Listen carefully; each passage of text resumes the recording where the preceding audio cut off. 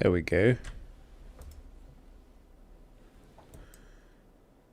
Quickly having a look at this thing here. They talking about that on the campaign trail. How that? ABC. Everybody want to know what you think because you Haitian. ABC. And we've been to Haiti, right? Yeah, we've been to Haiti. Okay, all right. Did you enjoy the cats and dogs there? Nope. You haven't eaten any? I ate some good chicken. A lot of towns don't want to talk about it because they're so embarrassed by it. In Springfield, they're eating the dogs. The people that came in, they're eating the cats. They're eating the pets of the people they that have live memes there. on this. And this is what's happening in our country, and it's a shame. They're eating the dog. They're eating the cats. If you guys aren't aware, one of the biggest talking points right now in the presidential elections is the fact that in Springfield, Ohio, apparently Haitian immigrants are eating cats and dogs. According to Trump and his vice president, they were out here spreading that lie. And before everyone like, oh yeah, sorry, quickly wanted to check this video out. It's we're not doing a political stream here. This was just kind of funny because of just how ridiculous it is. Donald Trump repeated on the debate stage, he just said Haitians are eating dogs and cats. Can you affirmatively say now that that is a rumor that has no basis with evidence? There was a congressional hearing just last week of angel moms who lost children because Kamala Harris let criminal migrants into this country who then murdered their children. The American media totally ignored this stuff until Donald Trump and I started talking about cat memes. If I have to, create stories so that the American media actually pays attention to the suffering of the American people, then that's what I'm going to do, Dana. You just said that this is a story that you created. Oh, get the fuck out of here, man. You know... No, that's not what happened. The whole thing about this... I mean, I'm just going to share my opinion here as a European and African as well. Like, it is so weird to watch this cycle. Like, let me tell you something. Living here in Denmark, right? We currently had an issue with one of our relatively newer parties that had a scandal with like some sexism that was going around in the party. So, do you want to know what happened?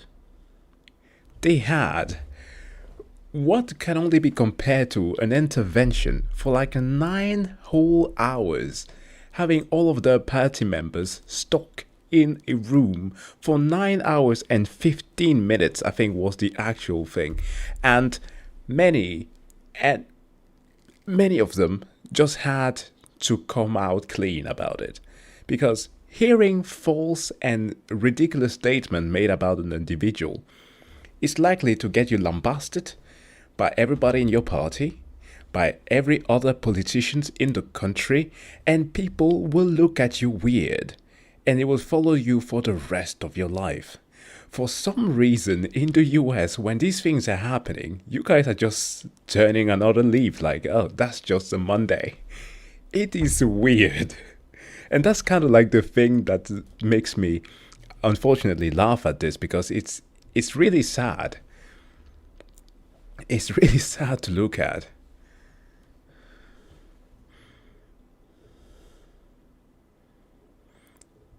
So, for those of you who are just coming in here to the stream, I'm sorry, I just wanted to watch this quick video. I have a playlist of things that have been recommended to me to check out that are way more fun, but this is from this channel, Abba and Preach. I've started watching a bit more of their content recently, and this whole thing about Haitian dogs being eaten, that was obviously false. Fake news being spread as always. I gotta admit, good job on that. But no, that's not what happened. Erica Lee, ain't that the girl that the woman from Springfield that started spreading that rumor as well? There's a lady called Erica Lee that spread that rumor. Now she's backpedaling. She said, "Oh my God, I put that on the post." You good? Sorry, I was trying to scratch my leg on one leg and then, sorry, I had the itch. Sorry, my bad. Your balance is off. Yeah. I've been drinking. I've been drinking. Oh. Okay, my bad. You're on that service board. Okay, sorry. Stupid. Sorry. Is that lady Erica Lee that's backpedaling now? She got to take her children out of the school because her lies got got blown out of proportion. Yeah, well, you lied. Shit. It's like, people ask me, what do you think about that? What the fuck do you want me to say about that? They've been spreading lies about Haitians all my life. All my life. I lied about someone like you. And I think that I'm used to it. It doesn't make it a good thing. It doesn't make it a bad thing. It's just that, yeah, they've been lying about Haitians. It's a bad fucking thing. No, it's just objectively, it's a bad thing. Yeah, it is. Spreading lies about they've been lying about Haitians. I'm not surprised. Wait, nobody has any idea what you're talking about. I'm doing good. I'm talking about Thanks. whenever back then they was talking about they were spreading a lot of lies about the Haitians being like carrying of AIDS. We had AIDS.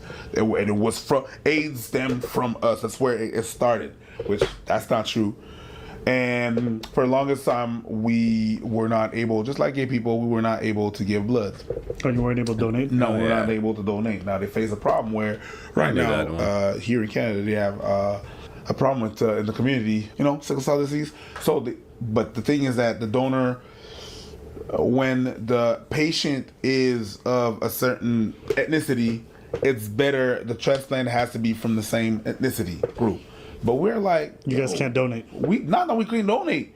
We don't like you, motherfuckers, because you lied about us. You put us in a. This was a weird thing. Funny enough, I experienced something similar here because my mom is very sick. She often has to go to like medical examination because of her lung. She has like cold. Which is like a pulmonary disease that affects the lungs. Usually it is something that people who are smokers get, but she's not. She got that from cold and from work. And so she has like less than 40% of lung capacity. So she needs to have blood donated to her. And I was a blood donor for like 2 years. But there came a time where they somewhat found that I had immunity to malaria, I think. And then they went through my books, whatever, medical journals, to find out that I was not born here in Denmark. And because of my nationality, I was stopped as a blood donor. That was so very weird that they found out, yeah, you have an immunity towards malaria, thus you cannot donate blood, to which I was like, why? That doesn't make sense. I need an explanation for that. It's so weird, but yeah, that happens.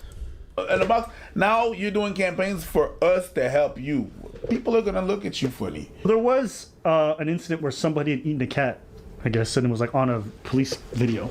Yes, But that was an American. That's it had an American. nothing to do with a Haitian immigrant. That was a local American. It's one of them things where I think immigration is obviously a big talking point in this election cycle for Americans. And so, they're using all kinds of stories. And listen, the immigration problem, it being valid, that's fine. But Sure. using fake stories and making up stuff about a group of people to, propel your agenda. They will use whoever it takes in order to, and if it means lying, if it means being unethical, if it means that violence comes against Haitians because of what these guys are propagating, they don't care. They don't care. And this is what I mean when I say American politics is just fraught with so much violence and so much craziness that I lose a lot of interest when I see stuff like this. This, if it happened here in Canada, would be one of the biggest scandals. Like, they would be a huge problem for anyone spreading these kinds of rumors. if someone was in the race and claimed something like that here, that person would not be in the race no more. Right, but that person would have to leave their spot on the spot. Exactly. Or they would just constantly be condemned by everyone all the time. Their own party elects. But in American cycle, they just don't care. So That's what I also considered with regards to the immunity question there. I got tested a multitude of times. Nothing happened. And that's literally a thing that we get vaccinated against when we're children. It's been done since the 90s. So I don't understand.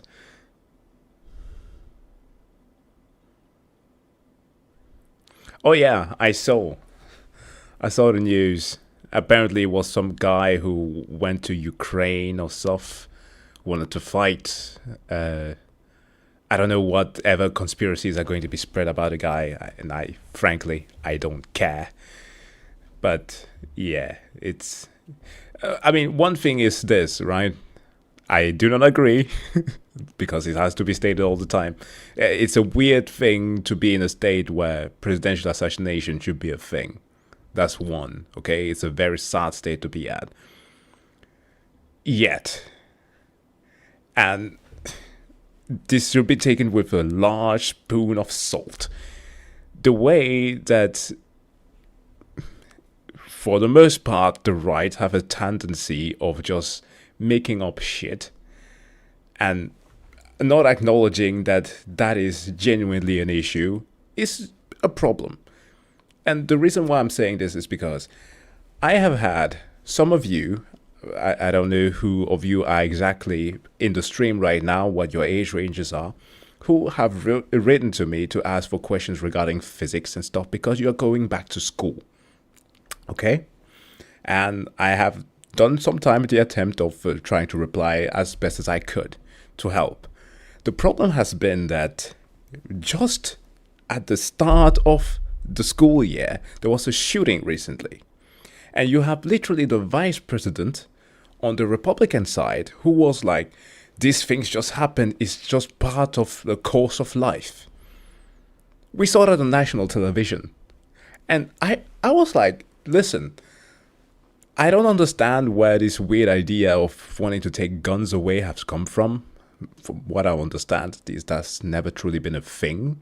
It has been about regulations that a child who, from what I could see from some of the reports on that school shooting, the parent took the fault of the shooter because they were neglected. They were neglecting the way that guns should have been held, how accessible they were to the child. There should literally be regulation for those type of things. But when literally the vice president can stand forth and say that these are just part of the course of life, and now an assassination happens, you know for certain that conspiracy theories are going to be made about this shooter right now. And they are going to ask for sympathy on either side of the political aisle. And you know, I will give them that because it's a human right. But it's goddamn hard when you are being selective about that shit, especially when you're a politician who should be caring about your country as a whole, regardless of whether people are Democrats or Republicans. It doesn't matter. These are literally human lives that are being taken away, and it has nothing to do with whether or not a person is a maniac or not, because we have maniacs right here in this country. But we don't experience the school shootings because of one factor, and that is gun regulations. That's what that's the thing about it, and it's kind of disgusting. But yeah, that's my take on the Trump assassination. I'm just waiting to see what people are going to say about that by the end of the year. But hopefully the guy is tried, because he's a compulsive liar. And yeah, the cats and dog thing was a thing that he was repeating during his debate, right? I don't know. Are these people going to care when Haitian immigrants are being ostracized or treated horribly because of this? No. I saw somebody post this thing about, it was a Sun article. It was one of the most bizarre articles I've ever seen. I'm going to read it for you. Go ahead. So here it is. Witnesses a Haitian motorist making an illegal turn in Springfield, Ohio, smashes into mom driving with autistic daughter. How is this? What the fuck? What? You said so many shit. Haitian motorist making an illegal turn in Springfield, Ohio, smashes into mom driving with autistic daughter. Yo, you crammed so many shit in there. So basically, this is what happened. It's a Haitian dude. Supposedly, somebody made an illegal turn, and they rammed another car. Yeah. The details they're adding is that the person's Haitian. This happened in Springfield, Ohio, where they have the huge problem with the Haitians, and the mom had an autistic kid. Because you know, if it was a regular child, that'd be way. An autistic child is who this Haitian immigrant. And then you go look at the video, and the dude made a perfectly valid legal turn, and he just hit somebody else, and he did nothing illegal. Had nothing to do with him being Haitian. Had nothing to do with him being a bad driver. A regular is now a news article because they're ramping up this propaganda. They want extravaganza. They want they want people to react. They don't want to report the news. They want to necessitate a reaction. Yes. When your point was, That really let me sucks. just bring the news and the truth to people, that was journalism. But when you report things just in order to suscitate a little reaction, this right here, that's the best motor, that's the best engine, that's the best fuel. Yeah, I've been really hating the way that, one, media literacy, which I am myself culpable of, sometimes I miss a bunch of stuff, has been moving towards, and the way that the news outlet perpetuates these kind of things, because they are doing what most YouTubers will do, shock value content, and like, wow, why do you go to such length in school to learn about how to create proper rhetoric, how to write correctly, how to assess information, all to just put out a stupid headline? It's just baffling. And I understand why people end up not trusting the news. Emotion. Ooh, if I could get you to be emotional about some shit, gotcha, bitch. I think there are enough stories about immigrants doing horrible things to be focused on the real things. Perpetuating this lie unnecessarily to inflame people because people love their pets is disgusting. Making everybody look at Haitians like there's these animal eaters and all this shit is nasty. Especially when it's Americans who are doing this stuff. Oh my God. You know how many stories I could pull up of Americans engaging in cannibalism? Did anybody ever say anything about those people? We even had a whole thing with bath salts, right? Where people were just eating other human beings. Yeah. Did we go around saying, oh my God, white people? But then look at 2-3 instances of fake news. They're not even about Haitians. And then they're going to generalize all of them. And this is like that thing where it's like when you're part of an ethnicity that's not white, everything that happens is on all your people. Yep. One individual does something, oh my God, the Haitians, right? Anytime a white person does something, if we're saying all white people, most of the time we don't do that. You just don't have the luxury as a minority to be an individual. Except when we talk about school shooters. Yes. Yes. That's another one.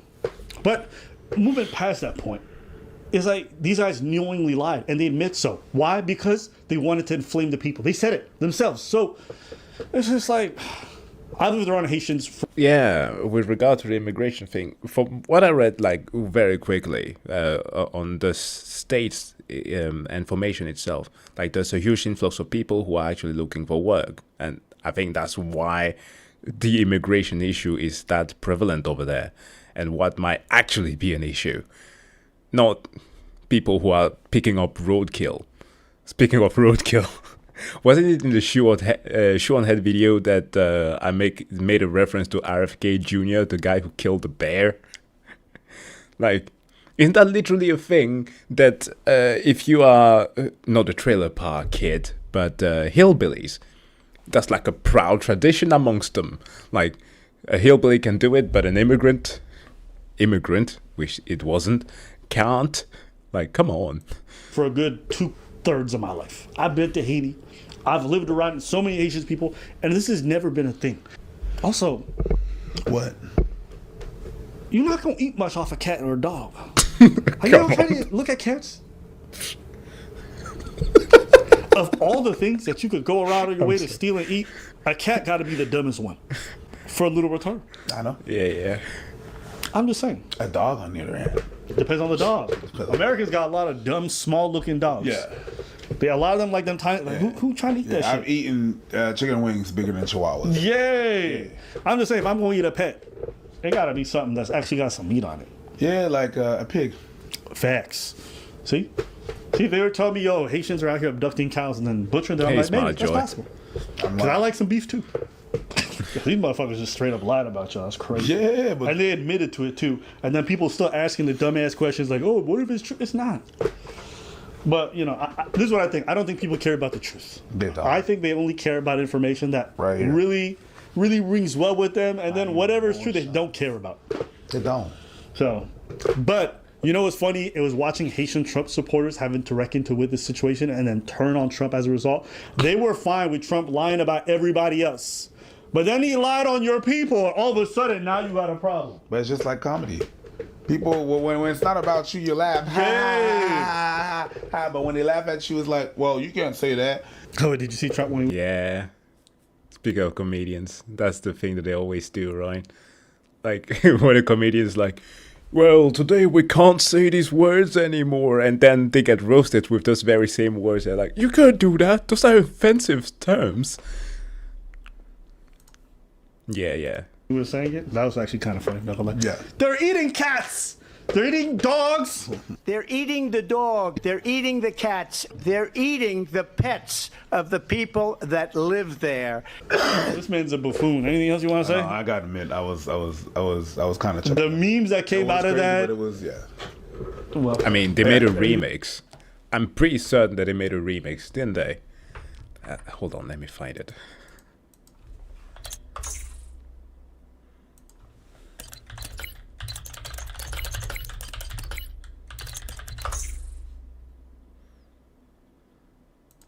In Springfield, Need something else.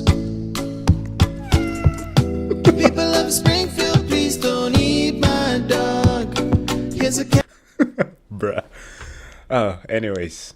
Yeah, that was a quick thing that I was looking at before the stream here.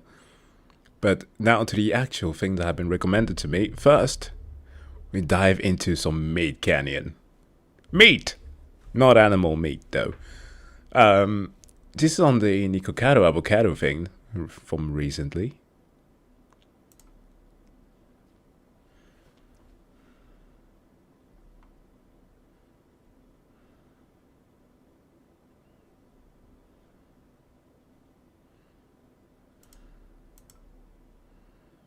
And MeatCanyon obviously already made one on him.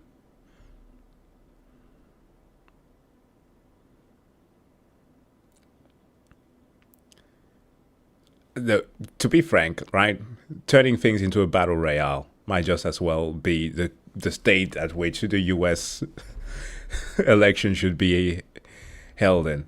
Like, goddamn.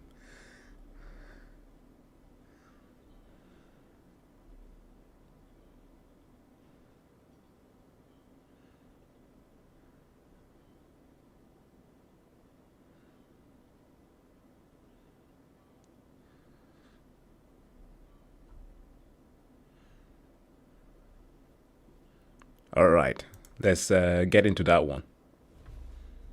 2 steps ahead. Yes, you bet. This one's called The Return of the King of Mukbang. Let's watch this. Looking like a Nurgle pond. Grandpapa's blessing.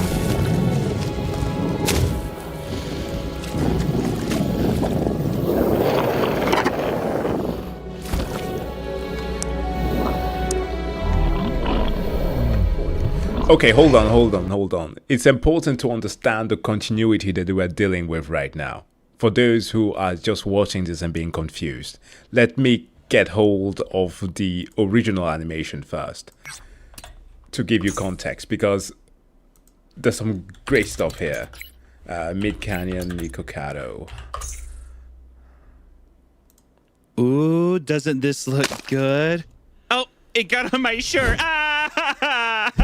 Oh my gosh, I'm out of food. And it's your fault. Ooh, look at this though. That's tasty. And I know all you trolls come to my channel and tell me to eat healthy food, but then if I eat healthy food, no one watches the video. So I'm just gonna do what I've always done, and I'm gonna eat these spicy tacos. Thank you so much for watching, and I'll be back tomorrow to eat more Taco Bell and Takis.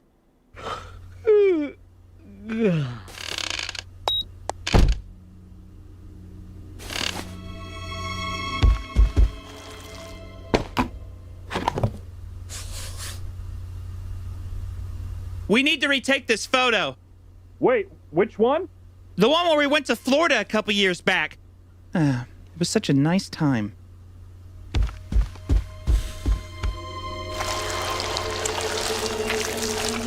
Everything's turning into butter. Did we ever get more cheese at the store? I need it for a video. Gonna try and record 2 more today. If I keep uploading at this rate, we'll be able to get that house we were looking at. Who knows, maybe we can even get matching G-Wagons. Oh, and that does that. No. What is happening?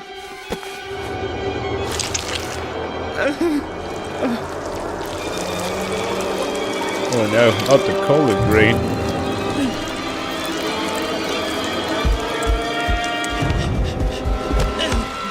Pause. Oh god, my camera.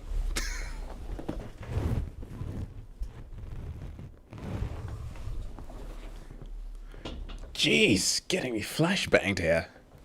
You good? What the hell is going on? Hold on a minute.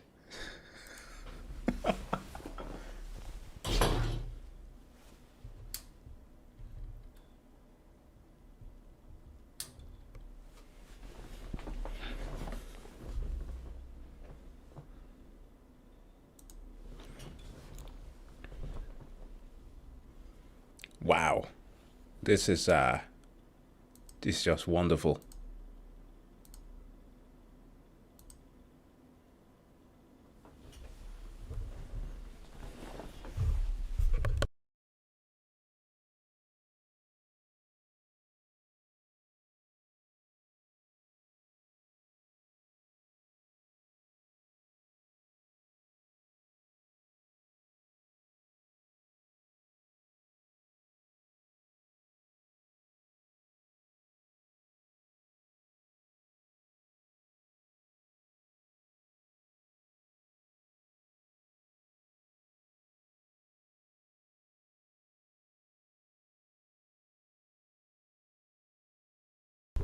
Alright, I'm back. Sorry about that.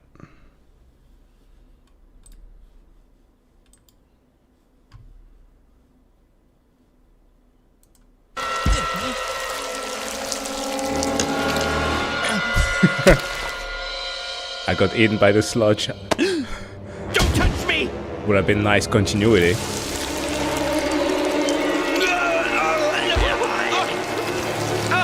No, Arlen, no!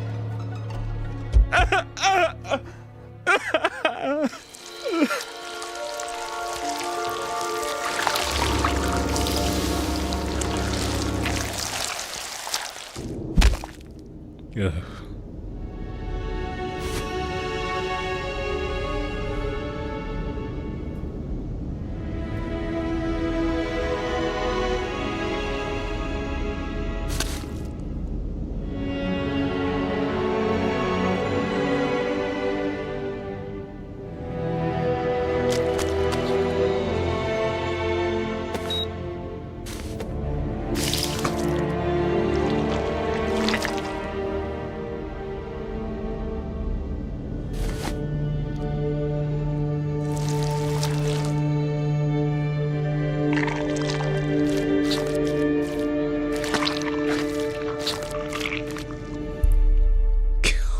Damn.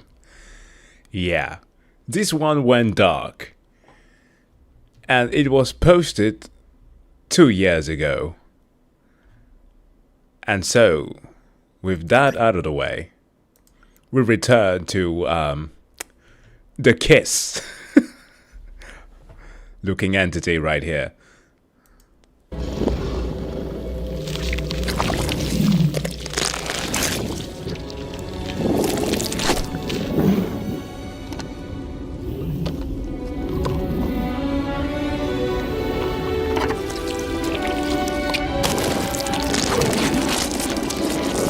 It's wild.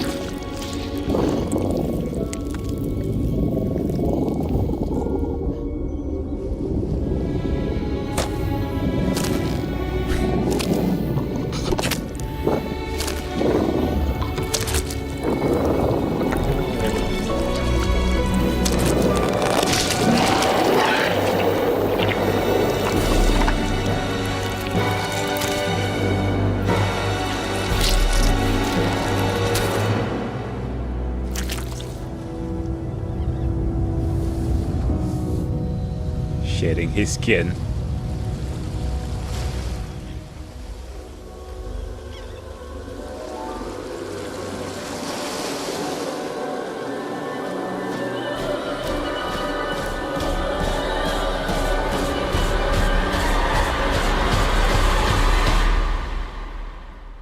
Holy shit. Yeah, as you can see, the background image there, as I pointed out in my own take on his whole weight loss, made him look like such a supervillain. Like, look at that face. 2 steps ahead. Yeah. 2 steps ahead to bust into your door and eat you alive. Goddamn terrifying. It's evolving.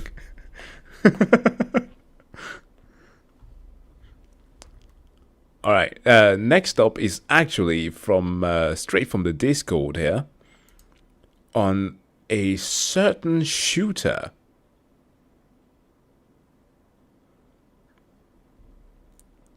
Or rather, anti-shooter. Where was it? Hold on.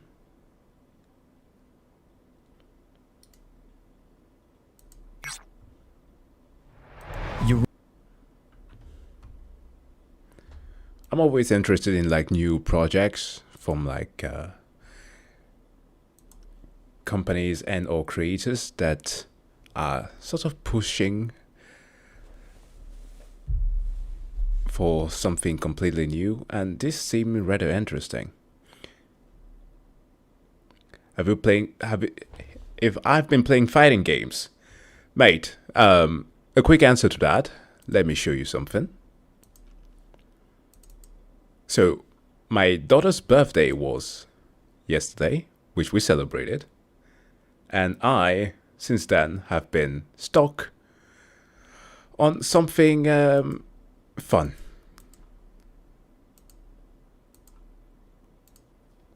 If I can load it, it would be nice.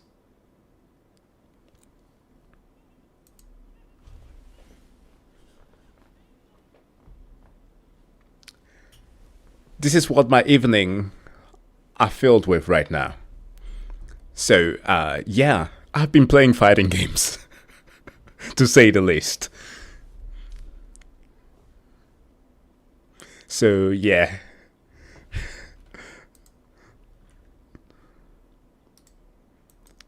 It's so much nostalgia. You have no idea. I'm freaking out like a little girl. So, yeah.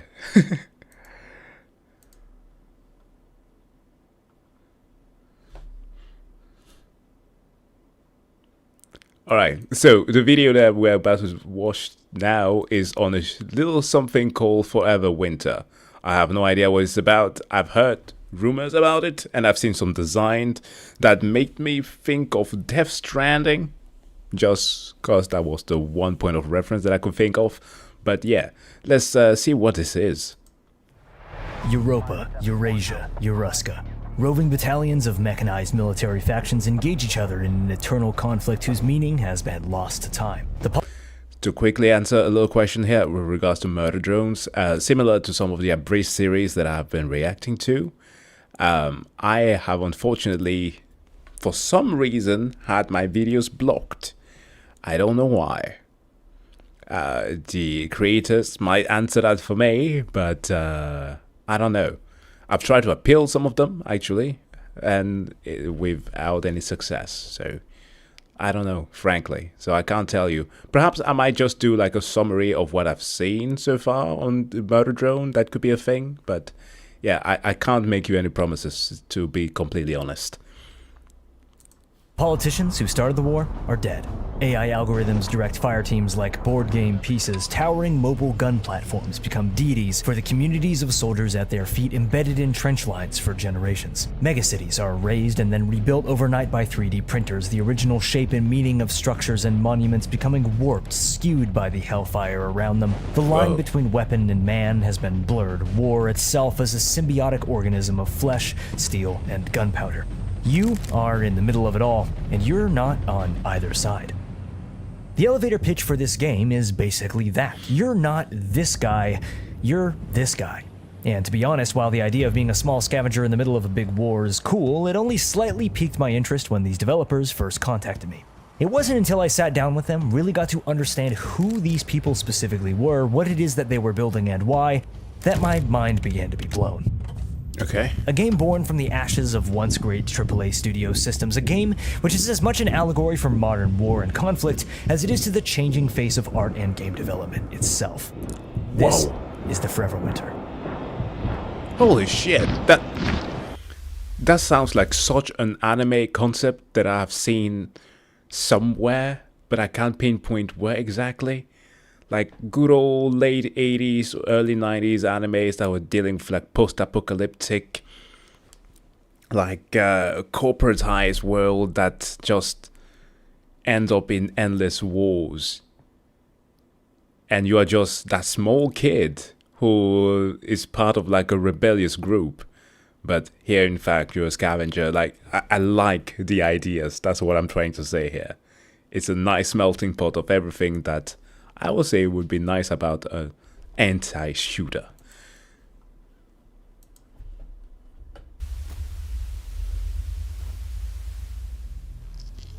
Through my short foray into content creation, several studios have approached me about covering their games, and very few have actually sparked my interest. The same can actually be said for my first contact with Fundog Studios. What the hell? I responded to the email anyway, mostly out of curiosity, rather than the usual interest in a brand integration or a, hey, please check out our game. Fundog simply said that their CEO wanted to chat with me, to consult. It's a somewhat odd request, so I followed up. Sitting down for that conversation might be one of the most important decisions that I've made in my short career in this space. Okay.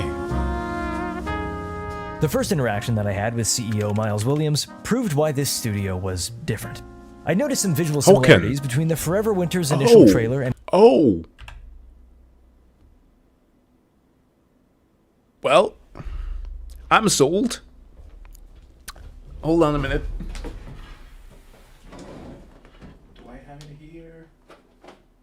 I have it here. Oh no, I don't have it here. God damn it. Why don't I have it?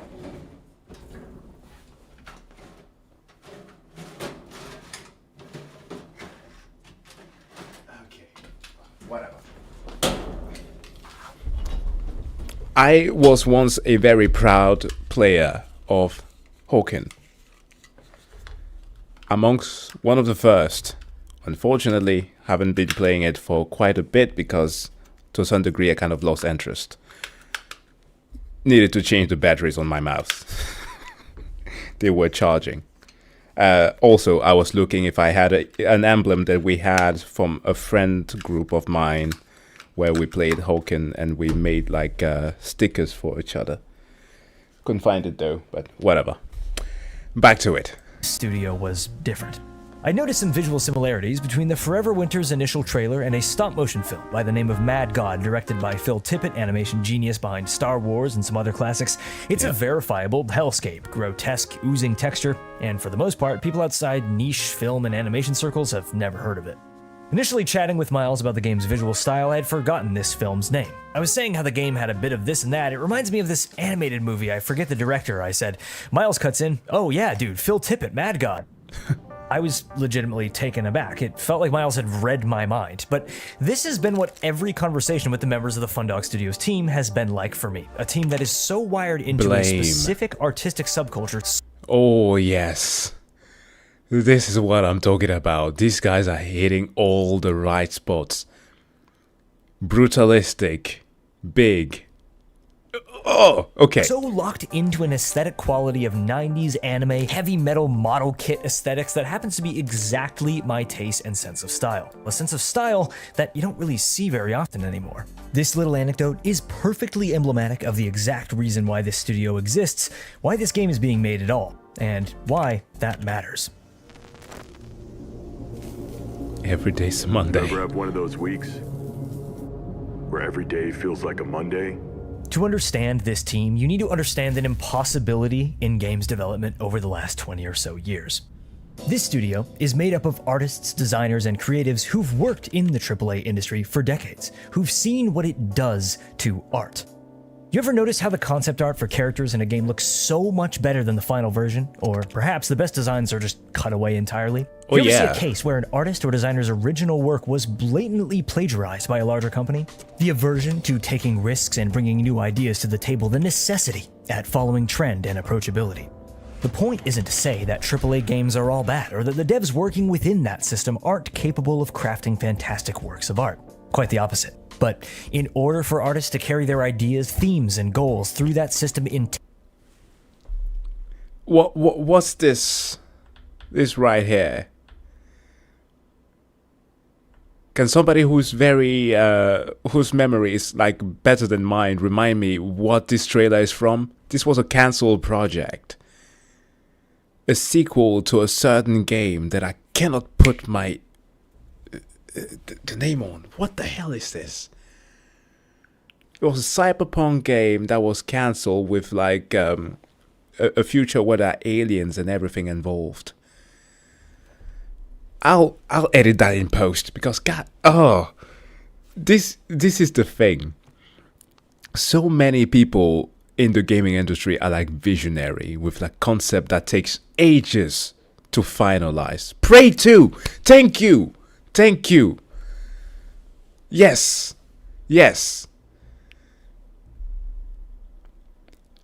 And it just never happens. Because of limitation, miscommunication, everything. A similar kind of thing you could make a case for happened to Cyberpunk 2077, right? When it was being conceptualized. Unfortunately, the game was cut short from what it was actually supposed to be because of CDPR's own internal issues. That's one thing. But like, look at a game like the recent release of Black Myth Wukong. Now, we are talking about something completely different here in terms of thematically speaking, but conceptually, same concept, right? Black Myth was accused for being a scam for a very long time because the art style, the direction, the things that were being displayed from what the studio could produce was just not realistic in the eyes of many people. It was too risky. Yet still, they got the funding and they continued to do that. And that took quite some time. I just wish that we could regain that magic that I'm experiencing right now watching this whenever I see a reveal trailer or something. Very few games manage to catch that today, when just by seeing the artistic approach that the studio has, I'm just like, I'm sold, get this going.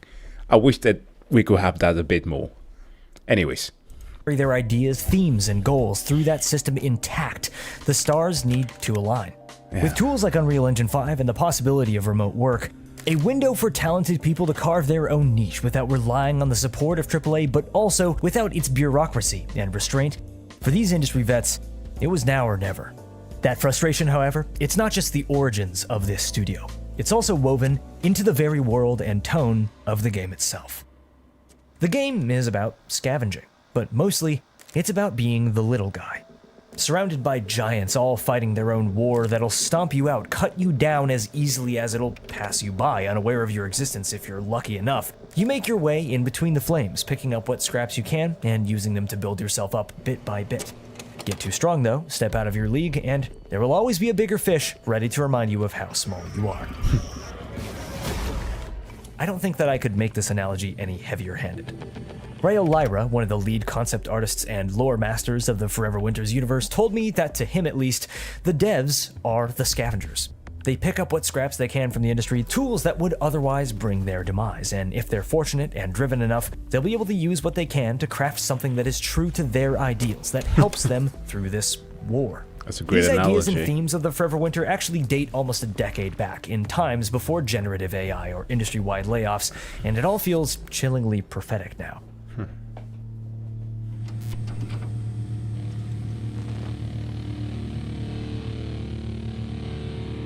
Equally prophetic, however, are the larger themes the world of the Forever Winter deals with. In our first meeting, Miles pulled up his little lore and concept art file, and an image popped up. So yeah, some of this stuff is a little not safe for work, he says, almost embarrassed, as I'm greeted with a main battle tank covered in a neat layer of stripped and bound corpses. It's not clear if they're here for intimidation, for ballistic protection, or for field rations, or a grotesque combination. I'll be damned. Now, Death Stranding did not quite have this, right? They were more covered in the black sludge.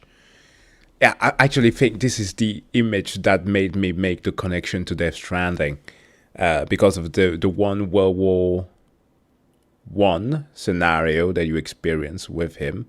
You also do go through World War Two, but yeah, where you're followed by tanks and stuff. It's quite something. Combination of the three. Yeah, that's the vibe that this game has.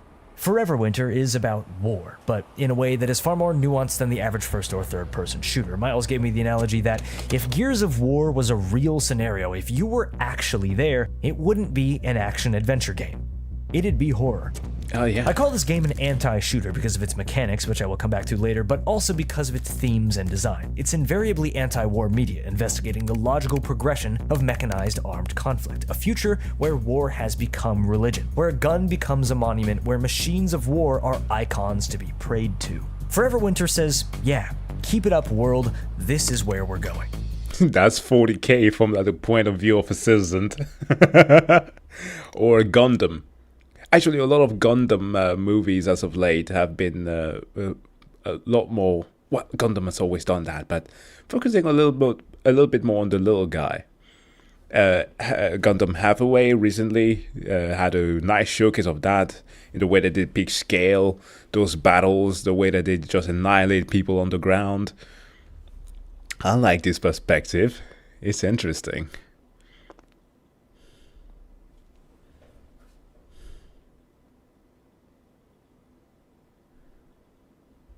This game is set on a future Earth. In early iterations of the game, Fundog were much more literal with their imagery, hitting very close to home with their references to real conflict, in order to touch on increasingly dark subject matter while also telling their own story, which felt both respectful and allowed creative freedom. Concept artists such as Rayo Lyra felt that stylization was the key direction to take. In the same way that a fable tells a universal story through simplistic and approachable presentation, the Forever Winter's visual style makes clear references to recognizable imagery, warped through a neo-mythology of the game's setting and conflict, similarly to how 2003's The Second Renaissance repeatedly uses striking, grounded imagery to tell a science fiction story that has very real implications. Buildings and statues warping like data-mosh visual artifacts after years of 3D printing bots having forgotten their original shape. Prayers and dedications etched onto the body armor of mech units, graveyards forming canyons and valleys as thousands of bodies, weapons, and refuse pile around the trenches. Flamethrower units wear spacesuits, relics of a lost civilization, once beacons of hope for a future in the stars, now simply coveted for the flame-retardant properties of their material. One of the things that draws me into Forever Winter's world is that despite being a game about scavs wearing gigantic backpacks dodging cyborgs dropped from stealth bombers, the story, tone, and world feels creepily, unsettlingly real. The analogies about humanity being wired for adoration of idols, about how algorithms and artificial intelligences are becoming figures of worship, defining one's worldview, who they hate, fight, or love. It's all incredibly serious subject matter, told through the lens of a cool mech game. Yeah. So why place so much attention on the lore, meta-references, and philosophy rather than just breaking down the game's mechanics? Honestly, because it's so interesting to me that it'll receive its entire own video. I mean, that's the greatest part of art, I think. Like, it allows you to consume a lot of the things that would have rather made it either tedious or just outright dislikable. Like, as an example, a thing that I often like to bring up, if I can show you here. Wow, Disco Elysium, right? One of my favorite games of all times. Absolutely. I own 3 copies of this thing. On different platforms. And I don't like to get super invested in politics, like occasionally because I watch the news. And yeah, I like to read about like countries and stuff geographically. So I guess geopolitics, you could say that's something that I might be into, but like straight up consuming like people's ideologies like that is not something that I strive for. But this game made me fall in love with that. The way that it ridicules everything, and even more, like is super harsh on communism because it's quite literally written by communists. But through the art style, you can dive into those things and it actually makes it palatable. So like, yeah.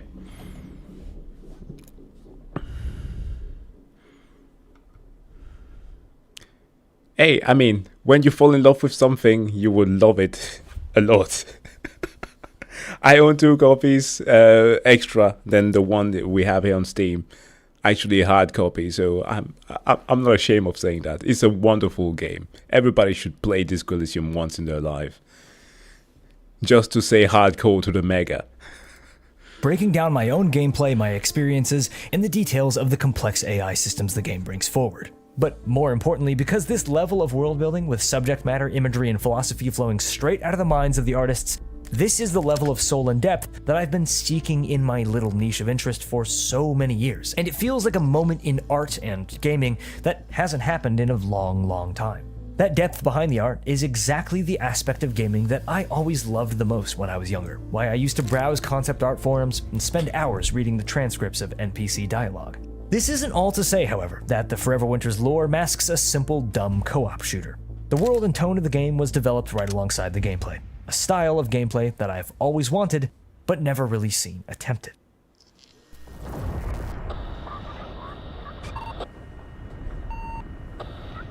Combat voyeurism. One of the core ideas beyond that you are not this guy, you are this guy, is a concept that Miles likes to call combat voyeurism. Essentially, it's what it sounds like. You're not the center of these battles, you're always on the periphery. As you move around the battlefield, certain silhouettes will pop up, and as you play, you'll gather more understanding of what they mean.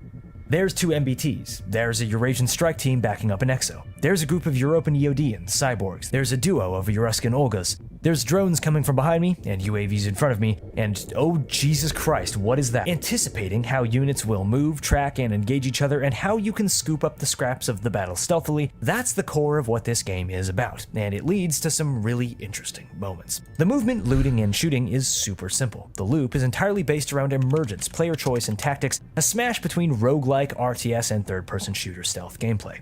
The world exists despite you rather than for you, and how you navigate it will change with every mission, every combination of scenarios that the game rolls for you.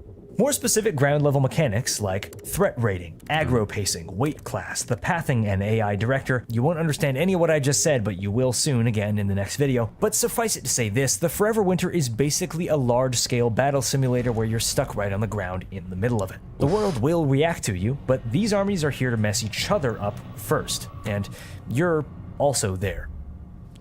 One of the key original inspirations for the game, besides the Animatrix and 90s mecha anime of course, was the opening to Terminator 2, the massive mechanized war where humans skitter around like rats in a maze below ground, massively outmatched by the horrors above them, taking whatever tiny chances they can to strike back. The other analogy of the gameplay loop, the one that I actually find the most accurate, is the legendary long take near the end of Alfonso Cuarón's Children of Man. Rebels and UK military clash in a slum, and the hero has to get to an objective while dodging the bullets and avoiding either side, viewing him as the target. This isn't to say that you can't fight in this game. You can, and you're gonna have to. But the armies as a whole won't perceive you as a legitimate threat unless you give them a reason to. As for how that's decided, it isn't straightforward. And again, you're gonna get sick of hearing me say this, just subscribe and wait for that full breakdown.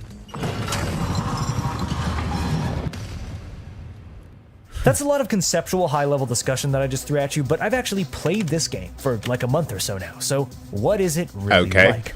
Back at the beginning, I mentioned how Fundog contacted me with the interest that I consult for them. I'm not gonna lie, at first I didn't really understand what this meant or why FDS would care about my opinion. But with thousands of hours not only playing extraction and tactical shooters, but analyzing them from a game design perspective, I'm able to provide input on the game's feel, how it plays from a gamer's or consumer's perspective, while articulating my reactions in ways that are intelligent enough that they can actually help the dev team build a better game. I've been playing the game and giving lists of feedback on and off over the last couple months. You see that one right there? Should I shoot him? Dude, let's see, man. Yeah. Oh. First off, there are many gameplay elements of the Forever Winter that are super unfinished, and to be honest, I've never played a game in such a mid-development state. The game is, of course, gorgeous. The interesting result of a team of concept artists having direct creative control over a game is AAA quality visual design, right alongside utterly work-in-progress core systems. Despite some extreme jank in the controls and movement, the emergence created by the AI systems is completely evident. Without giving too much detail away, I was immediately struck by how much the world seemed to not revolve around the player, in a way that goes against everything that shooters have always taught me to expect. A ground unit will charge straight at me and I'll take cover expecting the worst. They'll open up with a barrage of fire only for me to turn and realize that they were targeting another unit behind me that I hadn't noticed the whole time. I'll take out a lingering sniper team on the edge of a battle, and a fire team will come and investigate the sound, but I then simply move around the corner, and there's zero way that the investigators will instantly know where I was or even how the snipers died, unless there was a UAV overhead that was scouting my position. One of the most memorable moments was when I first played. A T-90 was blocking our path to extract, and I couldn't see any way around it. Just gotta wait for him to be distracted and we book it, Miles says to me. A group of heavily armed troops appears from our left and I think we're done for. But then they start opening fire and the MBT's machine gun lights up as something that we can't see engages the tank from afar. We crouch just feet behind the T-90 and its supporting fire team and slink away into the fog with the firefight continuing behind us. At every point in that encounter, I was expecting the tanks and AI to simply magically notice us when we got close enough, as every third-person action game has taught me to expect. But that's where this game is different. In between the jankiness of getting stuck on collisions, frames dropping, enemies glitching out and flying into the air, these emergent moments happen literally all the time when I'm playing, and there are too many examples to list in this video without spoiling mechanics. But suffice it to say that when the game's working as intended, it feels like that Children of Men scene all the way through. I'm not being paid by Fundog Studios for this playtesting and feedback, nor am I being contracted to continue helping them with development in any way. Which maybe means that I'm being robbed financially, but what I hope it actually means is that you, the viewer and gaming fan, can actually trust my opinion when I talk about this game. Part of the reason that they've allowed me access to their main development build is of course for giving feedback, but because they're proud enough of the systems that they're building that they're confident in letting me check them out, however unfinished some aspects may be. That's cool. Miles always compares me to a combat journalist for the Forever Winter, the Evan Wright to the first Recon Marines in Generation Kill. But to be honest, I'm no journalist, and I think I'm actually quite a bit more opinionated than Wright ever was. Of course. I used to want to be a concept artist myself. Seeing the industry going in a direction I wasn't fond of killed a lot of that passion for me. And corresponding with a team of people made up of some of the literal artists whose work inspired me when I was younger, that's been a pretty fascinating and honestly emotional experience, and it's totally revitalized my hope for the future of games. The Fundog creative team's ultimate goal is to craft a world that is so specifically uniquely itself that no amount of future intervention could ever be able to kill the original vision. Artists, designers, and creatives in large industries always pour their heart and soul into a project, and more often than we realize, their creations are yanked away from them to appease a larger system, and they fail. When the driving goal for development becomes risk mitigation, the soul of the project dies. A lack of outside funding and support that AAA provides might mean a less universally recognized product, one which may not tick all the boxes in the way that a big game can. But it'll also mean that the idea being worked towards is true. I mean, this is clearly... I want to take a little bit of a jab at a certain company there, hired by Sony. The team who worked on Concord could have taken some, ideas from, quite literally. I mean, they were also comprised of industry veterans who were quite good at what they did. Perhaps not character design, but gunplay and stuff like that. They were working on Battlefield and so on. So they knew what they were doing on that front. However, when people give them feedback on how to properly create characters, how to still let the game cook in the oven for more months, they did not have a creative control over that. But still, they went ahead and acted as if they had it all covered. Hopefully this is not a thing that gets repeated here, as long as the studio remains to a certain degree independent and the art is as distinct as possible to make it enjoyable. So, yeah.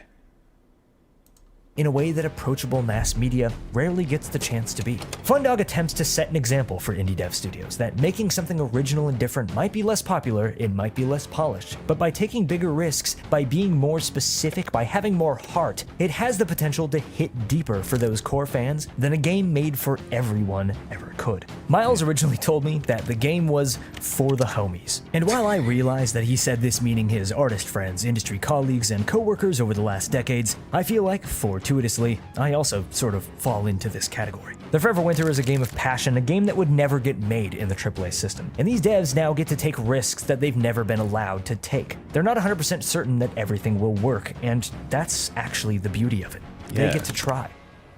Ryo Lyra told me, if we're gonna fail, at least we'll fail together.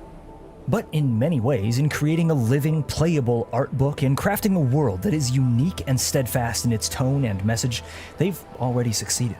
With all the chaos and uncertainty of today, seeing a piece of art like this come to fruition gives me confidence that gaming might have a brighter future than the world the Forever Winter foresees. I guess I'm just happy to come along for that ride. I'm Rilo. I like to talk about things that I think are cool. Subscribe for more like this, and I'll catch you soon. Yeah. We need more of this.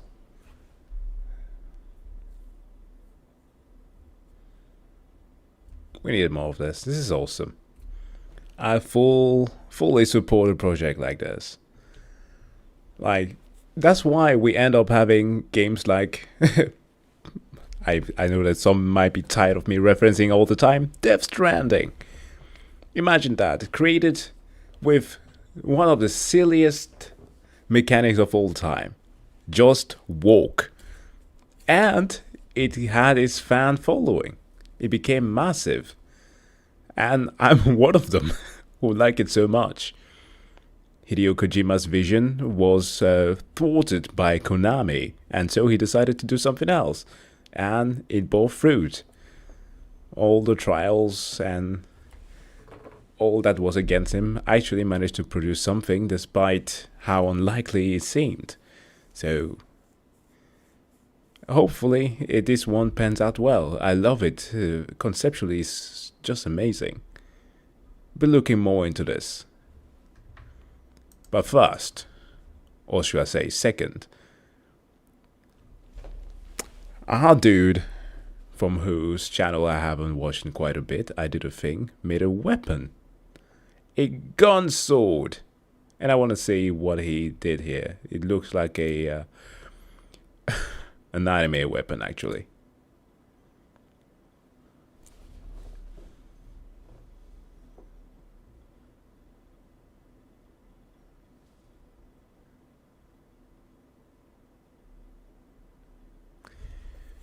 David.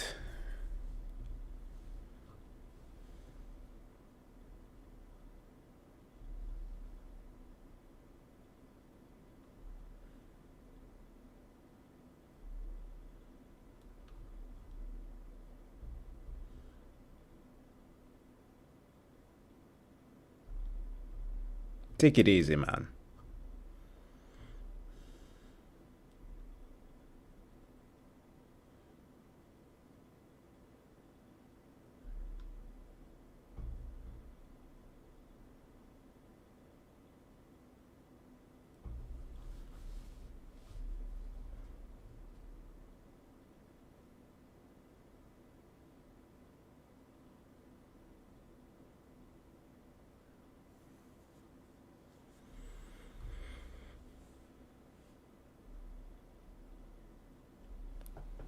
No, I have not seen the generosity video yet. I will, though.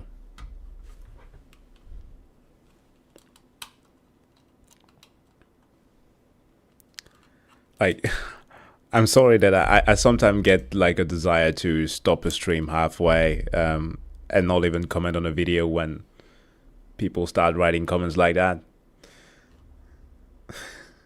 It's like I never like worked in like humanitarian work at all.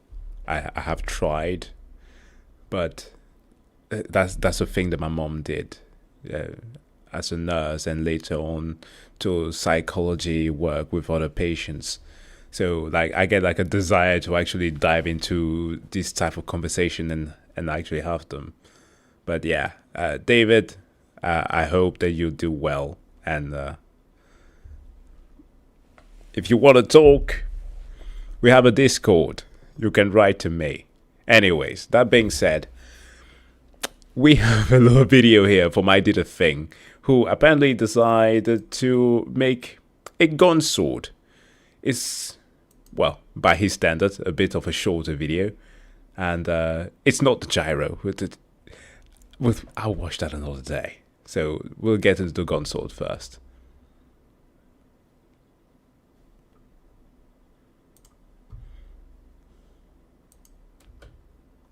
How you going? I am bloody sick of the police coming round to my house because apparently I've made something that slightly resembles a gun on this channel, and it's stressing me out. So I've told myself I'm never making one again unless someone gives me a lot of money. And I'm having cameras issues again. Why? What the hell?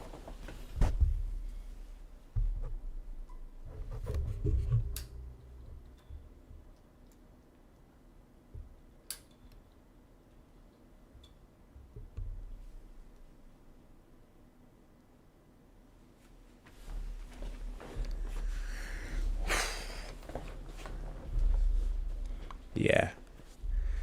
This is what happens when you're not using a capture card. Everything just crumbles. Sorry about that. Oh. Honkai Star Rail.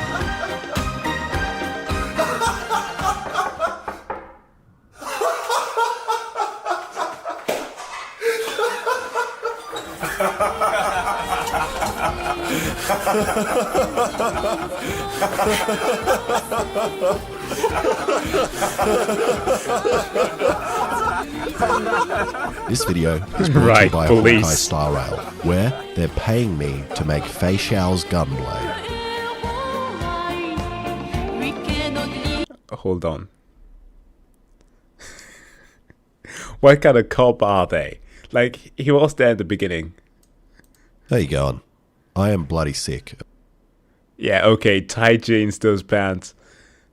So, dude, what kind of cops are you asking for? This video is brought to you by Honkai Star Rail, where they're paying me to make Fei Xiao's gunblade.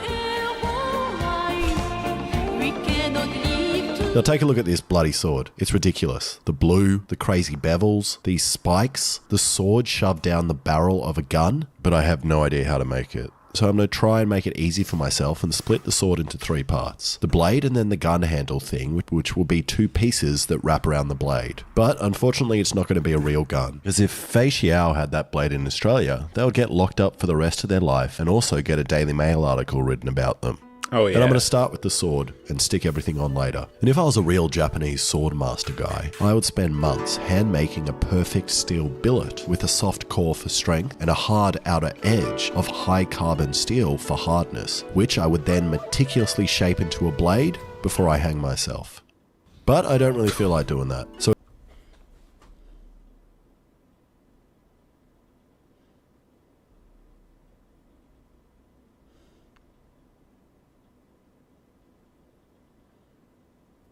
the White Claw penetration test. Yeah, I actually have seen Brandon do that a bit.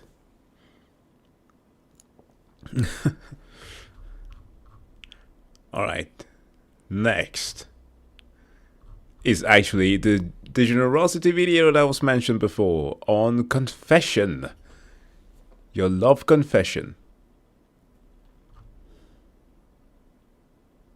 Good morning. Yeah, this is a late stream. We're checking out some videos right now, and later I want to try a remake of a sort of a game that I have not seen in ages. I won't be spoiling what it is. You'll just have to experience that. Speaking of, have you seen Brandon's video on the worst shotgun? No, I have not. I was recommended his video on his Tesla ATV. Conceptually, that might be the only reason why anybody should own a Tesla, to recreate the Halo ATV. Beside that, why? Why do you own a Cybertruck? Why? But that's just me. Anyways, I will be checking out that video on the worst shotgun then.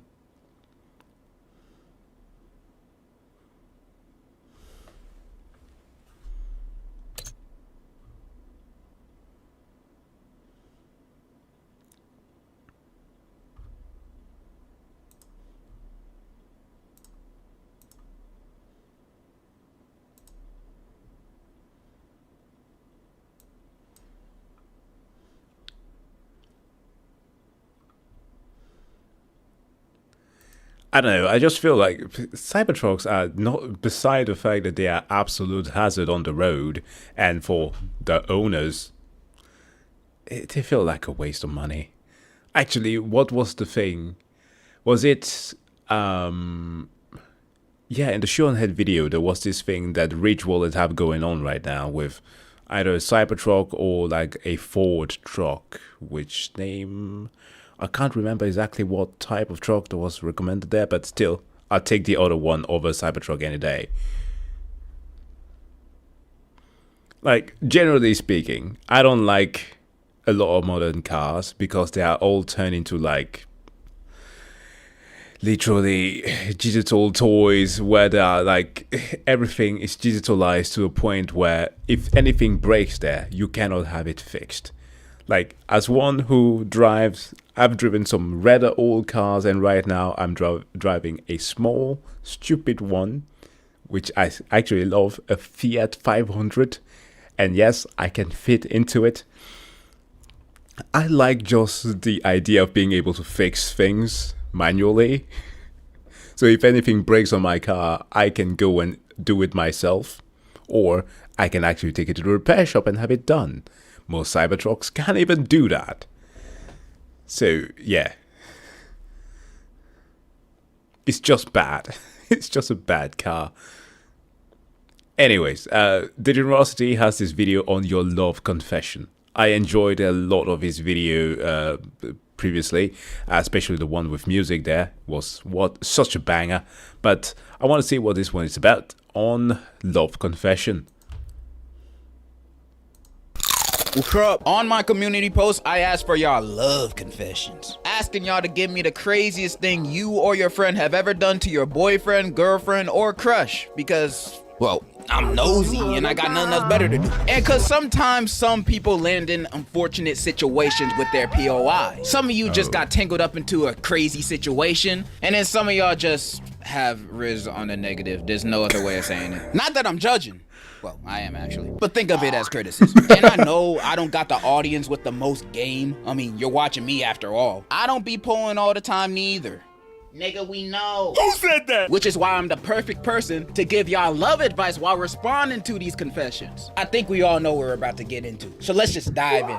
I'm from Trinidad. It's dangerous and hot. And a girl I really liked lived in a bad area and told me to come over and see her. So I went. And when I got there, I saw 4 men waiting outside. It's when I noticed it was a honey trap. And ooh, oh, them folk them from Trinidad. You're about to get clapped, boy. When I was about to turn, I heard a girl call my name and said, "It's okay, it's just family." But my common sense finally turned on, and I ran home. My bro, you were about to get jumped. That girl was most likely bait for those dudes to run your pockets, your social security, everything. Them dudes were gonna leave you butt booty naked with nothing but your shacks on, bro. You made the right move. Unless those dudes were actually her family, then shoot, you missed out, bro. One time my friend asked out the litany test of the family is the worst. You know what? You best rob me, beat me, but if I don't know what this whole thing of like putting peer pressure. Actually, I don't know what it is. I actually don't know where it comes from, because I've done it myself. Guy comes at home, wants to pick up my little sister. Somewhat. I don't do that. I'm not the type of person. I don't like being assertive over others and make them feel fear. But for some reason, like some animalistic part of me kind of switched, and I became overprotective. I became evil for a second or two. And I think that I left a bit of a strong impression on the guy, just to kind of let him know. Better not fuck with my sibling. But yeah. Anyways, I understand where it comes from. So I was capping there for a bit, so I need to apologize for that.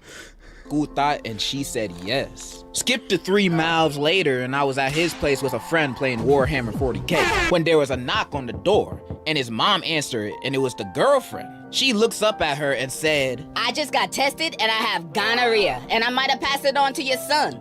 Bye. His mom was pissed. So she ran into his room, slams the door open, and yells, Pack your little game away. You're getting tested for gonorrhea. He looked up at us saying, I think you guys might want to pack away your armies and leave. So we quietly packed up and left. The next week at school, he came up to us saying, I got tested, and it came back possible. That was 3 years ago, and we never looked at him the same after that. Possible. No, this is nasty. Oh my god. Okay, fun to the last comment there. No, at the time I did not have the mustache, but yeah, I did flex a bit. You know. One of the few instances where I actually do make use of my build to kind of assert dominance. That and public transportations, because people don't know how to behave when getting on a train or on a bus. So you kind of need to give them a little shove. But yeah, dude, gonorrhea. It's one of those points like, oh guys, I have diarrhea, so I can't come to the Warhammer game. Shows up 2 minutes later.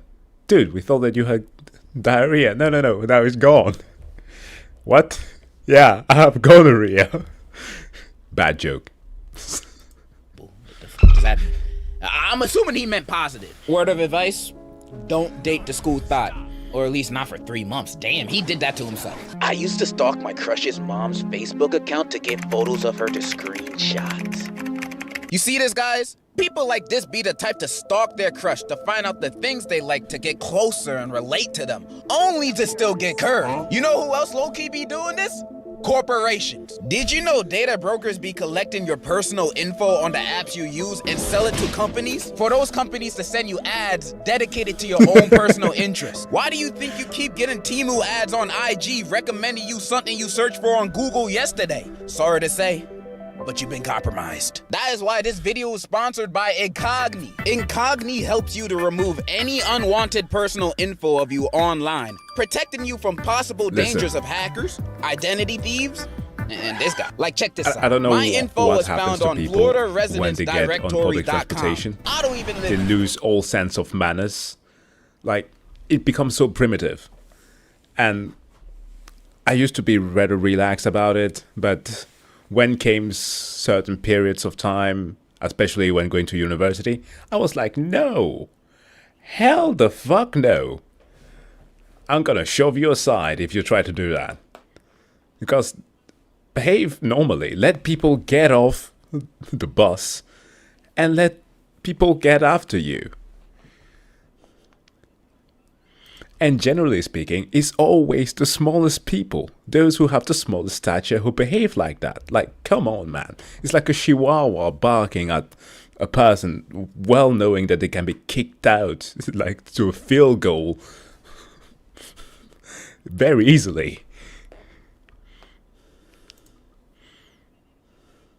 You can go to incogni.com/degenerosity and use my code to get an exclusive 60% off. Oh yeah, I'm sorry. It's not something that the US population in the chat will understand. I repeat, go to incogni.com. That one thing that you only find in New York City, right? In the metro. That's public transportation.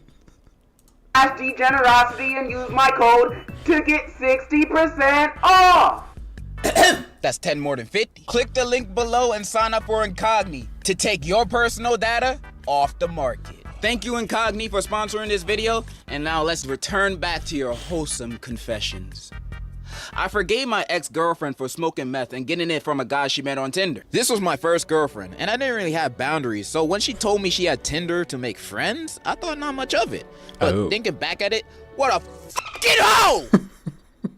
Anyways, she called me one morning after smoking the Walter White a day prior. I was mad not mostly because she smoked the blue stuff, but because she didn't tell me she was meeting up with this dealer and met up in his car and he gave her cheap and free the F? The F indeed, who's her dealer? I'm trying to find a new plug. Also would have been open to trying especially at that time, but honestly really glad she didn't tell me before smoking it. You missing out, bro. This stuff's so good, I haven't seen my family in 5 years. Anyways, we stayed together for a couple months after that. She blocked the dealer, or so she said. In the end, she left me for another guy. Man, I feel bad that was your first girlfriend, bro. And reading this story kind of made me realize something. I know this is not a popular opinion to have, or really that socially acceptable opinion to have, but I have to say this. I have to get this off my chest. You guys, I don't think meth is good for you. Did you just say that? You take that back. Now calm down. You take that back. There's this girl I've been going out with for about 7 months, and things have been going great for a while. One day, granted out of the blue, she wanted to get down and dirty, but I didn't know if I was ready for that, and we were just in high school at the time. I asked my homie for help, and bro's first response was, where she live? I kid you not, my naive ass thought he was gonna smack a bitch, but I also ended up giving her address to him anyway. 2 hours after school ended, and I didn't get a response from both of them, so I got a bit worried. I ended up walking up to her house and found them both literally getting dirty in the... How do you cuckold yourself so easily? How? Bathroom! Dog, I got played so hard, I ended the relationship right then and there, and school's been real quiet until I graduated. My condolences go out to you, bro. You lost your homie and your girl all on the same day. You know, that must have been a very tough thing to go through. But the one thing I can't get out of my head is that you're just gonna let your homie go to your girl's house and smack her? That's what you guys got going on over there? Yeah. Like, how much do you trust your guy friend to make right decisions on your behalf? To the point where violent suggestions are like, okay, bro, probably right. What do you mean, dude? He's gonna go to your girl's house and smack her? Negative risk, indeed. I just let your homie smack some sense into your girls? I'm on my way. I faked being gay for 2 years to get close to a girl, and it low-key worked. But the crazy thing is, once we were no longer together, I found out she was really the gay one. You see, I don't understand your plan here. You know, I don't understand the fake being gay plan. Because when you fake being gay to get close to a girl, when the time you want to confess, how you gonna go on about it? Like, for 2 years you've been best friends with this person, and then one day you guys have a conversation out of the blue, you say, yo, I got something to tell you. I'm not gay. I lied. Can I fuck? You think she's gonna be like, oh, woe's me. This pussy leaking. Nah, bro, she gonna think you weird, bro. She gonna think you weird. You're a weirdo. And you deserve that. Don't lie about stuff like that to get a girl, bro. You lie about your name, your job, your family, your social security, you know, all that kind of stuff. But don't lie about your sexuality, bro. That's just a turnoff. I used to like this boy, but then somebody told me he didn't brush his teeth for like 4 years, and it made me disgusted. And when If that's saying it, as I have said in previous videos, Jesus fucking Christ, hygiene, people, please. I took a good look, I saw his teeth was golden. Golden! I was disgusted, I threw up, and I never talked to him again. I just thought that was funny. Back when I used to live in New Jersey, I had a lot of friends. Many of them tried to hit on the same girl, and she wasn't interested in any of them. She was interested in me. However, my brain was like my nuts, small and insignificant. So I just thought she wanted to be friends. Thankfully, we did become friends. But But after 5th grade, I had to move. And I've realized all of this recently. And I can promise you that love is a side quest keeping you away from the meaning of life. This man like 10 years old, and he already got life figured out more than half of y'all watching. My son, I'll tell you what the meaning of life really is. Guacamole, guacamole, put guacamole on everything, guacamole. One of my classmates in 11th grade had a crush on this girl from our class next door. Instead of going up to her, he turned her into an AI bot on one of those AI websites and got freaky with the bot so he could learn more about her and approach her in real life.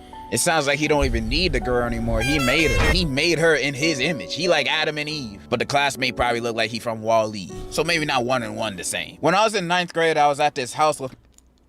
That is genuinely disturbing. The fact that kids are doing that right now. Like, we used to work on our personality. Like, we used to approach their friends to get information, to get them to join us to like the local fair. And these motherfuckers are just out there being creeps and like turning girls into AI and being like, reject the flesh. The flesh is weak. AI motherfuckers, that's the way. Like, oh man. This is why they have no riz.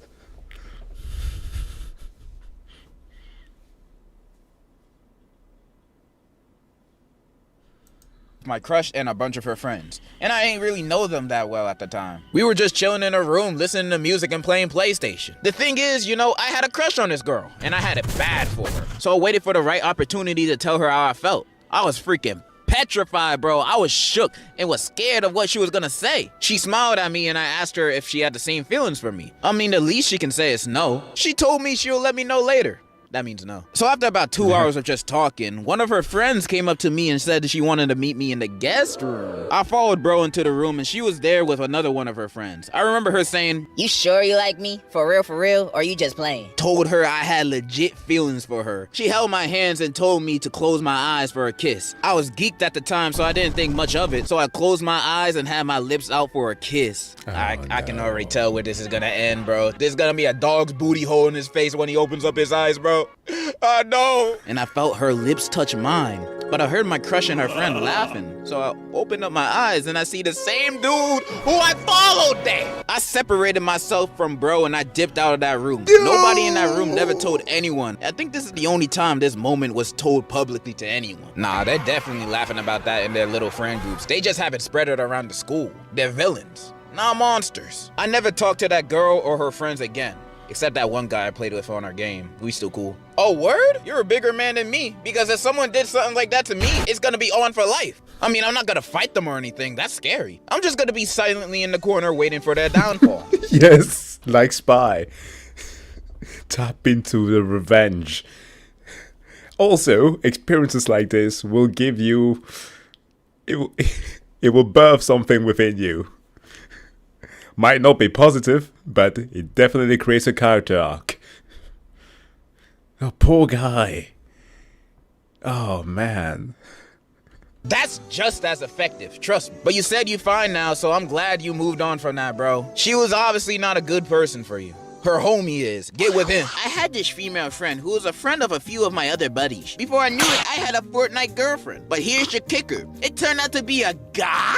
And I'm straight. Sure, I didn't believe it. But all my buddies were telling me he was a guy. But it was a guy, alright. In conclusion, never trust anyone. What? Your Fortnite girlfriend was a dude? I'm shocked. Here's a word of advice, dude. Don't trust no Fortnite girlfriends on the internet. They're all dudes. In all fairness, you see that thing right behind me? The PC that I built there was for a girl who plays Fortnite.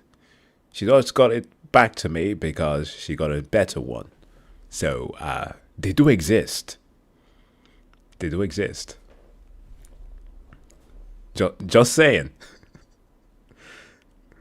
But that doesn't mean that you should be getting your hopes up.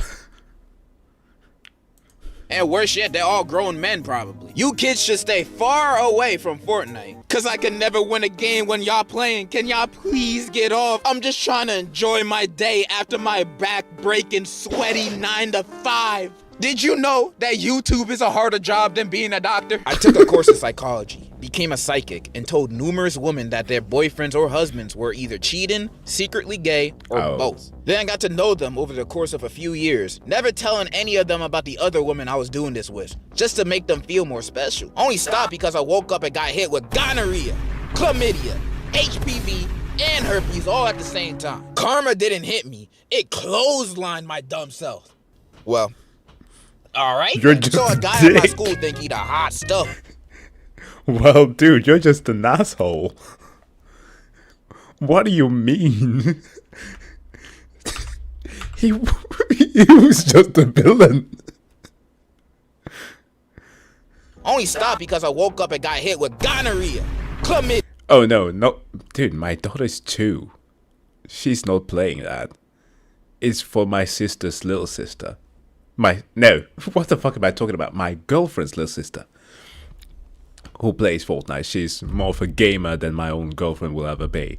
So yeah, that's the PC that I built for her last year. And now she has a better one. So it was running a little bit mad on the cooling because it's an RTX super card and it's not that... Well, she got DDR5 now, so this one is running a little bit too hot, so I'm gonna have a little bit of a look at that to see if I can salvage some stuff or just make another build. So anyways, HPV and herpes all at the same time. Karma didn't hit me, it clotheslined my dumb self. Well, alright then. So a guy at my school think he the hot stuff, but this dude looked like a dehydrated fish. He tried to pull, but he doesn't. So he wore the most expensive shit known to man to school. Watches, glasses, etc. Yet he still doesn't pull. Moral of the story, if you don't pull, accept it, little homie. When me and my friend were in middle school, we both had a crush on the same girl and tried to impress her in different ways. My friend kept asking her out, but she kept rejecting him. But when I asked her out, she said yes. Anyway, my friend found some way to get a girl on the internet and found something that told him to rub the pee of the person they love on their body. So... What? Did somebody just consult a WebMD version of dating apps? What in the disgusting hell? So to get this girl, my friend waited for my girlfriend at the time to go to the bathroom and pee. After she left the bathroom, we went in and took a small sample from each toilet water. He then went home and rubbed each toilet water sample on his neck. He went to school the next day and got made fun of for smelling like straight ass. Hell no! Y'all find new ways to disappoint me every day. In my sophomore year of high school, I really fell for a girl. She was a senior and I was still a sophomore. We had great chemistry at first, at least up until the winter formals. I paid for our tickets and she just wanted to hang out with her friends. Immediately afterwards, she started dating a friend of mine and then dumped him for a guy she met online. I sat in the friend zone, despite everyone's warning. I even went all the way to the beach to hang out with her on her birthday, even texting her frequently, trying to help her with her relationship problems. 6 months later, we wished each other a happy New Year's, and she unfriended me and blocked me out of the blue. I felt defeated, wondering what I did wrong. You didn't do anything wrong. She was never right for you in the first place. Some people just think about themselves without considering the feelings of the others around them. Exactly. The biggest part is always to see if feelings are reciprocated. If they are not, don't try to overly exert yourself.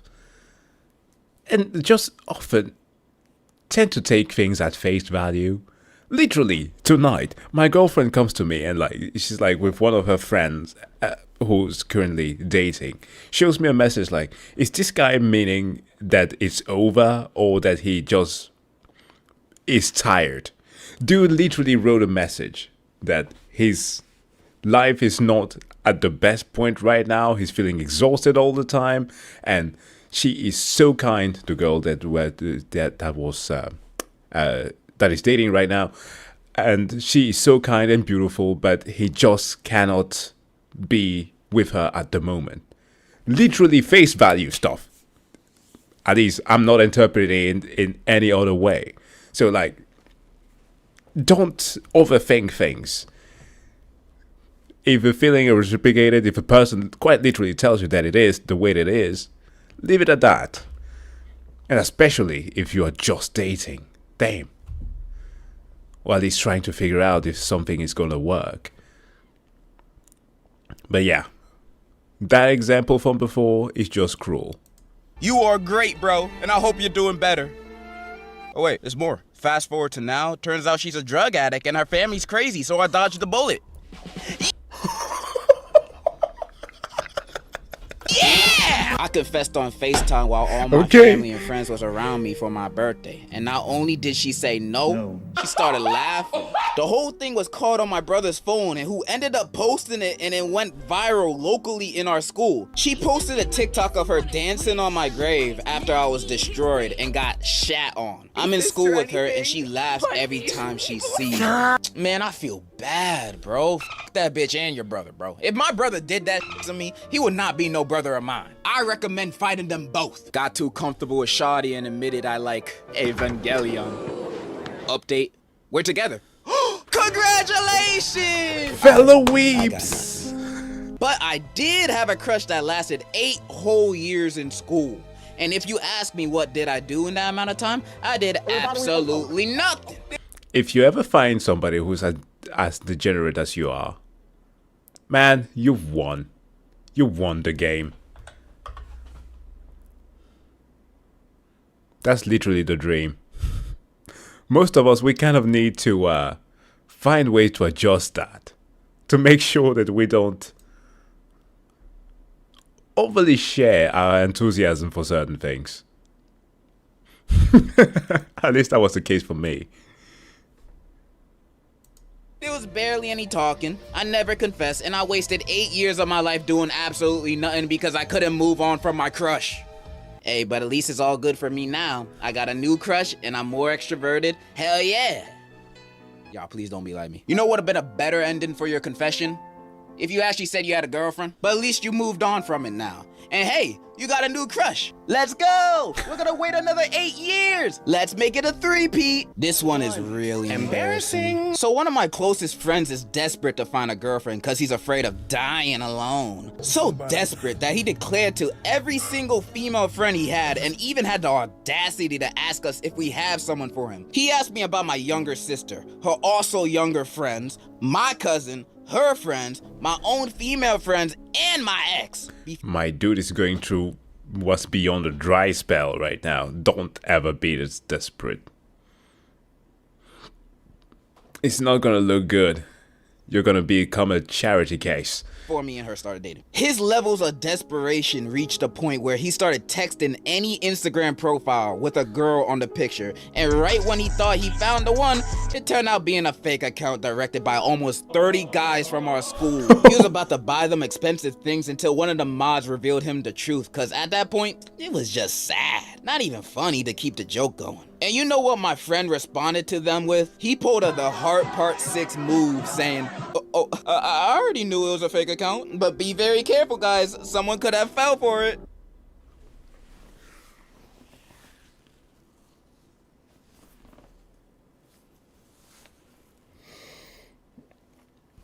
The genius of having Drake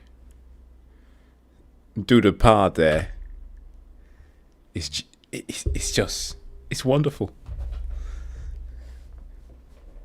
It's just wonderful. The fact that people respond this way is so sad. Like, why do you do that for? Just take the L, man. I already knew it was a fake account, but be very careful, guys. Someone could have fell for it. Yeah, we all tried to help him to calm down with this, but he won't quit. Now, our only way is to make fun of his moves until he realizes how stupid he looks. Brothers, don't be like him. Have some respect for yourself. Yes. Yeah, you said it best. So, I had a crush that was a bit weird. She constantly was abusive to her dog and in general treated her dog really poorly. Or that's what her friends told me. but I never did anything because I'm a dumbass. Anyways, one day I proposed to her, and she told me that if I wanted to be her boyfriend, I had to take the dog to a random place and abandon it. Turns out the dog was a gift from someone, but she never wanted a dog, so she tried to make me get rid of it. Anyways, I ended up leaving her because that was weird AF. I reported her to the police and her dog got taken away from her. Good ending. Anyways, love from pain. With an S. That was the best ending that could have happened, bro. I love dogs so much, bro. And people that hurt them on purpose, I'm just like, why? These guys are only on this earth to love you. That's all they want. Besides chihuahuas, they always want problems. Yeah, we talked about that before. My analogy to public transport. These motherfuckers. Uno reverse card, called the police. The dog got treated better. I don't know what's with them. You're a great human, bro. You're one of the only confessions that I got that actually... That's Mikey my IRL. Yes, it bloody is. It is. Yo, Denji there dodged the bullet. Actually showed some humanity. Take this. I know somebody who made a list of all the girls in our school and ranked their smashability. He then went up to his crush who he ranked mythical smashability and asked her out with a note as proof of his love. Somehow, he got rejected. Do you have any advice for my broski on how he could not have fumbled the bag? Yo. Don't make that list to begin with. And don't share it to people. How about that? How about that? Oh, your bro did nothing wrong. That girl was tripping. Girls usually love being ranked on their looks, so she was weird for that. And he ranked her in mythical smashability? Somebody get Prince Charming over here because he got competition. Like if I was a girl and a random dude came up to me and said, hey, I'd rank you on the top of my list on who I'd smash. But you know I'm what? gonna be like, oh my god. You're alright, mythical bitch. I'm under your spell. Yeah, that girl was tripping, bro. Nah, but for real, but you need better friends. Some girl asked my homie if he would eat literal shit to be with her. And do you know what he said and did? Yes!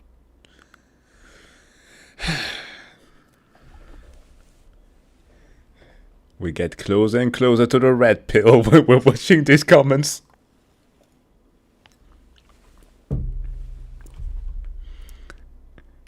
Damn. Seriously. Stop acting like this. Have some self-respect. Oh my god.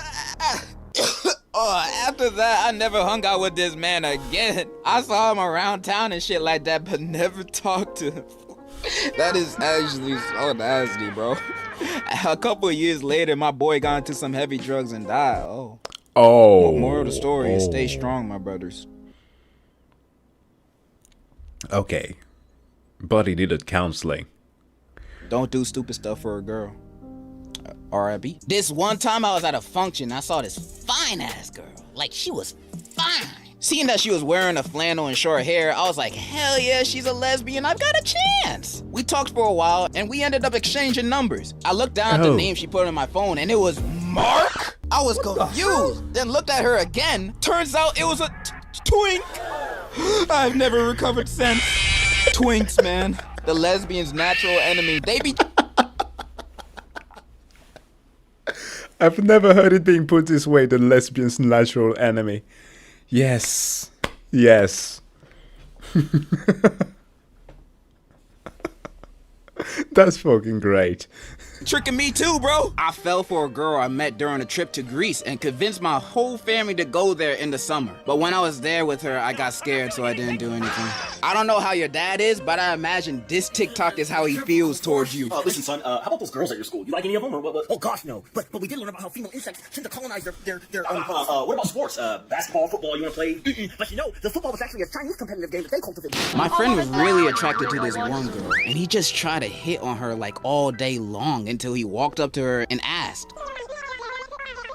She looked at him in the eyes and told him to beat up her exes, and that being like 7 different boys. And you know what he did? He did it! So? Sound familiar. Your friend Scott Pilgrim? Alright, we getting close to the end. But instead of me reading one really long confession, I asked some of y'all on Instagram to send me a few short confessions. So I'm gonna go through a few of my favorites. By the way, you don't have to follow me on Instagram. It's basically a burner account. Hi. If you want to follow my Twitter instead. I'm actually active over there. Gave her an autograph of a famous Latino singer, Maluma. She rejected me though. Man, if you don't take that shit. I kissed my crush in front of the entire class, then got suspended. Got her number though. Knelt on one knee in front of the whole school. How romantic. She cheated 2 months later, damn. I put our faces in a baby generator to see what our kids would look like. Stop. Just stop there. I take pictures of my crushes and put their pictures all over the walls in my room. One day my friend wants to reply to his crush from a post that she posts, and he just said, "Are you a nigga?" Wait, the ladies don't like that? I once saw my friend suck his girlfriend's toes on accident, and I don't have the courage to tell him. Go on. Tell him that you watched. I got my friends to jump me in front of her locker for sympathy points. She just see me as lame. All my past girlfriends have all become addicted to drugs. Is it me? Yes. I took a Definitely. It's like a pattern, dude. Like once, twice. Okay. Third time the charm. Started asking this question there. On accident, yeah. A girl to the movies once and did the shoulder thing. Then she punched me. I had to watch Gossip Girl. Nigga. Me too! Of and course. it was the new one! Oh, okay, no, that's not worth it then. That's trash. She's trash, whomever she is. The new one! My boyfriend asked me to go on a 2-mans with his friend or he would break up with me, and I said yes. Nah, if this is real, you gotta break up with them right now, homie. Respect yourself, cause he clearly don't respect you. My homeboy fell in love with a Twitter girl and bought her a $250 ring only after a few DMs. My best friend got with my dad. I didn't know till I saw her at his funeral calling him my man. What? Huh? Drop their dandruff into each other's head. You know they got lice, bro. They gotta spray their head with Raid every morning. I became gay for my ex because she be turning trans. Not real. Psych! She did it to break up with me. I'm not gonna lie to you. I would have took this to my grave. I'm not telling anybody this. And with the final confession, I wanted to do something.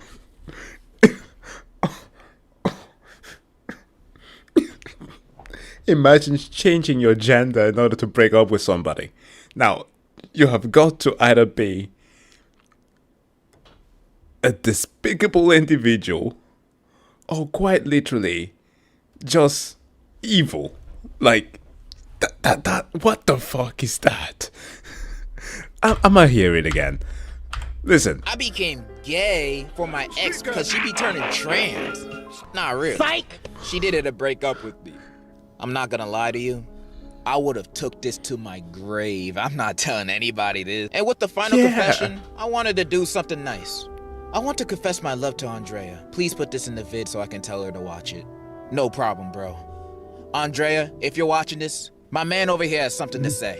He would really, really like for you to leave him alone. He says you reek. And those were your love confessions. Now, what did we learn today? Nothing? Cool. But for real, I really love reading y'all confessions and interacting with y'all like this. It's really, really fun. When it's not weird. Happy Pride Month for my gay homies. Happy Men's Mental Health Awareness Month to my sad homies. I'm out. And in conclusion, I love you. Oh, wow.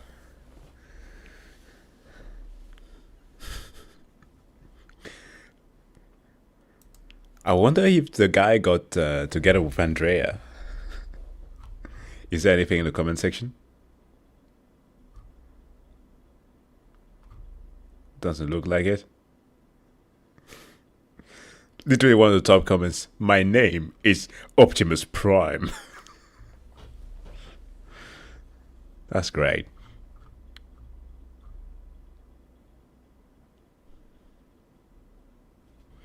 Well, there's one here that is slightly long. It's on stereotypes. European stereotype, that is. from Geopold.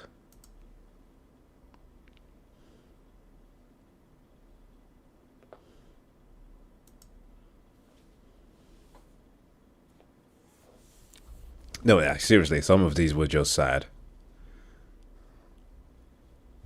Like that, it's one of the things that I don't know if parents are often not confrontational with their children, or try to always avoid having the discussion, but like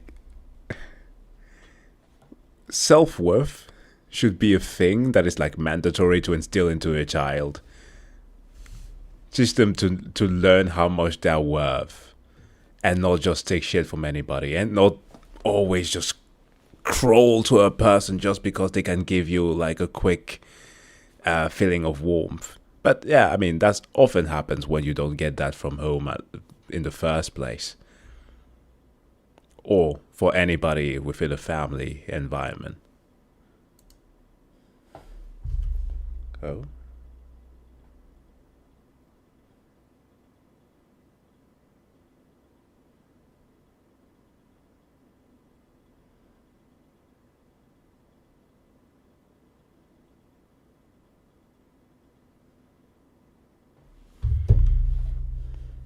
Anyways.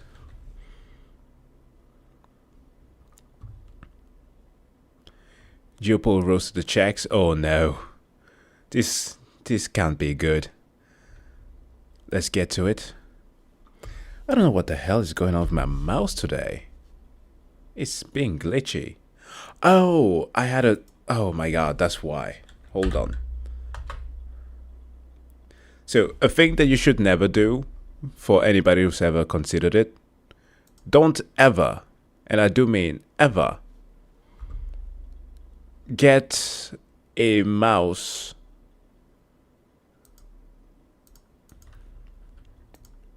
just for the sake of it being a from a known brand, or for the sake of matching it with something. Because I have an NZXT case for my PC. Most of the parts there are also NZXT branded. So I decided that I wanted to buy a mouse for it. And I made a horrible mistake of buying a corded mouse from NZXT. Because that was something that I only noticed like 2 days after buying it. I unpacked it and I started reaching out in forums because it was cutting out every 15 minutes. Apparently it turns out that it's a genuine thing that it does. Who sells a product like that? Like seriously, who does that? And yeah, that was just a mistake. I should have never done that. I should have bought a good old classic wireless mouse from freaking Crosshair here. Oh, Jesus. Hold on. Let me see. This is the one that I have to use now because it is not working. Okay, good. Finally. And we can shift video to this one.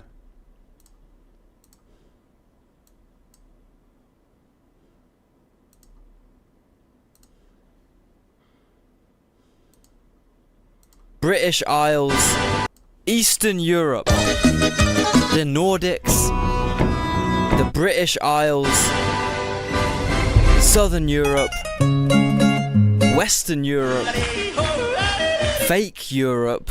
We all have our own stereotypes, and today I'm going to be going through all those European regional preconceptions and rating if said stereotype is accurate or not on a scale of 1 to 10. Basically, random myth busting, but yo, I'm European as well, so it's okay. I swear it's okay, guys. First off, Germany. The general kind of stereotype for these guys is that they're obsessive recyclers with no sense of humor at all. The idea of them in my head is that they're either rich, clean-cut, balding, lycra-wearing guys called Wilhelm. Wait, why is it showing the guys from GCN? The Global Cycling Network. Man, that's a channel that I haven't visited in a while. They're awesome. An avid road biker here. Kind of like those guys. They're very hilarious. They're either rich, clean-cut, balding, lycra-wearing guys called Wilhelm or some shit, and they always wait if there's a red light at the crossing, even if there's not a car in sight. Or they're on the complete other side of society, football hooligans or techno-gimps, or both. And the only time these two types of Germans cross paths is at 6 a.m. when the unhinged techno-goblins are on their way home from the club, completely fucked up, and the clean-cut Germans are on their way to their €300,000 a year job designing. I mean, there's only one place, as far as I'm aware, where you find the culmination of all that in one spot, and that's Berlin. The rest of Germany is generally okay. But yeah, they are sticklers for the rules. They always... It's wonderful, and I love that about them. But to a certain degree, it can get a little bit annoying. Eco-friendly toilet seats or some shit, using a sustainable form of transport, of course. I actually wrote that before I visited Germany a couple weeks ago, and now that I'm back, I can say for a fact, whilst it turns out not everyone wears lycra and pedals €1,000 bikes like it's a matter of life or death, they are absolutely obsessive with recycling and also crossing the damn road in the correct way. This was genuinely the worst thing about Berlin. Berlin might actually be the best city on earth if they A, didn't have the Brandenburg Gate, and B, didn't care so much about fucking jaywalking. Like, I'm trying to get places, man. I'm trying to be efficient with my time. If there's not a car in sight, I don't want to hear a fucking collective from the crowd of people waiting when I inevitably cross the fucking road, dude. It's my life, okay? If I evaluate something that's risk-free and perfectly sensible for me to do, I will do that. You know what I won't do? Blindly follow orders that make no sense. Wow. Of course it was getting there. Does it remind you of something all the way back in the late 30s? Sound familiar, Germans? Yeah, so I was in Berlin with the boys, right? One day, I woke up late. Everyone was on the other side of the city already. And like a true German, I cycled from Schöneberg to like fucking Mitte. I think that's how you say it. Anyway, during this bike ride, I kid you not, I got told off by the police for giving way to them. I was in the bike lane at an intersection. My lights were green, but there was a police van turning towards the crossing. So naturally, I stopped dead in my tracks like we do in the UK. Turns out, my generosity and submission to the authorities was offensive to these guys. The 5 German bike-obsessed weirdos behind me start screaming. The policeman leans out the window and shouts, what I can only imagine in a German translation is, fucking cross the road, you English. That's how crazy they are about following the rules in this country. I mean, we have something similar here in Denmark when it comes to, well, biking and following the rules. And that's the way that we just fine people. Usually, like, police officers will just tell you off. But if you are, like, committing a severe crime, like not having your lights on at night, you get fined, like, $400. And the thing is, you will see a difference in the attitude during the day and during the night. Like, the other day, I was taking like a rather long walk because my girlfriend and I, we are like separately taking care of our daughter at home. So like on Mondays, she goes to work and I do so on Tuesdays. And we interchangeably do that. So I go to a very long walk with her and we're having a lot of fun. And we end up in this alleyway. No, not an alleyway, but what we call an alley with like trees on both sides. And there's this weird car parked out that is being investigated by police. And genuinely speaking, I have not seen a police investigation in a while here. It's insane. But they were being extremely kind to a guy who actually had drugs on him. I was like, I've never seen this before.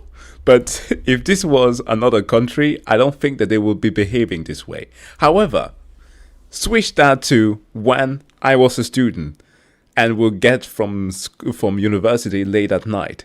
When you board the train, police officers start behaving like fucking SWAT. They walk in couple of twos all the time. If I can edit this afterwards, I will put up pictures that I sometime have taken of them. they feel so fucking menacing, men and women alike. They behave like they're about to tackle you at any given moment, and it's fucking scary. So they're like, we're about to enforce the law tonight, and we don't care who you are. It's freaking scary. Just saying, we have a similar thing here in Denmark as well, but it depends on the time of the day. That's what I'm getting at. Rules literally take higher precedent than the police themselves. Regarding my initial perceptions of German people, in truth, they are actually probably more of a hybrid between these two stereotypes I had. Because, for example, in Berlin, I swear to God, we was in some dingy, dark, degenerate techno club, all the insane shit you can imagine happening, so many fucking laws being broken, but on God, in the corner, there was a bin with all the special recycling sections in it. Germans could literally partake in the freakiest, fucking most illegal, immoral, insane shit your brain could ever comprehend, and then refuse to throw their glass bottle in the wrong part of the bin. It's truly a phenomenon. I'm thinking 7 out of 10 for accuracy on that stereotype. Austria and Switzerland are almost exactly the same. However, their stereotype is a lot more based around cattle herding and stein sinking. More rural, less German baller. I've been to both these countries now, and the only really massively standout stereotypical thing that's 10 out of 10 correct is the fucking price of shit. I paid €30 for a Burger King. Fucking quid for a shitty Burger King, not even a Mackey's, a Burger King. In Vienna, if you live there, the price of housing is actually dirt fucking cheap because, you know, they actually care about their citizens. But if you go as a tourist and you're trying to like book somewhere to stay, oh my God, man. I was literally scrolling booking.com doing the Napoleon pose. This was me, fam. The prices are insane. All of this when half an hour over the border, you can get a literal fucking mansion for 20 quid a night. Switzerland especially though is very well known for being ultra expensive, and I definitely fucking found out. So this is like 100% accurate, okay? I back this with proof. The craziest thing I came across in either of these countries though, which really supports my previous jaywalking insanity claims, is that in Vienna, they got very decent fines for crossing the road in the wrong way. But the wildest thing about this is that if you jaywalk and people follow you, they add it on top of yours.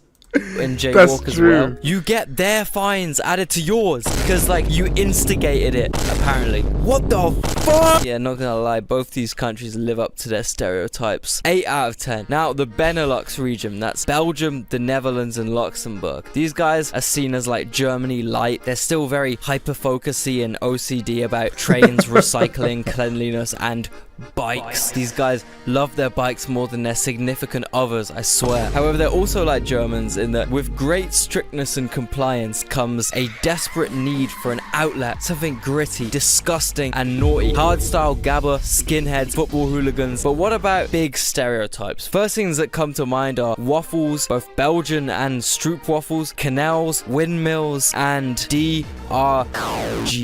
Yeah, a big stereotype we have for them in the UK at least is that these guys are massive heads. I'm talking. That's what I've heard also. Everybody who get the fix from somewhere is always from there.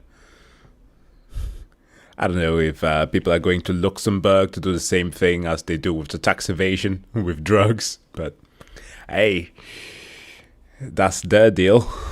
Bags of anything. Specifically for the YouTube employees watching, I'm talking about big shopping bags full of Belgian beer and moule frites. Yeah, I don't know. There might be some truth with this stereotype though, because I would have to be cooked out of my mind off Rotterdam High Grade or something a lot stronger to consider this shit as potential food. Surely only people eat this shit. Realistically, the drugs are more of a touristy thing, along with the windmills and waffles and canals. And if there's one thing that would deeply hurt a Beneluxian citizen, it's labeling them based off what British tourists do in their lands. I mean, stereotypically, when we're talking about cuisine, goddamn hard to find traditional dishes that are, you know, exotically tasty, in my opinion, when we're moving towards some of the northern parts of the countries.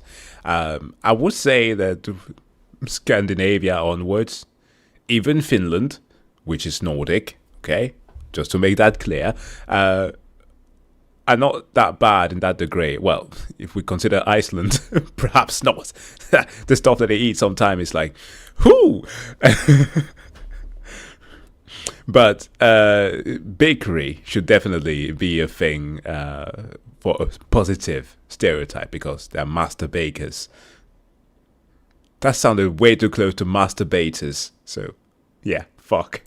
I'm gonna say 2 out of 10 for accuracy, otherwise I will have a Dutch revolution in the comments. They'll all just angrily spam that one word they always comment for some reason. Hungary. Their general stereotype is that they're mean and most likely involved in some kind of crime. Now this one is just not true at all, man. In reality, I found that Hungarians are actually quite nice, hospitable, and involved in crime. So 5 out of 10. Next up, Italy. I guess the main kind of stereotypes about Italians is that they're all either working for mafia mobsters or are the mafia mobsters and care way too much about food to be in a good financial position. Crime and food go hand in hand in this country. Ooh. So much so that you will end up with shit like an entire multi-million-dollar mafia based around tinned tomatoes with some really atrocious crime involved. Amazing. Overall, as far as I can say though, honestly, seems like a relatively accurate stereotype if we're talking southern Italy. However, from Bologna upwards, different world completely. Rich people. Lamborghinis, designer clothes, thick pizza, white buildings, white people, you name it. So, yeah. I mean, you could say that. That would make sense. Like, if you're moving to, like, what is it? Como is the place that is close to Switzerland, right? The Como Sea or Como Lake. Yeah. Then we're talking about more, I guess we could say, decent people. It's a bit more removed from the big cities. But yeah, I give him that one. Also, perfect spot to stop. Actual white people. I'll give this stereotype a 5 out of 10 for accuracy. Portugal. These guys have serious Balkan allegations. Because when you compare it to Spain, right, the big difference is that when they fell off, when the economy crashed and everyone got super poor in Spain, they rapidly urbanized. Now you're left with 2 of the biggest cities in Europe and nothing else. Everyone lives in Madrid or Barcelona. That's true. They refuse to move. Despite the fact that the railway system is actually pretty damn nice, so they could be transporting the citizens all across the country rather easily. But no. We have this whole belt down here is made for English and Danish. No, actually here. English and Danish tourists who are living there. It's maddening. In this area, just above here, is something called Montebello. Every person that we met there when I was on vacation last time were Danish. I don't know. I don't know who the fuck is doing that. Why it's become such a thing? Obviously, the countries that are not Milan or... No, sorry, what the hell am I saying? Madrid or Barcelona. Barcelona is more like Catalonia, so they kind of want to be their own thing. They are not tourist driven, so naturally, the cities that are outside of that region are going to be focusing on tourism. So that makes sense. So it comes with its own set of stereotypes. But my God.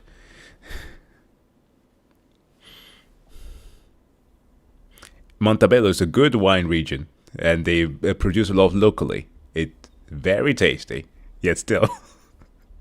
That's one of the stereotypes that one could apply to that. However, when the same fall-off happened in Portugal, they just kept farming. They stayed pretty damn fucking rural. They didn't do anything to rectify the situation, so they're just poor and agricultural now. Basically, man, you gotta stay farming, bro. Don't let industrialization deceive you. Don't focus on no urbanization. Bro, you gotta stay farming. Make legal too, bro. I don't know.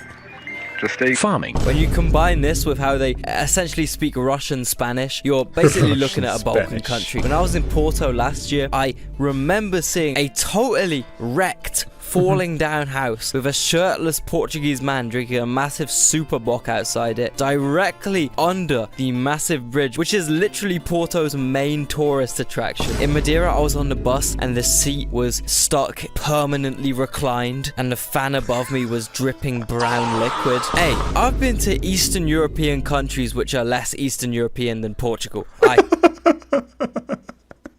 Wow. That's wild.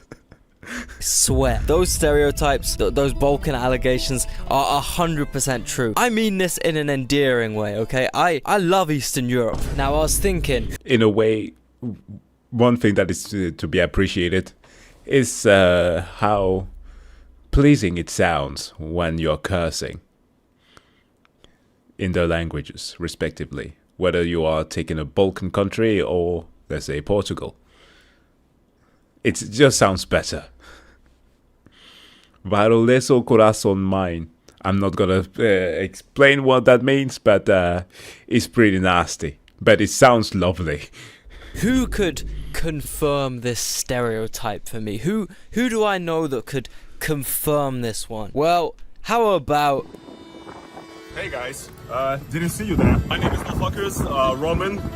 I'm a Russian YouTuber and welcome to my hood in Russia. What the fuck? This guy's fucking cool. He has done a hell of a lot of coverage on the weird parties that the Russian elite do. No, it's not. Awesome. This is actually Portugal, Lisbon. I know, guys, crazy. Look at what's around me. Look, guys, as a Russian who moved to Europe, to Western Europe, here to Portugal, I've been pretty, intimidated by the look of Western Europe. I was not really used to it. However, when I'm in areas like this, quite honestly, I feel like I'm at home. It also almost feels like we're in Serbia. What I'm saying is, Portugal is a great place for an Eastern European to settle because a lot of the views here are close to my heart. So yes, Gio-Paul, you asked me to confirm that Portugal is indeed Eastern Europe. And as a certified Eastern Europe expert on YouTube, I definitely confirm. You know what European nation loves coming to Portugal? Especially this bit of Portugal, that's Brits. Now, I've talked about Britain and British stereotypes way too much already. So I'm going to hand this over to a certain Filipino man who is cursed with the burden of living in the UK to hopefully give a new perspective on the situation. Yeah, I got a few things to say about the British, right? There's a few stereotypes out there. Okay, there's loads of stereotypes out there. And today I'm going to address all of them because I am a British expert. I've lived among them. I've eaten with them. I've slept with one of them. I know everything about these motherfuckers. Isn't Gio-Paul also like, doesn't he have like Swedish heritage? I think he does.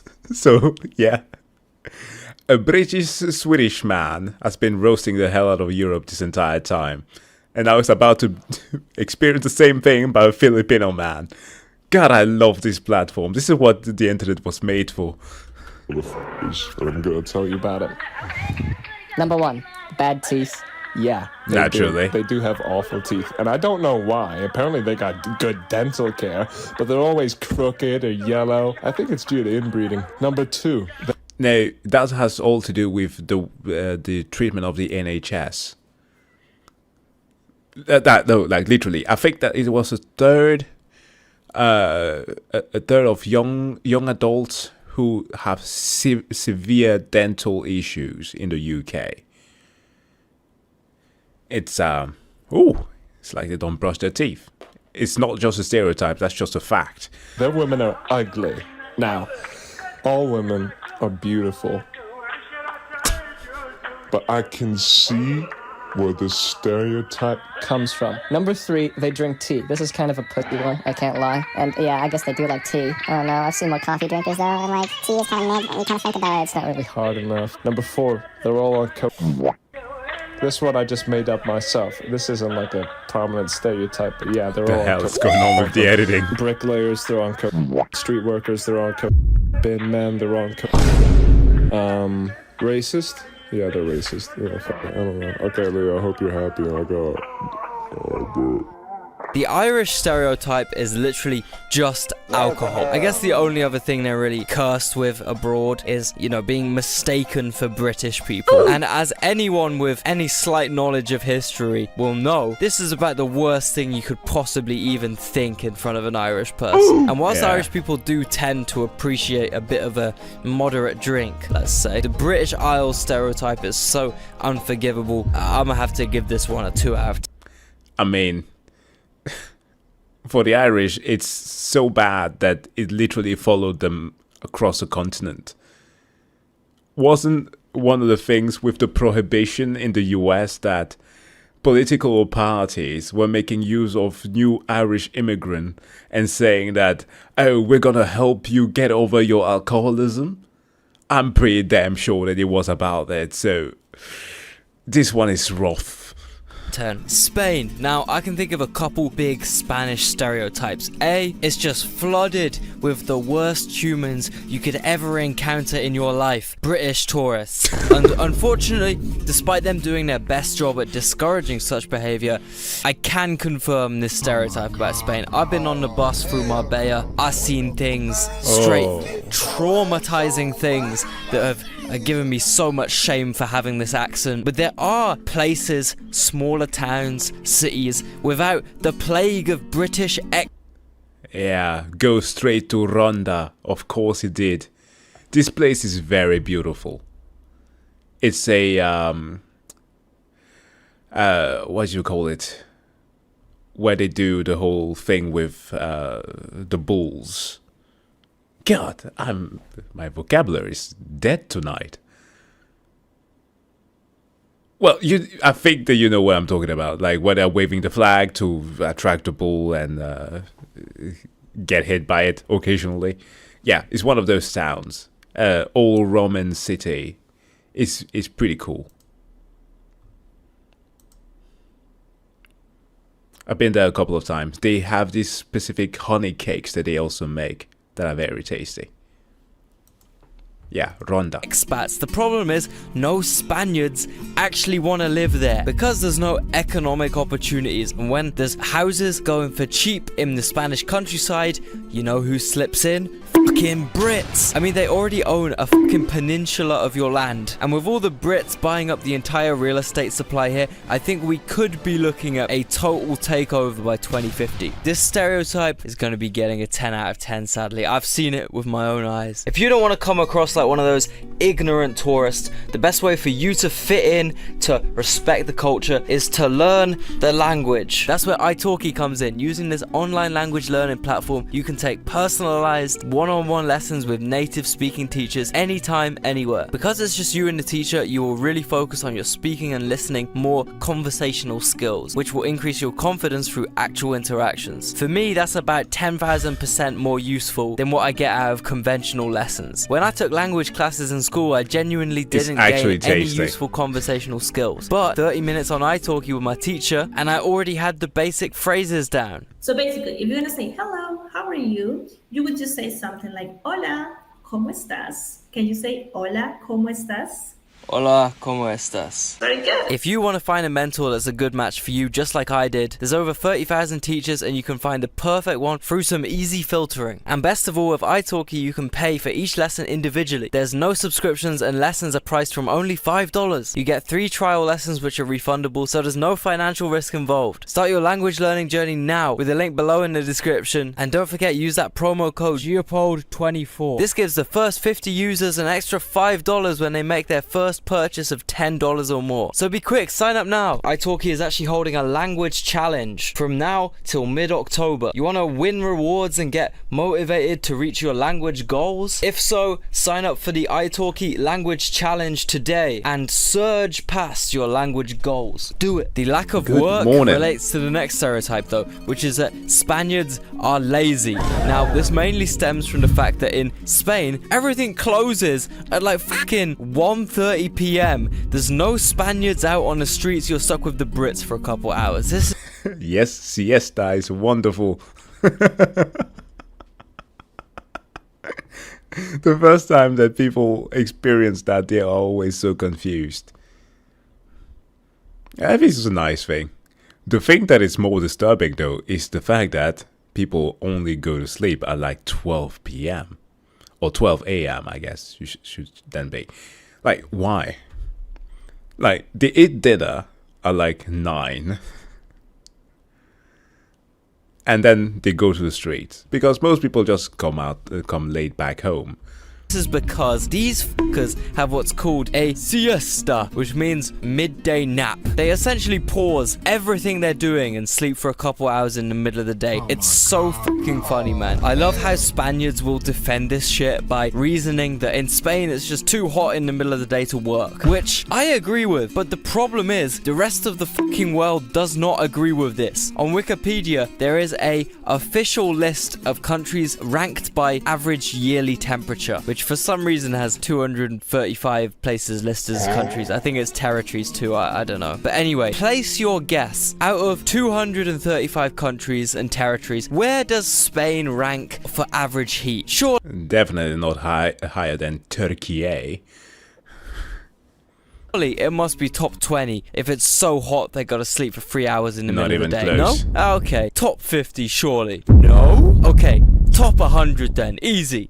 No? Oh, well, it has to be top 150. No! Oh my god, Spain is listed as 166th out of 200 countries and territories for average heat. That's in the lowest fucking quarter of world heat. This is why everyone calls them so lazy. Look, do you think you'd see some geezer in Senegal taking a 3-hour nap in the middle of his work because it's too hot? No! And it's like 45 degrees on a cold day out there. Honestly, 10 out of 10 on this stereotype as well. Sorry, Spaniard. The heat is different, though. The moisture in the water makes it worse. If you cannot sweat, that's when it becomes an issue. But you can't defend this, surely. France. Now, in Britain, we have some interesting views on the French. A friendly rivalry, you might say. Basically, just arguing over who can have the slightly less shit capital city with 10 million people that's cold and ugly, and on the other side of the channel. In my opinion, London clears, but we can talk about that some other time. In brief, the stereotype about these guys is that they're rude, arrogant, stuck up, posh, lazy, smelly, and yeah, in general, quite bad hygiene. Which is quite the claim to make as British people. Whilst, yeah, this might be a little bit true. From my first-hand experience, I mean, some guy literally tried to fight me for giving a homeless man money. It's true. It's true. Like, French speaker here. I watch plenty of French TV still. And literally a joke that French people will tell you is that when they go abroad, right, and they meet another French person, they go like, you should not be here. Like, you can accuse French people for a lot of things, but targeting their ego, they're like, oh, what a flattering word that you're bringing forth here. First night I was in Paris. Because it encouraged him to be homeless, you stupid British man. I am better than you in every way, you scum. I eat snails and cheese you can't even comprehend, putain. However, I do actually think there are a lot of really nice, down-to-earth people who live in France. For example, the non-French people who live there. So, 6 out of 10 for accuracy. What about Scandinavia? The Norwegian stereotype is that they're all old-fashioned, bearded, gnome-like men smoking pipes, fishing for salmon in a fjord. This is completely incorrect. They're actually fucking ballers. And I have a conspiracy theory that Norwegians came up with this rhetoric in order to hide all the masses of fucking money they're making from public knowledge, so they never have to share out their resources or their trillions, and they can keep on being fake leftists and keep all their money to themselves. Completely untrue. 0 out of 10 for accuracy. The stereotype about Finns is that they're drunk rednecks and have nothing to do all day apart from drink Finlandia and drive heavy machinery. This is honestly probably about 80% true, because you gotta factor in the 600,000 startup tech ballers that have slick back hair and gilets and basically generate all of Finland's GDP. 8 out of 10 for accuracy. Swedes are kind of seen as the annoying, bragging relative that actually knows how to make money, has an actual population of more than 200 or whatever the other Nordics have, and thinks they're better than everyone else, to the point where they don't even bother socializing with other people. Hey, this might be a little bit accurate, like 5 out of 10 or something, but you know, why you gotta be. So I spent multiple hours of my life working on a section of this video that was meant to be here, but the entire thing got copyrighted. Currently 7 AM in the morning. The sun has completely set, and I am pretty done with editing this video. So what I'm gonna do instead is summarize the key points that we're meant to be playing now. So essentially, the Swedish stereotypes of the other Nordic countries is number 1, Norway, rich. To accentuate that point, I have a $200 million Zimbabwean banknote. Yeah. Now, Finns are absolutely drunkards, but cool as fuck. They are cool drunkards. Yeah. Danes, however. As I've said this before, it's quite simple, right? Norway, the Nordic countries summarized, okay? Norway, we have the rich people, the beautiful people in Sweden, the artsy and talented people in Denmark, and the people who are too depressed and want to kill themselves in Finland. That's how we summarized. Quite simply. I love you, Finns. You are the best out of all of us. That's why you are the happiest country in the world. We can't shit on you guys. That's why we constantly are making jokes about you guys. They're not cool, but they're drunk. And then finally Iceland. I mean, they don't really like exist. Do they? Like, okay, bro, sorry that we actually have humans living in our country, not just like animals. Oh wait, you don't even have them because you like genocide them. Danes are seen as like essentially incapable of fucking talking normally. They have the most horrendous accents known to man, and aside from the interesting animal stuff, they're generally seen as woke, head in the clouds, painting their entire apartment white, introverts, and depending on who you ask, Danes are either Germans that think they're better than Germans, or Swedes that think they're better than Swedes. That's actually accurate. I can fall him for that. That's pretty accurate. And yes, Danes are woke as fuck.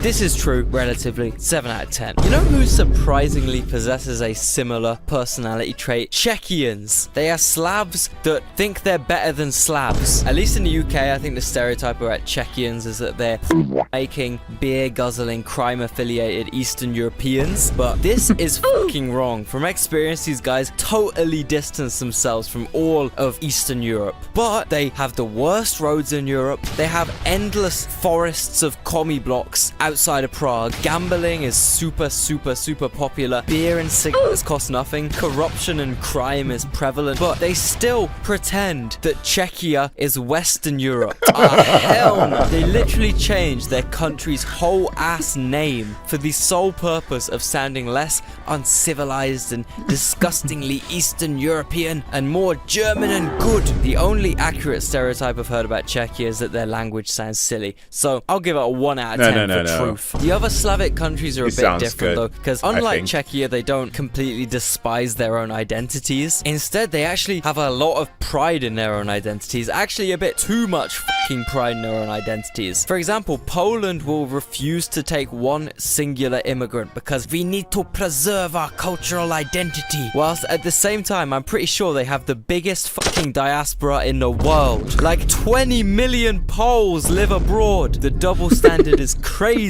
Uncle Ruckus type shit. Isn't that the typical thing of, yeah, I am both Brazilian and Polish. Okay. Let's not ask where Grandpa comes from.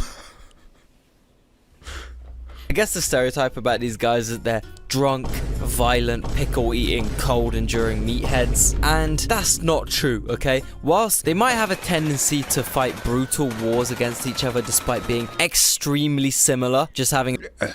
That's... okay. That's old. Okay, that's old.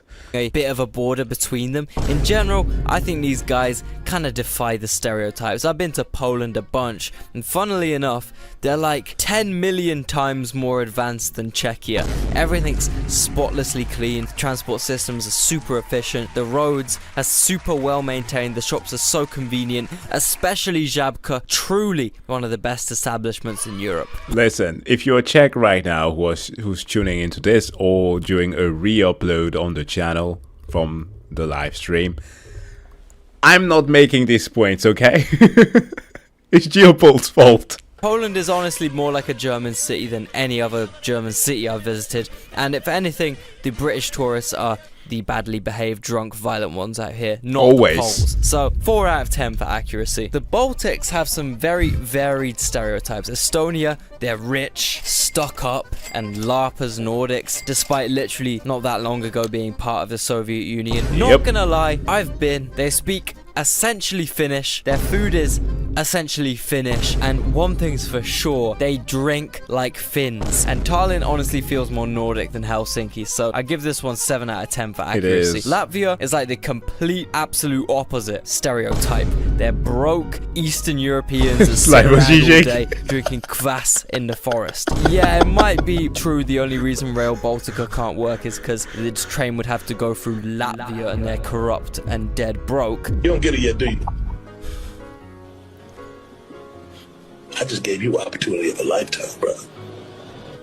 And I'd be damned I'd be disrespected like this. I don't know about the sitting around all day part. I don't know about the lazy allegations, because the truth is you have to be dedicated, be motivated if you're gonna wake up at the crack of dawn and walk to the liquor store. The truth is alcoholics are the hardest grinders in the world. They're always motivated, working around the clock, working so hard to get what they want in life, that being 45% black balsam. So I'll give it a 6 out of 10 for accuracy. Lithuania, now from my research, the only stereotype about these guys is that they're mean, like cold and unfriendly and introverted. Well, I was in Vilnius airport on a layover for like 45 minutes and some old lady told me which food spot I should avoid because it would give me food poisoning. So I disagree, she had my back and she saved me from E. coli. 0 out of 10 accuracy. Fascists have no voice. Shut up, German. Georgian Legion, not German Legion, you idiot. Georgia is a US state. Got to. I'm gonna crash out. One of the main stereotypes about Georgians is that they're hospitable. This is even depicted in the main statue in the capital, where the woman holds a bowl of wine to greet people who come as friends in one hand and a sword in the other for those who come as enemies. And you know, there have been a lot, I can't lie. And this stereotype is thankfully very true. I get constant DMs from people saying they visited Georgia because of me and they loved it, and the people were all very nice to them, gave them free food, free alcohol, and just a good time. So this stereotype is very true and I'm very grateful for that. Speaking of alcohol though, there is also a stereotype about Georgians being drunk. Now, I've unfortunately never visited Georgia, so I can't confirm this. And to my knowledge, I don't have any Georgian friends. So I can't confirm this either. Listen, imagine drinking wine that tastes just like the grapes they were feeding Roman emperors. Sweet, but not too sweet, and it gets you drunk very nicely. Now imagine you have a whole cellar with literal tons of that wine. You're gonna be chugging it. Honestly though, yeah, this stereotype is partly true because people in rural Georgia get wasted. There is literally nothing there to do other than farm and drink wine. So outside of the cities, there is a huge drinking culture because literally everyone makes their own alcohol or the ethanol disguised as a drink named chacha, which goes up to 80% alcohol, which even the most alcoholic people can't stand more than 3 shots of. I've tasted chacha before. What the fuck, man? Okay. Perhaps the allegations are true. But Georgian villages really go crazy on the alk. I'm sitting on the table, I'm like, please, no more, no more. And then they pour up 2 full glasses of wine just for me. I'm just not built like that, bro. But in the cities, we just drink beer and cocktails. Also, I don't know if Geopol mentioned this, but Leo is a bad bitch. Literally, anytime I get drinks with him, Ice Spice starts playing in my head. Because he always gets Aperol Spritz, which is literally reserved for Instagram model girls. This is the reason why I made a poll in which 91% or more than 1,500 people voted that Leo was in fact a twink. Another stereotype is that Georgians are very religious, and this stereotype is extremely true. Listen up, bro. If you've literally been only bordered by these buff Turkish and Persian men constantly trying to make you Muslim, and you flex on them by making pork shawarmas and putting 5 Christian crosses in your flag, you gotta have a certain level of dedication that most countries cannot get to. That was going to be my argument, actually. But yeah, he beat me to it. Taxi driver passing by a church crosses themselves while they're driving for every church they pass, and a lot of people get surprised by this. But when you look at the history at this point, it's more of a fuck you to the constant invasions. So yeah, this stereotype is extremely true. Also, everyone comment Leo. Moving on, we got Romania. Look, we all know the stereotype. We all know what I'm talking about. All I'm gonna say, I'm about 70% sure that during the singular day I was in Bucharest last year, someone attempted to pickpocket me. They were not successful, but, you know, for some reason a guy brushed really close past my pocket in a completely empty pharmacy when I was looking around. So, as far as I'm concerned, it's all accuracy. Like, I'm seeing, all I'm seeing. Man, this is just sad. Went to school with 3 guys who were like related to in a Romanian family. They were Romanian, and I wouldn't like to say that it was because they grew up in the wrong environment, because they did. It was definitely not favorable for them, but my God, it's hard to beat the allegation from this.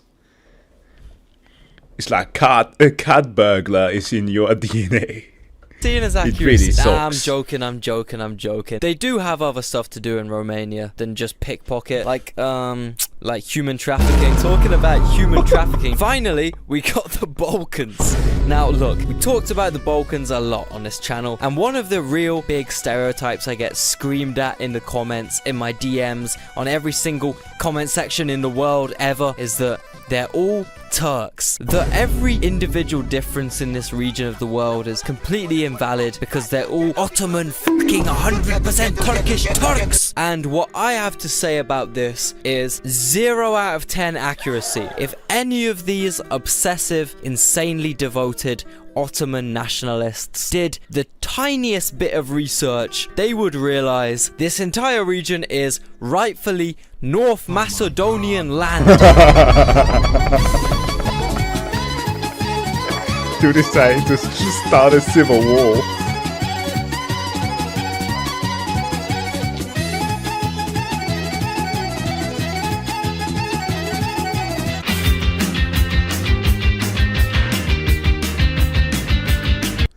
Geopol was playing with fire right there.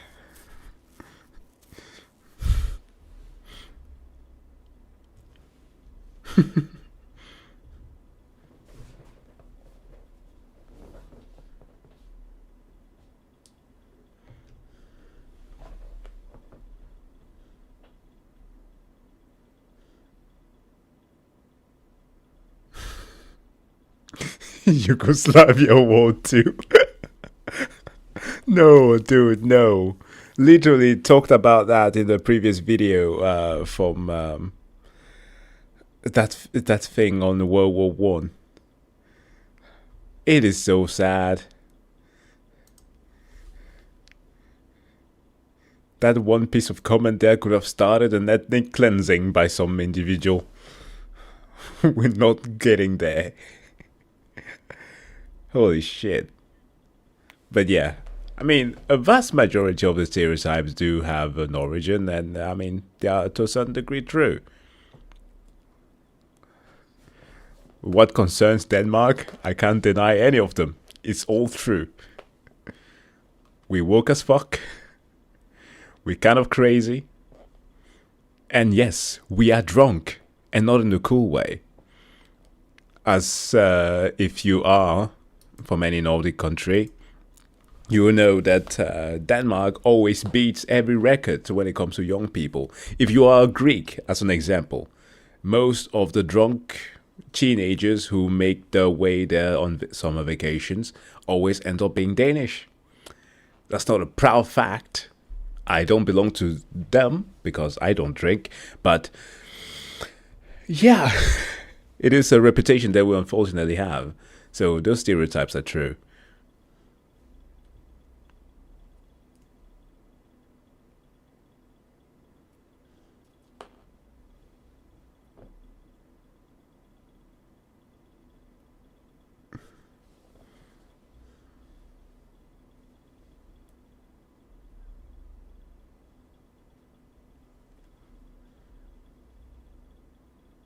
Shrinkflation.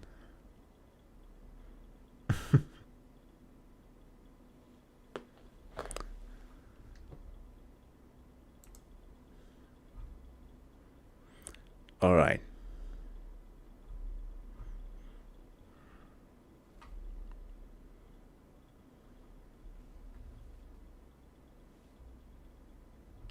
Yes, this is a late stream. I thought I'd check out some of the video recommendation that I got.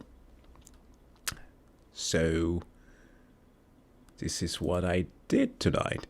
And first, actually, there's this one little something that I was supposed to be playing.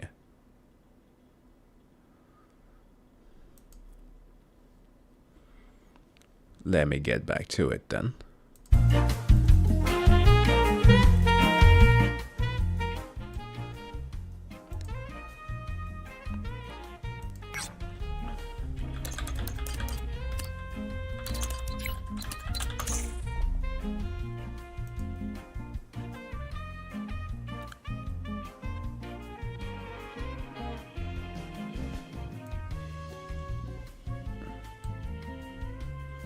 So, oh, what? Have you guys also heard about what's been going on with Linkin Park? Actually, no, it's not Marvel vs. Capcom. That's something else. Since Linkin Park had a reunion kind of thing going on with a new album that they're supposed to be releasing. Wow. Nice that the Ultra Kill soundtrack kicks in. No, and the new singer is quite the interesting character. Because I thought originally that it was going to be like a lot of fuss about her. Because it's not Chester Bennington. There's literally a band out there called Hybrid Theory that literally has a lead singer who sounds almost indistinguishable to Chester. It's wild. I don't feel like he should have gotten the role, to put it as it is, because it feels weird, you know, to have somebody take Chester's place and being almost a carbon copy of him. But yeah, they got this lead singer called, what was the name? Danny Masterson. If I can find a Variety article on that. And she got some criticism for what I did not even imagine. It could be the thing. Apparently she has been involved in some stuff with Scientology, of all things.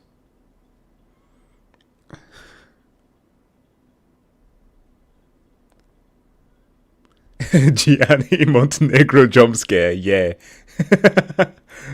Wanna hear it again? Yeah, this is the bus music that plays whenever Scientology gets mentioned. You have Tom Cruise running your way, trying to capture you to pull you back to that dungeon.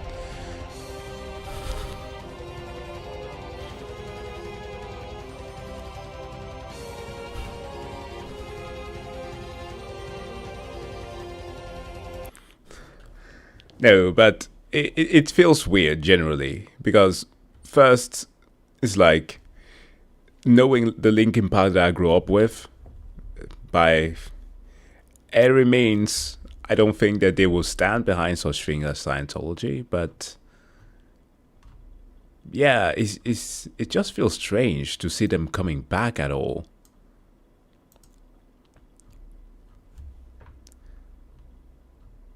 And because they only, I don't know how you guys, what your relationship with the band was, but they were like a defining chapter for my life as a teen when it came to like carving my own personality.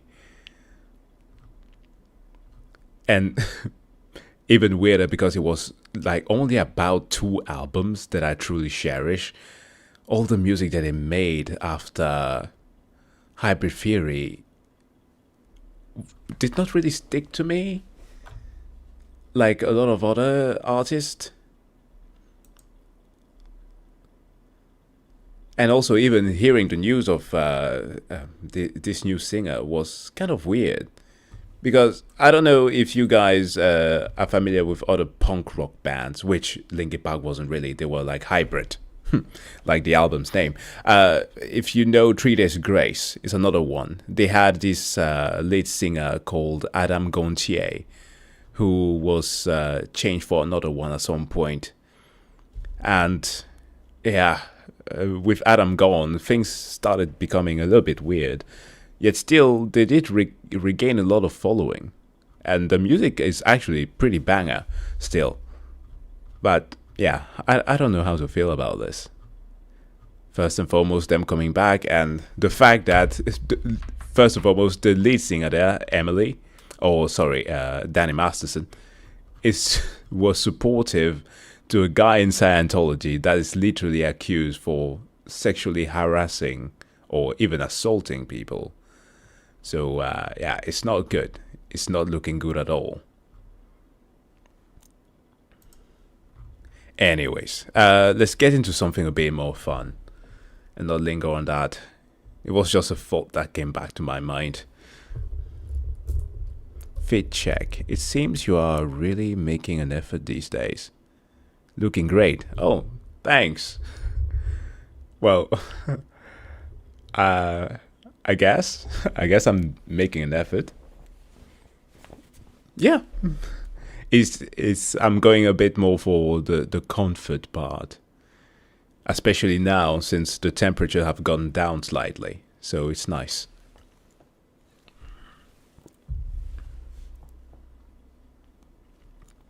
No, the thing that we're about to try today is a fun little something from...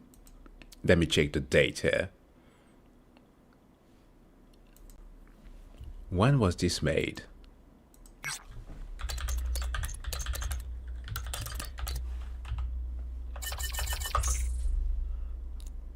The original came out in 2012, naturally, of course. One of the best years in gaming. So, in 2012, there were a bunch of awesome games that were released. We're talking about titles like Borderlands 2, that stuck with us, Far Cry 3, Dishonored came out that year. The less popular Max Payne 3 was also a very nice thing that was showcased there. XCOM Enemy Unknown. Yet, there were certain titles that left a little bit more of a different taste in people's mouths. Not because they were bad, they were just kind of strange. And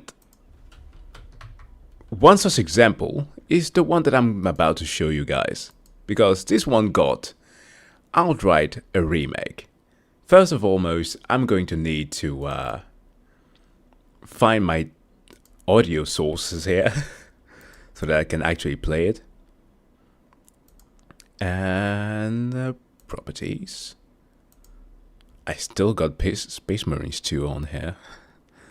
That's not the point. There we go. Okay. It is Lollipop Chainsaw. Welcome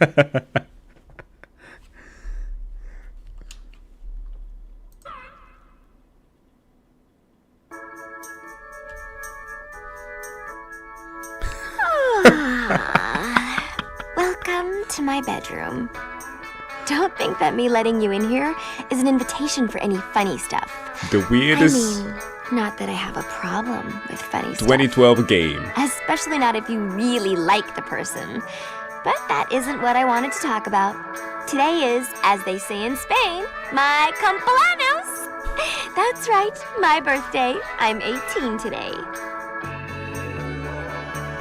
These are my girls on the San Romero cheer squad.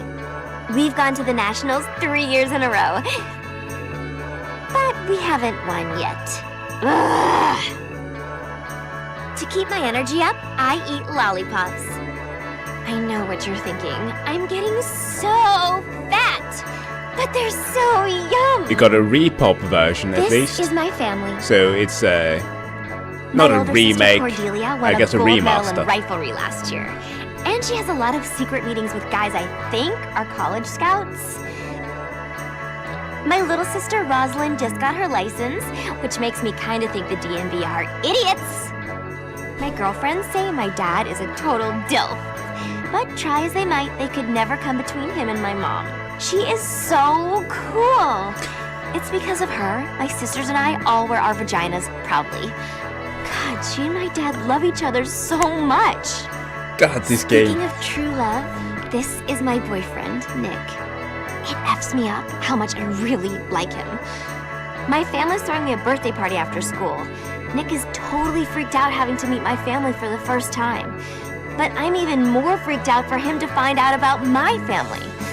Because even though they're the most amazing ever, some of our traditions are a little unusual. Nick's already You heard so what you sweet to heard. never complain about my ginormous fat butt. If he finds out I'm the #1 world's biggest weirdo, he might not stick around. I'd be so sad. I think I'd seriously cry forever. Oh no! I'm totally late! I was supposed to meet him before school! I'm so lame. Ugh! I hope Nick isn't mad. That's about the worst thing that could ever happen! Before Nier Automata was a thing.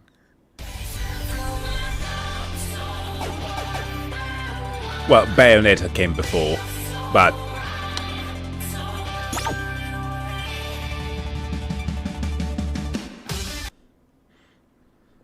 But before anybody was losing their mind over the fact that some Korean actress was sharing a likeness to a supposed Souls-like.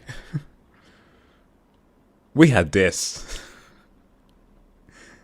No, after downloading the Marvel vs. Capcom Collector's Edition, I stumbled on this and I couldn't resist.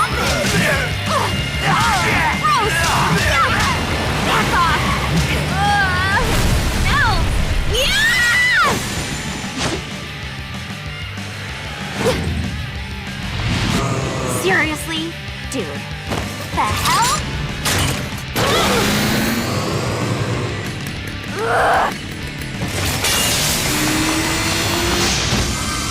And on my birthday, too! Like I'm not already late enough! Gross!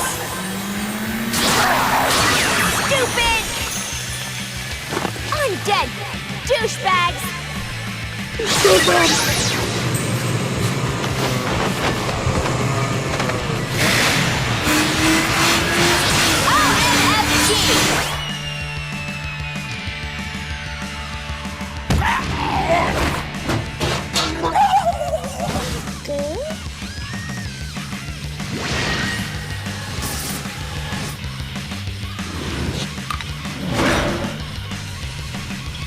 This is so irritating.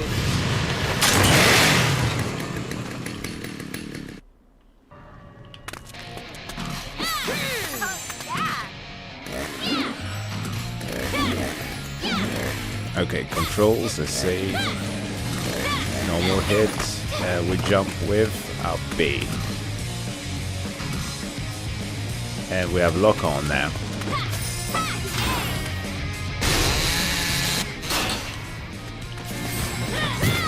Okay.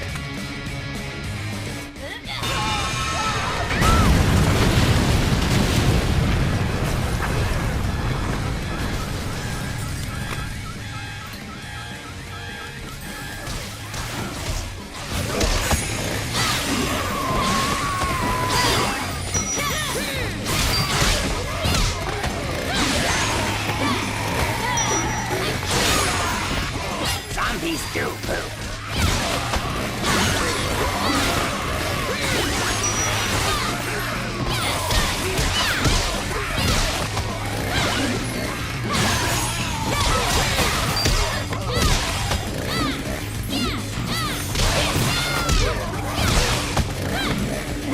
I remember this was one of those games that was exclusively played for the plot.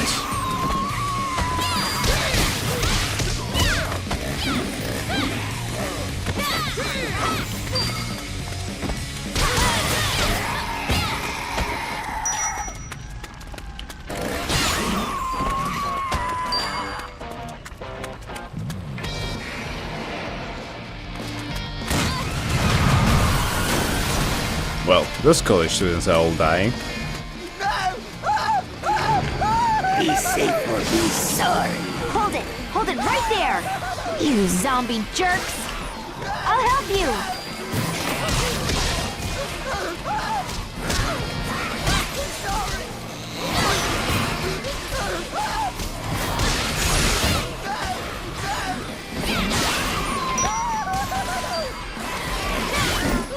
Brother, stop screaming!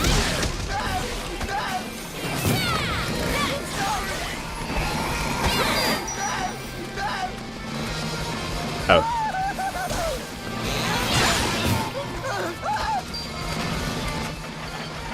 Awesome! I'm still alive! Pretty zombie medals. Thanks, kid. Really great work. See if you can get anyone Be else careful. out. Totally normal.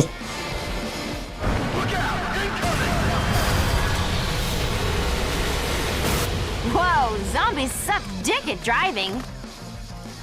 And the dialogue was just ridiculous.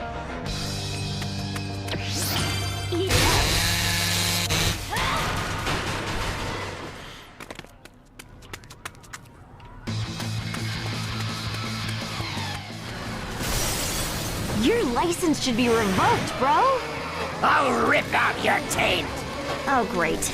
This isn't gonna be as easy as I thought. Hey, Herb! Don't be looking at my skirt!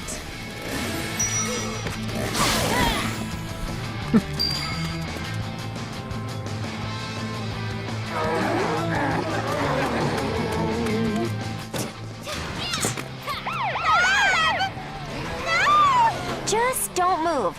I'll take care of him. No big whoop.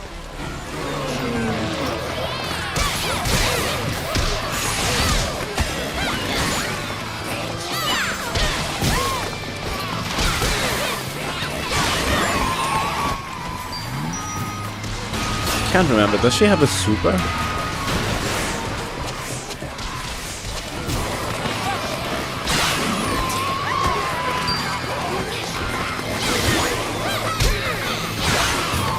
Oh, nice. That's how you do it.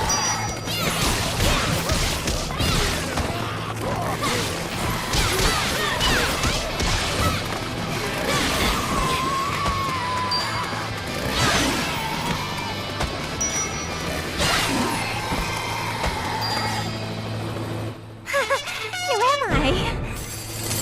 Great. See one more. I got it. All right.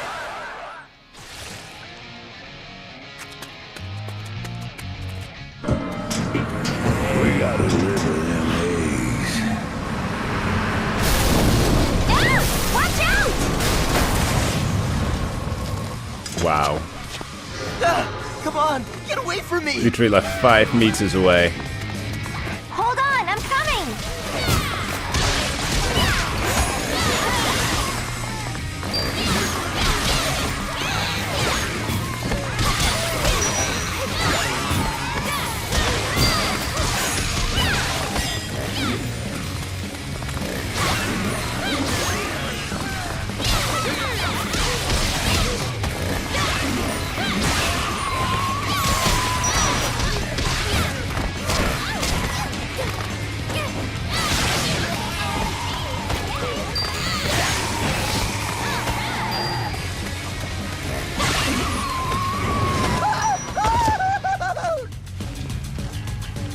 My favorite president is Warren G. Harding. What the? Fuck off! Why? Get away! Why is that even a So comment? rad to save somebody's life. Well, we got these ones. I see a whole group of undead bastards incoming. Meet me up ahead.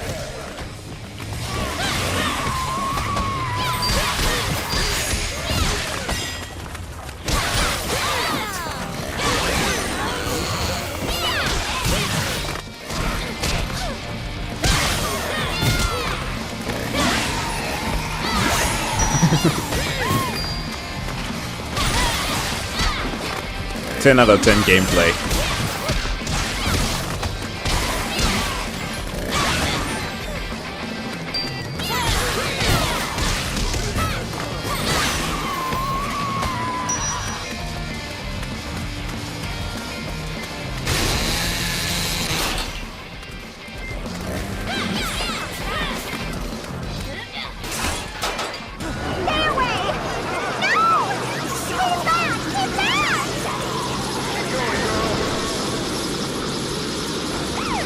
Really?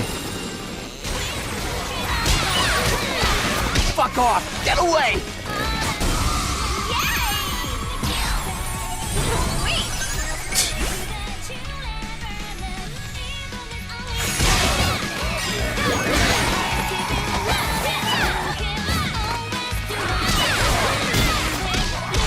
Bruh. It's like Mario getting the star. I don't think I can save that guy. Or maybe I can. Holy shit. It's making it alive.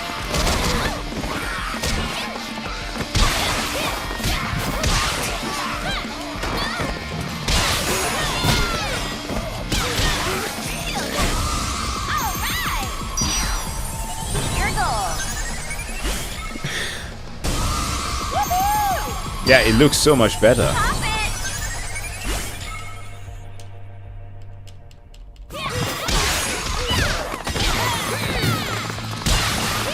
Oh, more of them. Oh, jeez.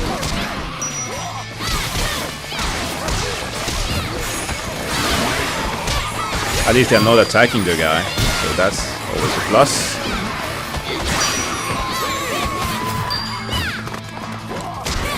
Wait a minute, how did that thing work again?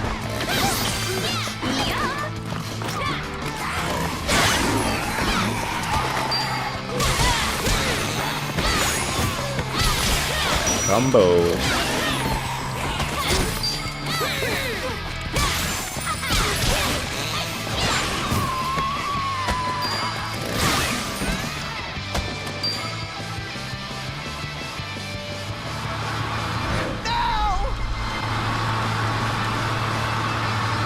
Weed is for suckers. Okay.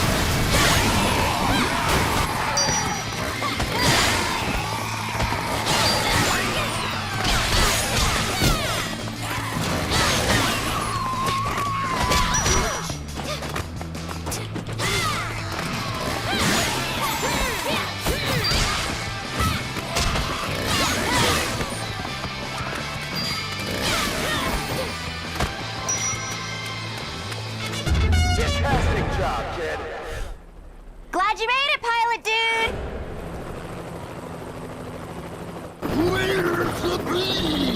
And he still dies anyway. Oh.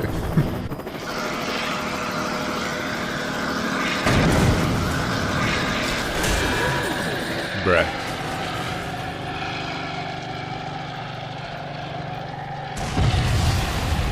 Oh no! He crashed over by the school and is probably dead!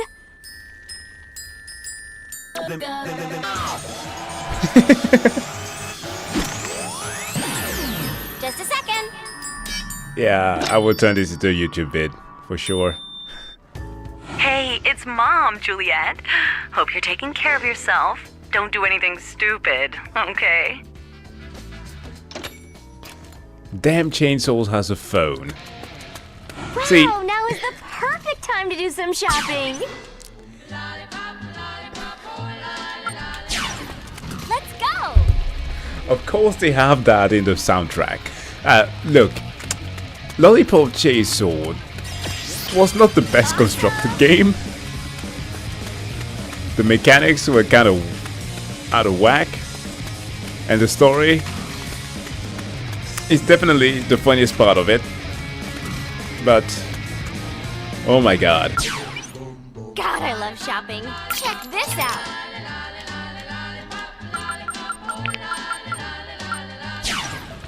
Let's go. But it had heart and miniskirts.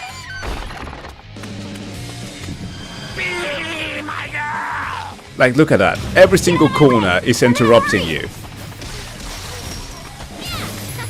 I am so happy that we moved away from this kind of design.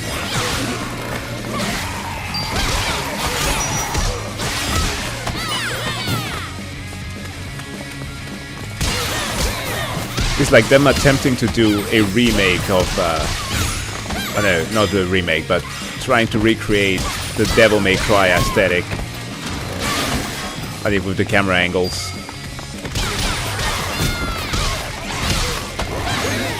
But not understanding that this only worked in that specific era.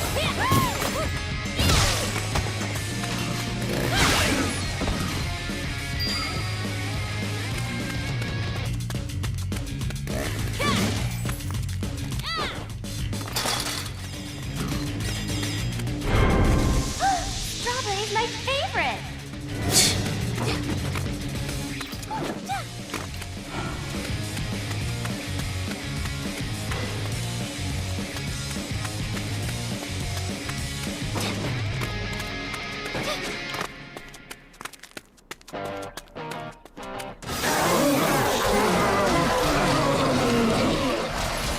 No need to come out.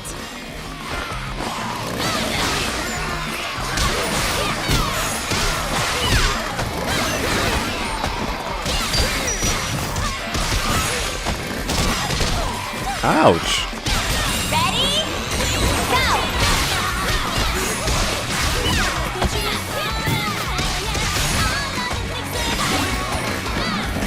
I'm here to chew bubblegum and chew some more bubblegum. Also, I like that zombies talk here.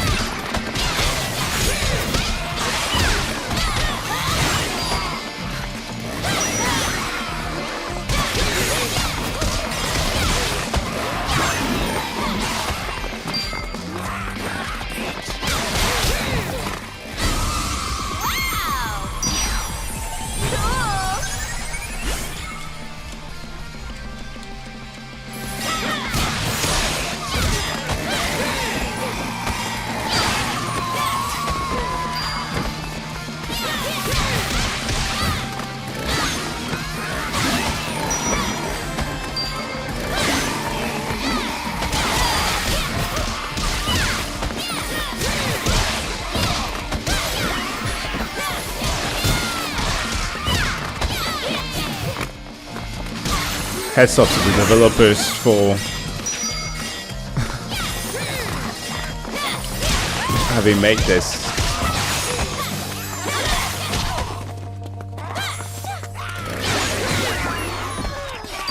Keep to chew gum and show ass. I'm almost out of bubble gum.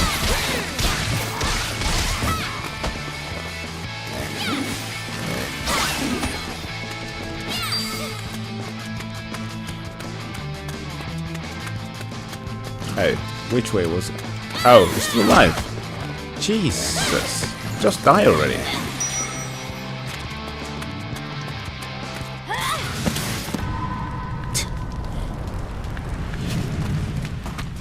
Stay back! Get off! No! No! Zombie's not dead. What? Please move. I'm in a hurry. Uh-oh. Uh-oh.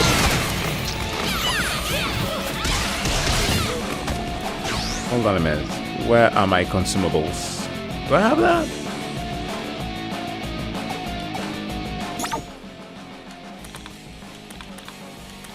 Hunters combos. Did you hear that?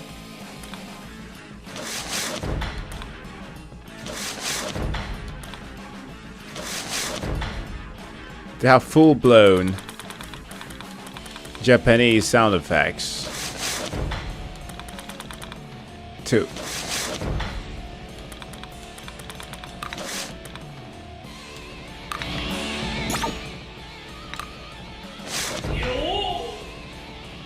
Okay.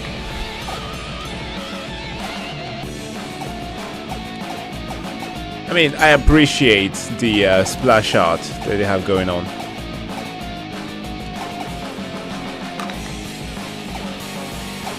Also the pin-up effect they put on top of everything.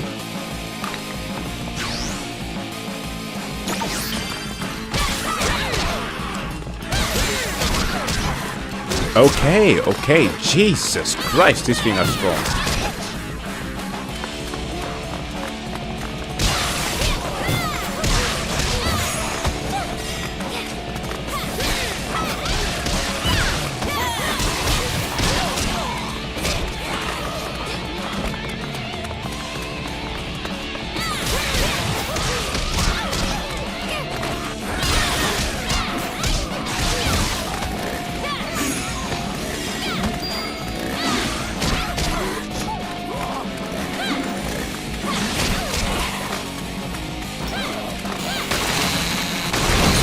Perfect. Finally, I hit it the way that it was supposed to.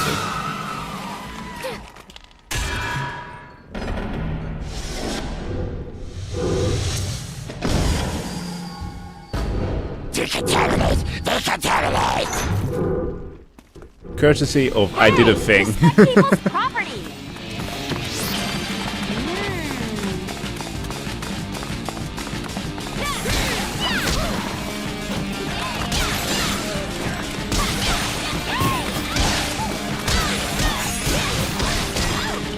Ouch.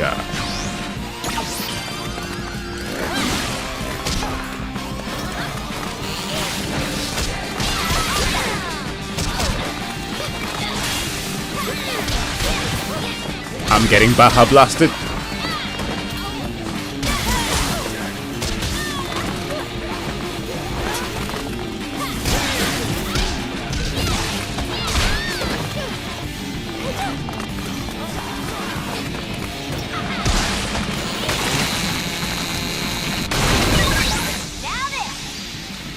One down. Ow! Shit.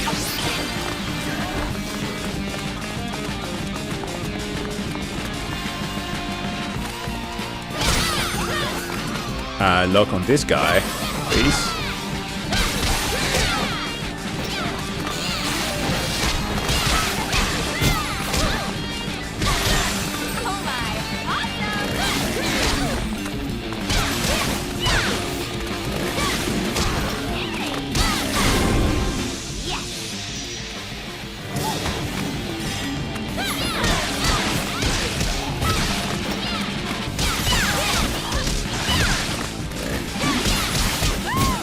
Oh, what the hell was that? Just froze. Ready? Go!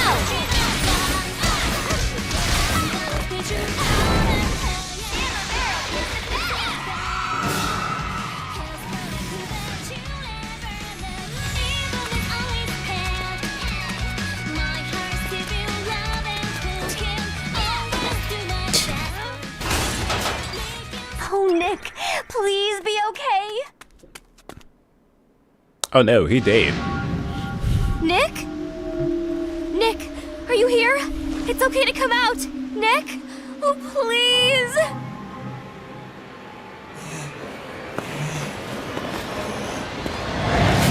Juliet!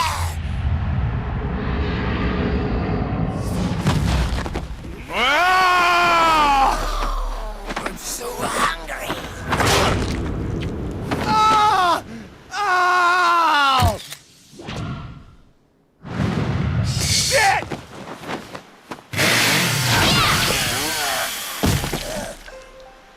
Conveniently, her reaction speed didn't work there. Are you okay, Juliet? The voice! Are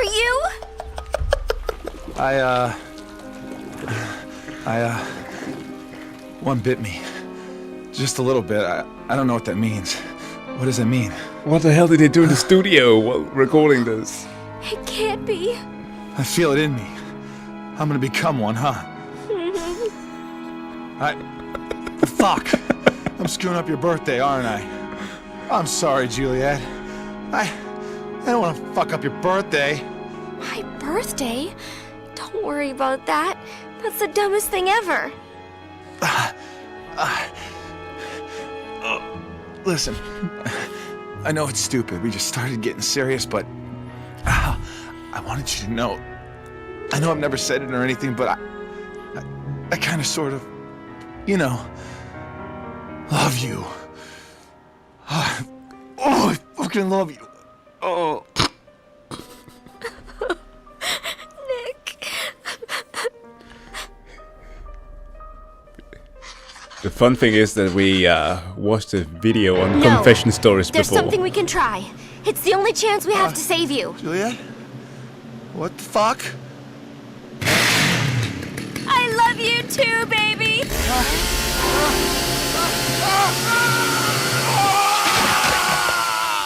And a whole ass man became a whole ass head. Excellent. Awesome. It even has the Bayonetta scoring system.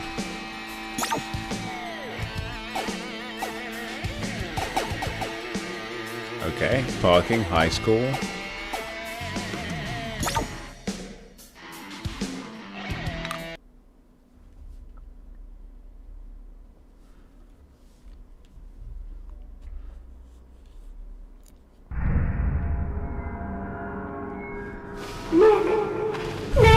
Whoa. Julia?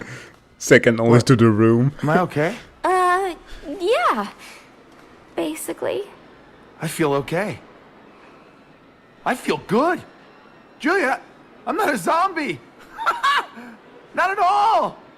What? Oh no. I had to. Oh God! Oh fuck! Oh God! Where's my fucking body? Oh fuck! Don't get mad. I didn't know what to do. The How am I voice still acting is alive? great. How am I still talking without a fucking thorax? I performed a magical ritual on your head. It was really hard. And I don't mean to be a jerk, but I think maybe just a little bit of appreciation is in order. If I didn't chop off your head, the venom would have totally seeped into your brain and turned you into a zombie. Juliet? How? How do you know how to perform a magical ritual on my decapitated head? There's some stuff I didn't tell you before, okay? I didn't want you to think I was weird. Oh, weirder than... Kinda, sort of, What? Juliet? Don't know how to say it exactly. Zombies! Zombies! Coming to kill us now! I'm a zombie hunter. What? Ah! Wow. Cinema. Don't hate me! Oh, come on! What the fuck is going on here? Hey, this is making me dizzy! Mind you, Buffy the Vampire Slayer stopped like a decade before this stuff. They were like, we're going to revive a genre that's been dead for ages.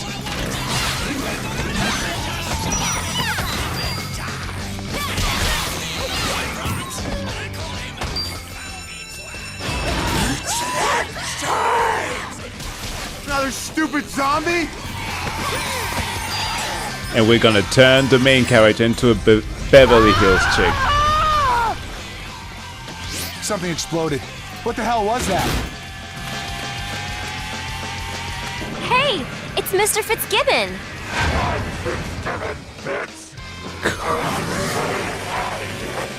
This kind of math sucks.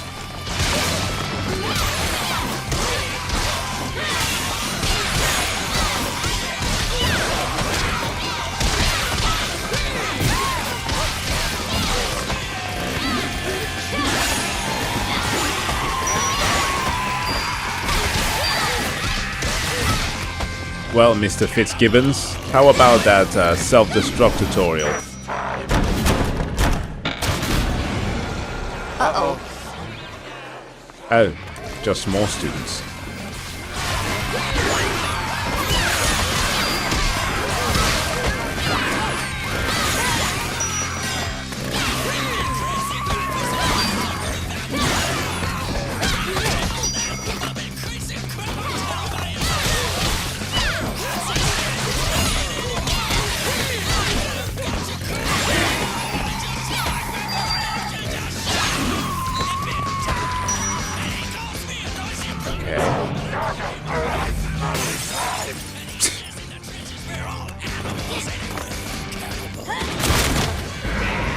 What's this? A bomb? That's royally effed up. How do the zombies know how to do... what am I even asking questions? Leave me alone! Get away! Ooh! Help! Dude almost knew how to fight. I guess I killed those teams.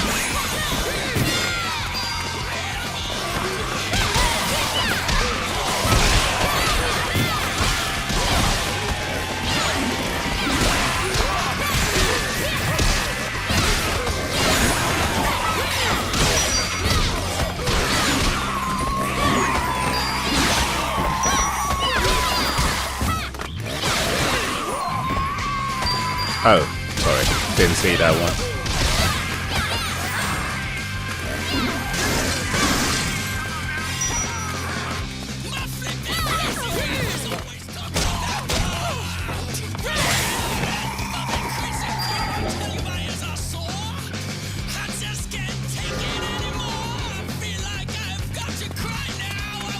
Let's go hang out after school.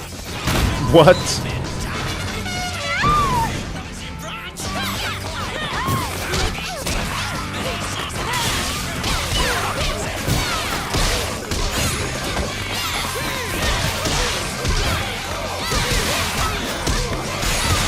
Dude almost died. First opportunity, trying to raise up.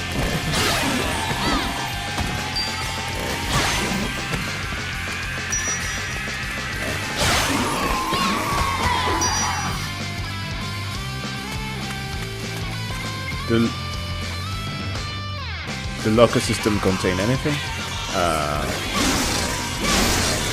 Oh yeah. Of course.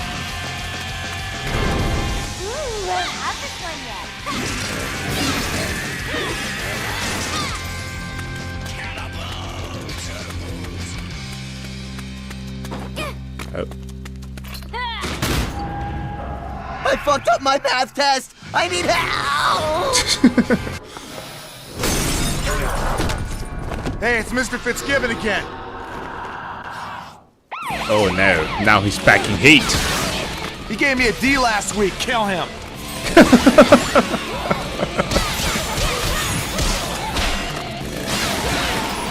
Normal student behavior.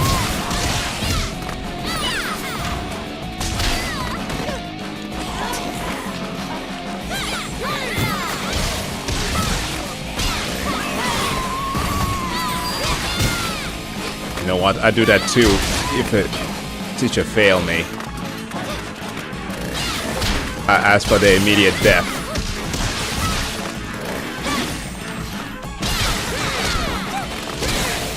Yo, Fitzgibbons, time to die, dude.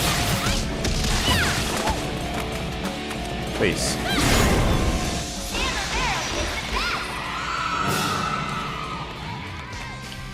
Perfect. I've got...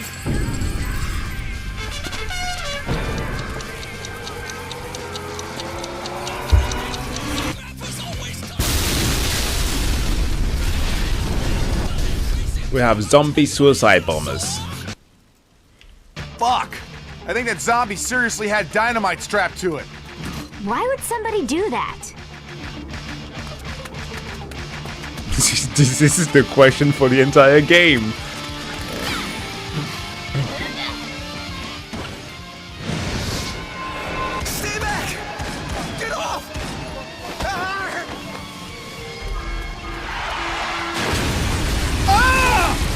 No! That was close. Of course. That'll make the 5 o'clock news.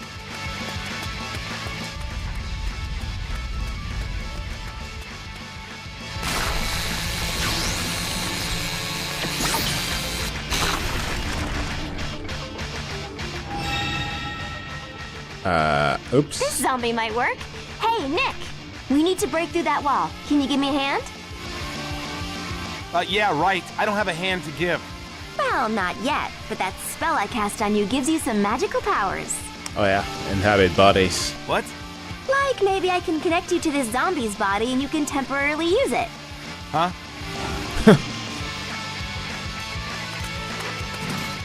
Just like this. 2, 2, 3, 4, 5, 6. Whoa. Whoa. This feels weird. I'm blue and stuff.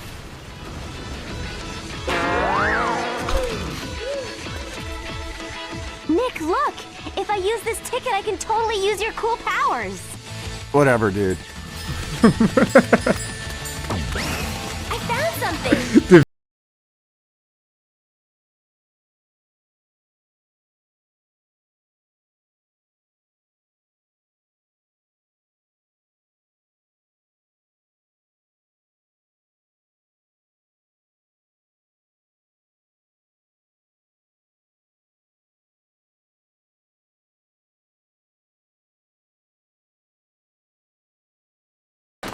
Let's go!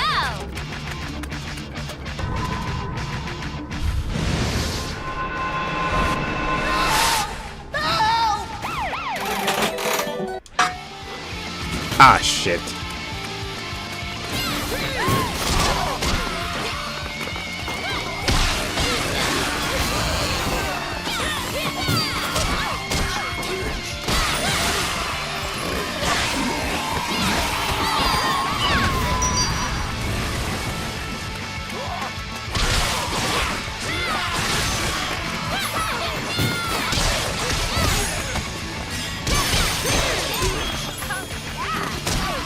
Okay, that combo just sucked.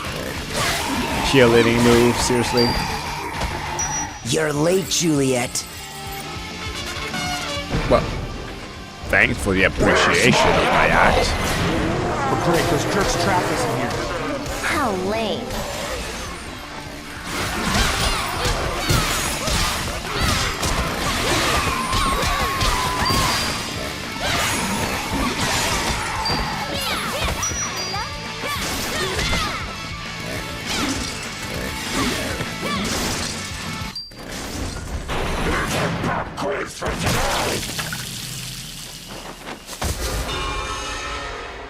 Thanks a lot! I think he's hostile. What's the deal, dude? Zombie cop. Fucking lame. Ooh, the A zombie platoon! with a gun? No fair!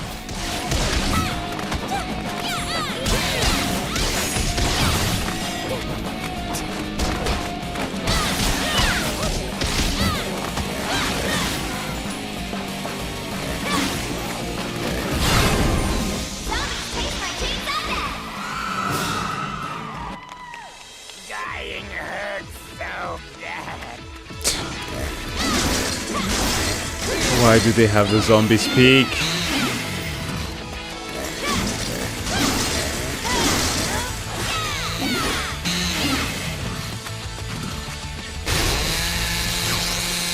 Oh.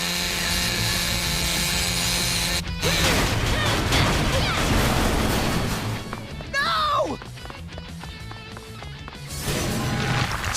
Makes your bones weak. Well, okay. Oh man, their bodies are wrapped with bombs. We need to hit him and run away before they explode. Fun! How was that fun?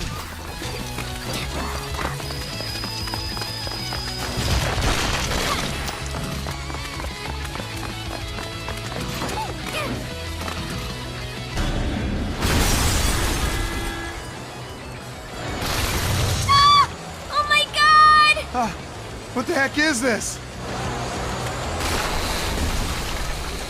Ah, come on.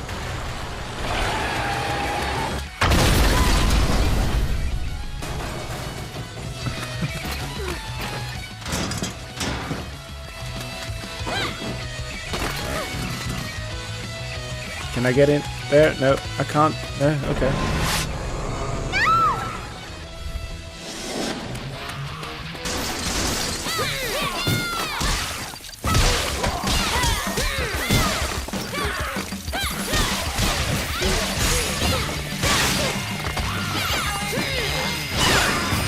Uh-oh, move it. Exploding zombies.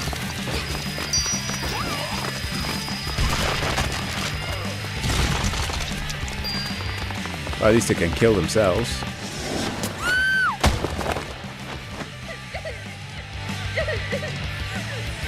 Those zombies totally pulled my underwear up my butt. Whoa! Oh, watch out! She could have died, but the thing that she's worried about the most is getting a wedgie. Yeah, sounds about right.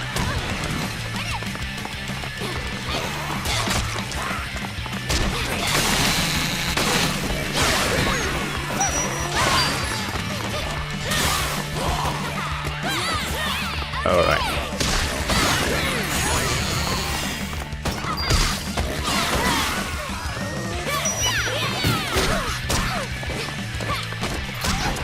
Oh, come on. Just perform the attack. There we go. Jump and stab. Nice.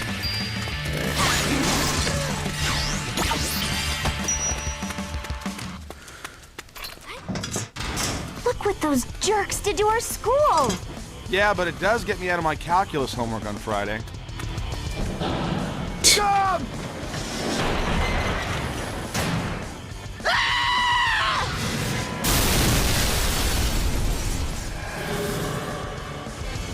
I'll be back for you! Uncool, asshole!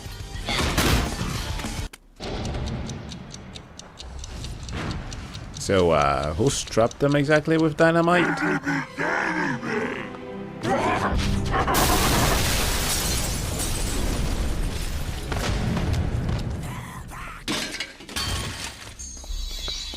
Okay.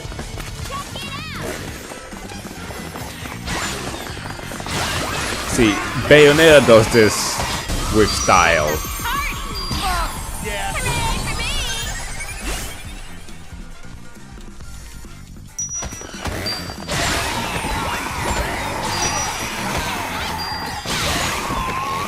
At least there is tasteful. I got video. I'm gonna post this shit on YouTube. I can't. I fucking can't with this. Professor Campbell is so hot.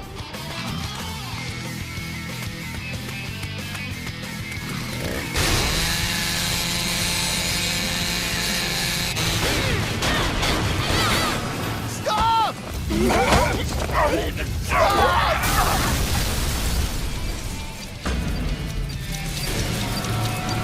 That's the dude who stranded us. Now he's getting what he deserves. But we can't just let them all die, Nick! Or we could.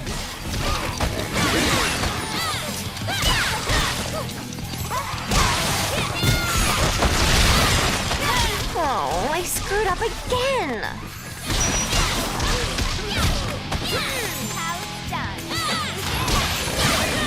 I didn't even think about getting into that room.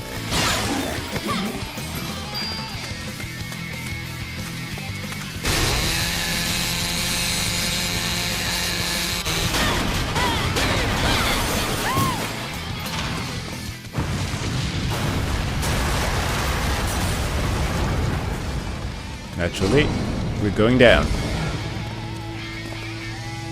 Not even! Ready? Okay! Undead! We slay! Go! Die! Zombie! Scum! Yes! Okay. You're already dead!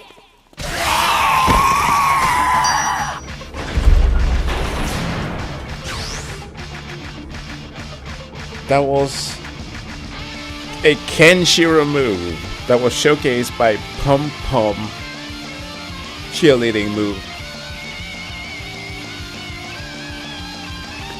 She just did Omaiwamu Shinderu.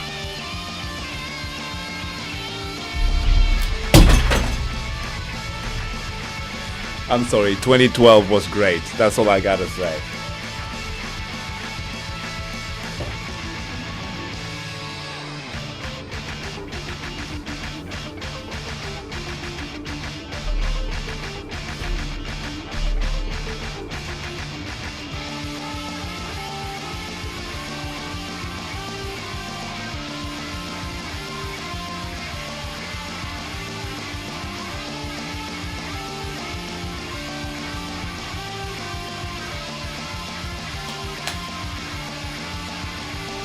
I freaking dropped my controller there.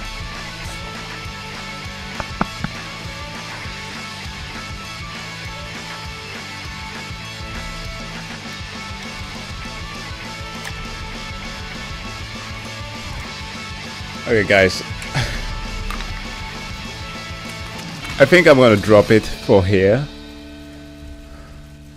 This shit is insane.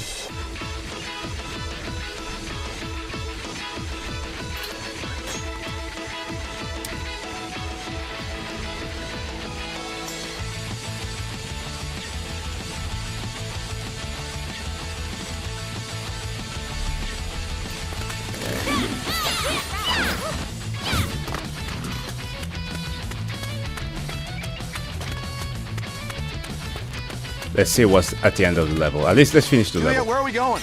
I need to find Morikawa-sensei. He'll know what to do. Who's that? Morikawa-sensei. He's my sensei. A sensei? Like a teacher? I didn't know you spoke Japanese, Nick. Well, Wasegoi, watashi mo Nihiko o hanashimasu. I can't speak Japanese, Juliet. I just know that one word. Aw, your simple innocence is one of the most attractive things about you. Yeah. You're like a kitten that doesn't speak Japanese. Yeah, okay. There's something else written. It says zombie basketball, time limit 3 minutes. You lose and blam!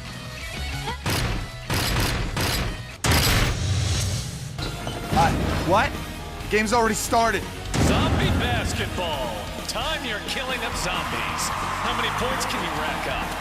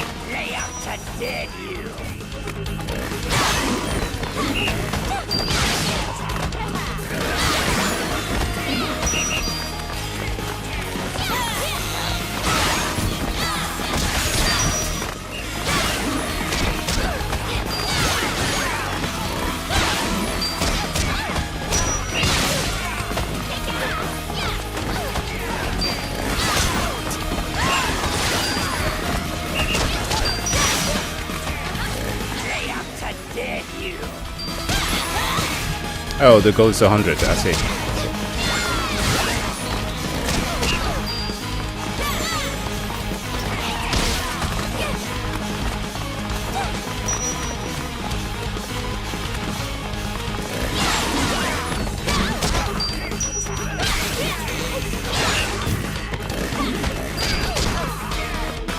The question is, how do I heal here?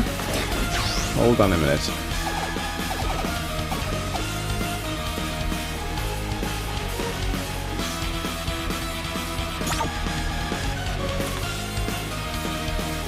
Bloody hell.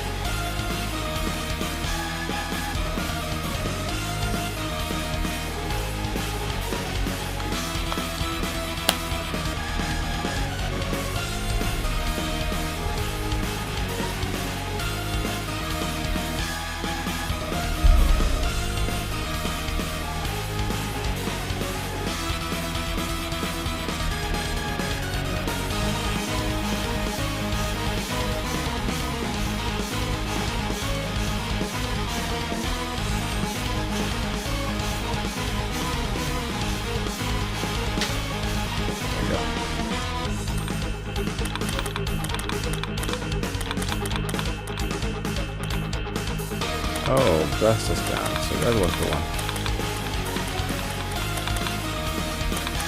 Yeah, well, it's the same body, I will assume.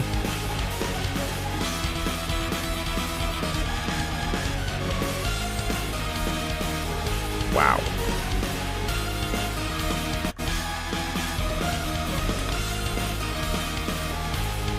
And the menu froze on me. I literally cannot go back or move forward. I broke the game, guys.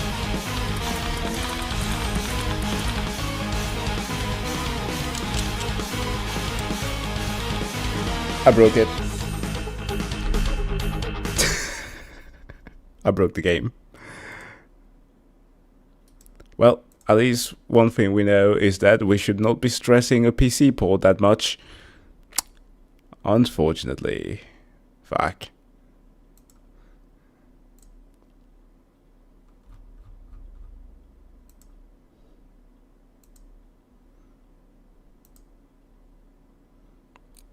Well, that's a wrap indeed. No, but it was fun though. I'm beating this game. Maybe not tonight. Okay, I should not be shouting too much.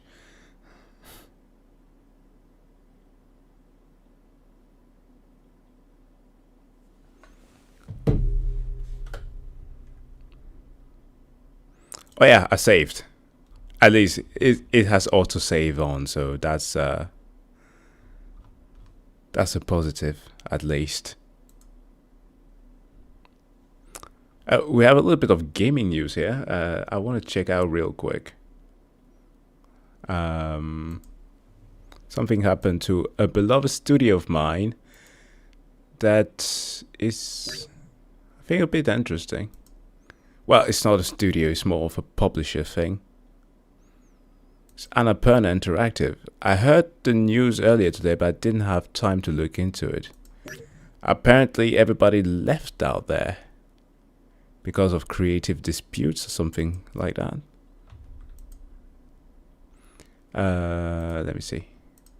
Oh, well, somebody else already covered it, so why not? Annapurna Interactive. I almost see them as like the A24 of the gaming realm.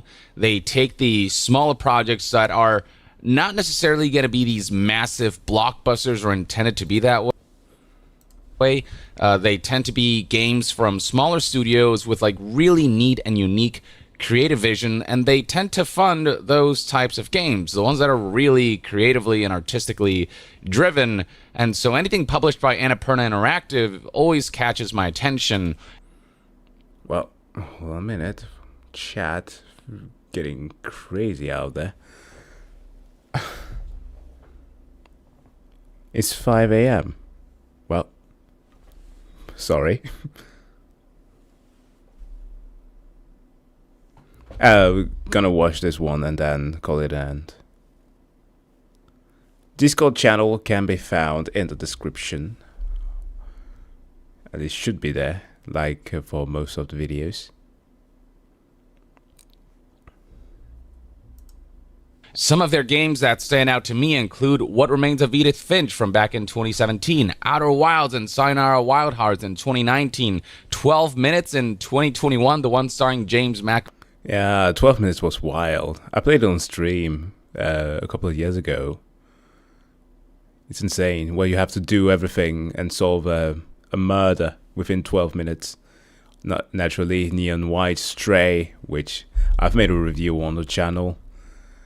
Like, as he said, Annapurna is generally just the type who will pick up like crazy ideas that don't sound like they could produce anything substantial, but end up making something pretty good. And well, in the same light that many studios, I'm gonna bet that was the influence of some crazy investor in there that ruined everything. But let's hear what happened. Sackboy and Daisy Ridley and the like. There's Neon White and Stray in 2022, Cocoon in 2023, among many others. And I mean, you got the Blade Runner 2033 game that they're still working on. And alongside that, they also recently partnered with Remedy Games to finance Control 2 right here. Yes, and this, right? Remedy, who has suffered from not being able to release, at least suffered financially for having only Alan Wake 2 on Epic Games Store, which was an unfortunate move on their part, but it was thanks to that sponsorship that they were even able to, that financial incentive that they were even able to make the game in the first place. They got that freedom then, through Annapurna, to be able to release that game perhaps in the future through other platforms and not be stuck out over there. But now it's fucked. Remedy Entertainment announced the following: we're partnering with Annapurna to co-finance Control 2. We hope you're as excited about what this means for our creative output and ongoing independence as we are. We are also happy to announce that Annapurna will work with us on expanding the Control and Alan Wake franchises into film and TV. Annapurna as a publisher, I'd say, is the complete antithesis of what we're seeing from a lot of other AAA publishers, where it's all about those big blockbusters and chasing trends and live services and whatever. Annapurna actively seems to be looking for teams who are just making something interesting because they have a vision that they want to realize.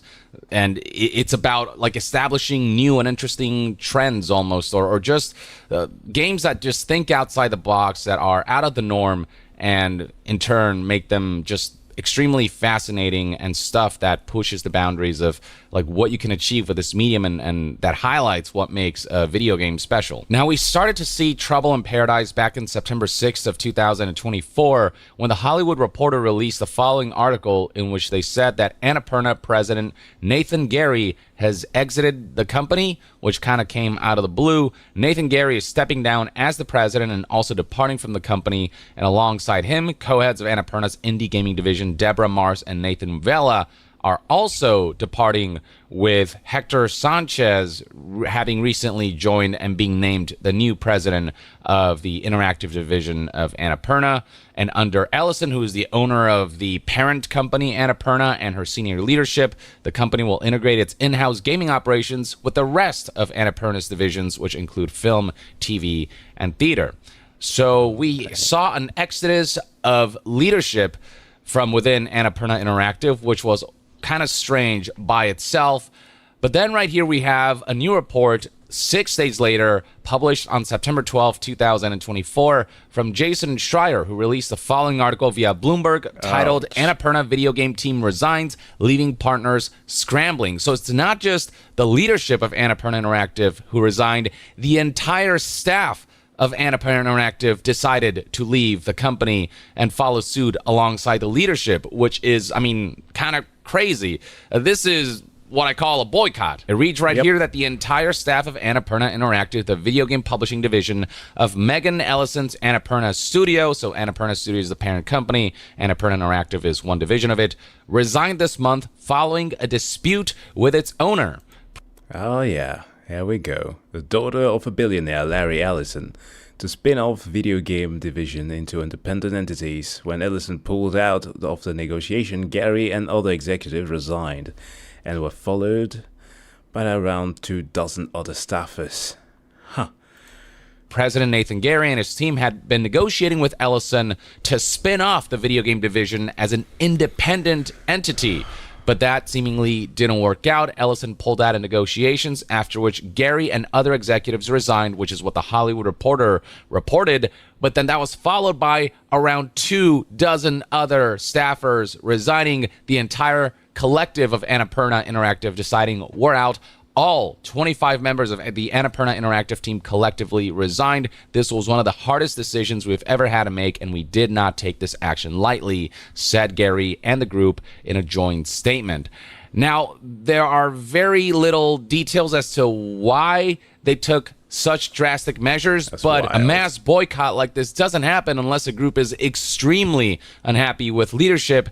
And that's the aspect to the story that's still a giant question mark. There are still many unresolved mysteries around what exactly the negotiations were about, why they wanted to separate Annapurna Interactive from Annapurna and kind of spin off to become independent, and what about leadership was so upsetting to these folks that they decided it was better to mass boycott Annapurna Interactive instead of deciding to stick with a company under the Annapurna leadership, under the leadership of Megan Ellison. Though the fact that Megan is the daughter of a billionaire, specifically billionaire Larry Ellison, might already suggest that she's in a privileged position where she maybe doesn't quite understand the needs and wants of creatives who are looking to make a company pursue the best intentions possible for the kinds of games that Annapurna Interactive tends to pursue and foster and nurture and help publish. I don't know. This is all speculative on my end, but usually corporate heads who are in the privileged position to be billionaires and all they care about is money don't tend to care much about the art form, but rather the results of what the art form can achieve financially for the corporation and the corporate and financial interests. Though apparently we are going to get more answers in the coming weeks. Jason Schreier is looking to get more information before he publishes a story about what exactly happened behind the scenes that caused this kind of mass quitting on the part of all Annapurna Interactive staff members and executives, and why they were not content enough with the current leadership structure to stick around, saying, I know there's still a lot of lingering questions about what happened at Annapurna Interactive and why the entire staff resigned. I'm still reporting and hope to publish a follow-up story in the coming weeks, so we'll find out soon enough, I suppose. In the meantime, though, we got Megan Ellison releasing the following statement to Bloomberg, stating, our top priority is continuing to support our developer and publishing partners during this transition. We're committed to not only our existing slate of games, but also expanding our presence in the interactive space as we continue to look for opportunities to take a more integrated approach to linear and interactive storytelling across film and TV, gaming, and theater. And as you can imagine, there are a lot of ongoing deals between Annapurna Interactive, the publisher, and the myriad game developers and game studios that they've partnered with. So it's just been kind of chaos behind the scenes, with a lot of developers wondering if Annapurna will honor the deals that they've made, given the disruption that this mass exodus has caused within Annapurna Interactive. But a spokesperson seemingly insists that all existing games and projects will remain under Annapurna. And apparently the new president of Annapurna Interactive, Hector Sanchez, has reached out to developers and told them that the company will honor existing contracts and replace staff who have left, which is definitely good news. But it's important to note the massive leadership change that has occurred within Annapurna Interactive, and how a company conducts itself starts at the top. And now with Annapurna Interactive no longer having its old guard and now being completely taken over by Annapurna, the parent company, alongside the president that they picked, Hector Sanchez, one has to wonder how that's going to change the relationship and dynamic between Annapurna Interactive and the developers who are placing their trust on this publishing outlet. That's really sad. This, literally, after watching that awesome video on the upcoming Enter Shooter game there, that we get to see something like this, it's discouraging. But I mean, kudos to them for actually leaving instead, because while this is not exactly going publicly traded, we know that an acquisition like this has, unfortunately, over the last few years, shown to be just as easy as being stabbed in the back. Is the same thing. To kind of be the right kind of publisher for the kind of games that they intend to put out there into the world. So hopefully there isn't an adverse impact on the developers. Like, sure, the contracts are being honored, but in terms of what that relationship is like, hopefully the heads will ultimately honor the culture that has drawn the sort of smaller teams and developers to place their trust in Annapurna Interactive, and hopefully it won't become this really seedier and scummier publisher with more nefarious intentions amidst this leadership transition.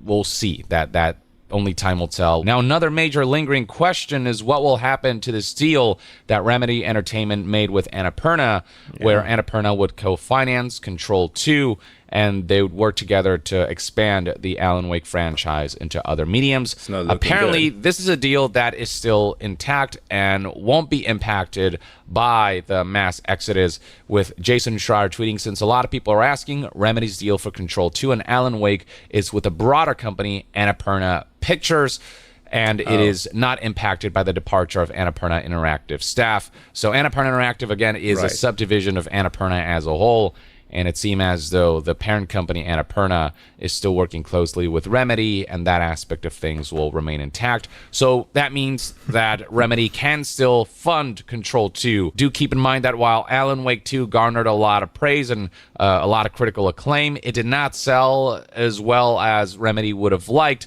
And so Control 2, if they want to make that sequel, they do need some financial help from a publisher like Annapurna. Fortunately, they're still receiving that, and so we can still move ahead with the assumption that Control 2 will be funded, and it is a game that will be made, and that's certainly a game that I'm very excited about. Remedy, I think, is one of the most underrated studios, and I think their games need to sell more, and hopefully Control 2 will be the lightning in the bottle moment for Remedy that will allow them to become the next major developer that is more kind of like an independent entity. I feel like Remedy is close to making the kind of breakthrough that Larian did eventually after years of working on games and kind of sticking to their identity, and then Baldur's Gate 3 just was a big home run for them.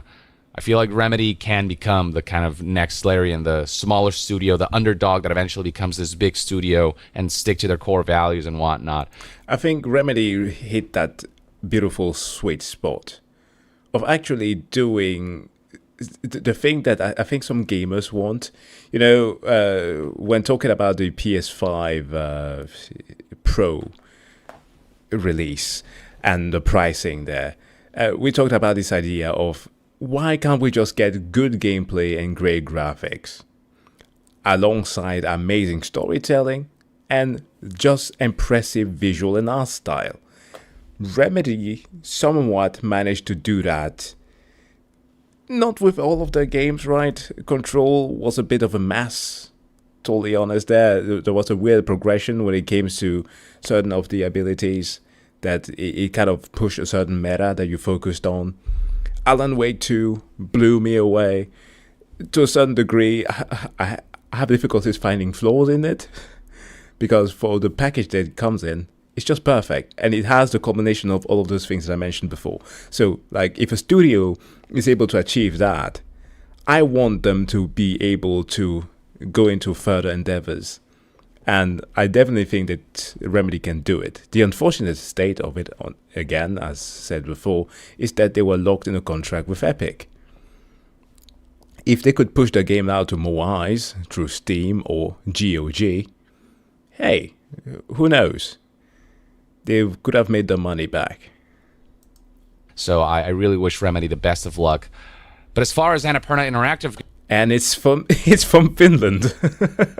So the magic touch is already there. Goes, this is kind of everything we know, and I'm deeply concerned. Again, I label this particular segment of Annapurna as the A24 of the gaming sector. This is like the really juicy stuff with a lot of interesting artistic and creative elements that need publishers like Annapurna Interactive, and that need to be put out there to not have the gaming industry just become about chasing AAA trends and about massive budgets that are untenable, and about just everything becoming a little too monotone in the creative intentions. We need smaller teams to just think outside the box and continue doing so, and establishing like new trends and doing stuff that market research could never predict, you know what I mean?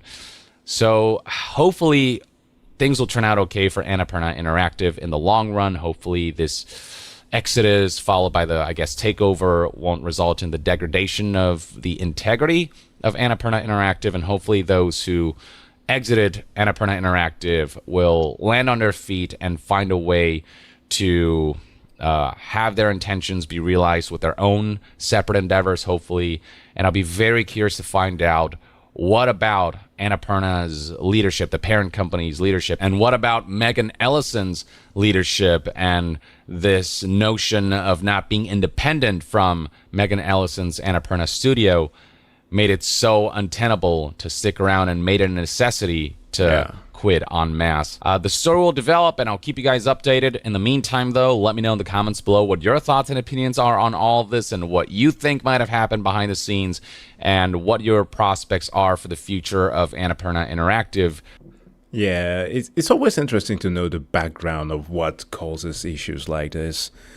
And yeah, in the same light as was stated before with things that are trending on Twitter, like the hard R, Jesus Christ. There's this fun thing that was sent my way. That I'm just gonna say, this is why we don't have nice things. I'm gonna finish on this. Unfortunately, for those who just joined the chat here, perhaps just in the morning, we're gonna get a little bit silly. So, is it last month?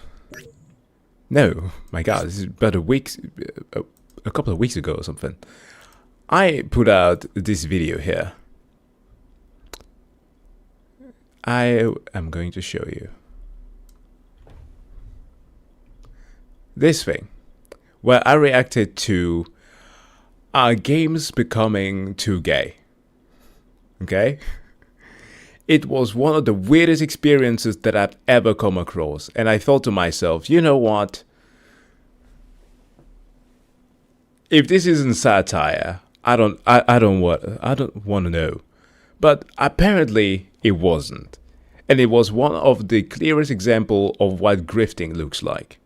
However, in the meantime, some have managed to create yet another weird subject. This is... let me just show you, because why am I being on the fence about this? This is the woke content detector curator list on Steam. It is wild. So essentially, people took a bunch of games that they deemed to be woke and made a list on it. And that's the reason why I said that this is why we can't have nice things. Because I don't even know what to make of this. Bloons 6, Starfield, Baldur's Gate 3, Hades, Shovel Knight Treasure Troves. It's like Hogwarts Legacy, Tekken 8. And you can read the descriptions, it's getting weird. It's like, come on, man. It is going to be the limiting factors of why you don't play a game.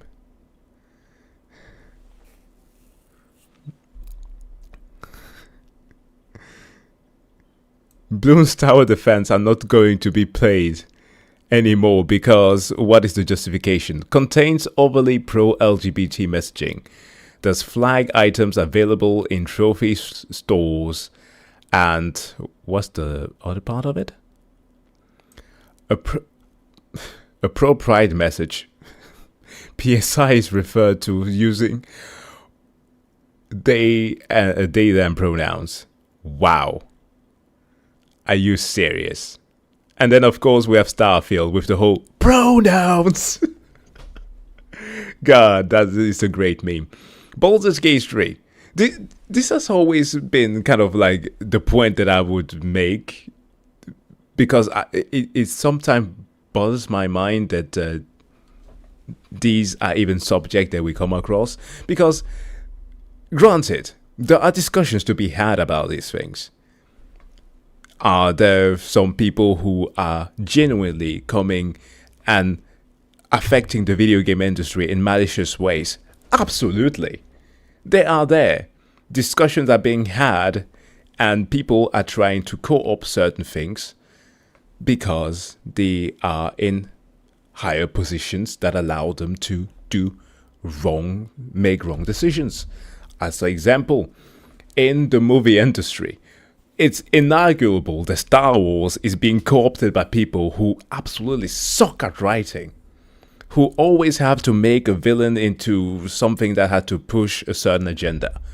You cannot discuss that. It doesn't have to be about misogyny or whatever, but they're just turning characters that should essentially just be plain as normal villains into people with tragic ass backstories who don't need to be. And I understand that writing is hard, but when you're quite literally having people who have zero skills in writing into a certain franchise that has lore upon lore built upon it, and you are ignoring all the established stuff, it's doomed to fail. And people are not going to be digging down deep in trying to figure out, oh, what were your justification about it? No. They're going to blame it on the first factor that they get to see. However, when it comes to gaming, the approach has always, typically been, not always, it has typically been the idea of go woke, go broke, right? Like, if you see a game like, let's say, Starfield that is not successful, that's what you're going to blame it on. And that's it. But what do you do then? Then you go ahead and say that, well, the game journalists don't know what they're saying, despite the fact that the vast majority of game journalists and players had made the discontent about these games known way before that they were even released to the public. At least those who has access to early access codes. So, Baldur's Gate 3, what do we say about this? Contained overly pro-LGBTQ messaging. Yeah, you can play as a non-binary person. Romances. The NPC chaos is non-binary. The NPC Dusha says she is asexual, and thus it is not recommended. It is wild, this list. Like, holy damn. Shovel Knight is not there. Tekken 8. Pal World? Wait, why? Uses body types in place of biological sex during character creation. Wow. Come on. Wulong Fallen Dynasty. Oh, I was about to say, is that no, it's not. Elden Ring. Okay. So, the guy Andy Pence Gaming from the masculinity video was all like, no. Those game journalists were complaining that Elden Ring doesn't have female representation. Okay.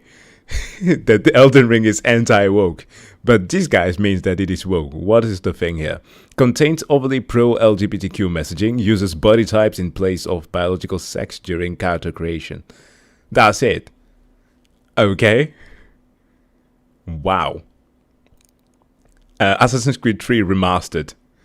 Contains pro-DEI messaging. Forced diversity that is inaccurate for the time period. What?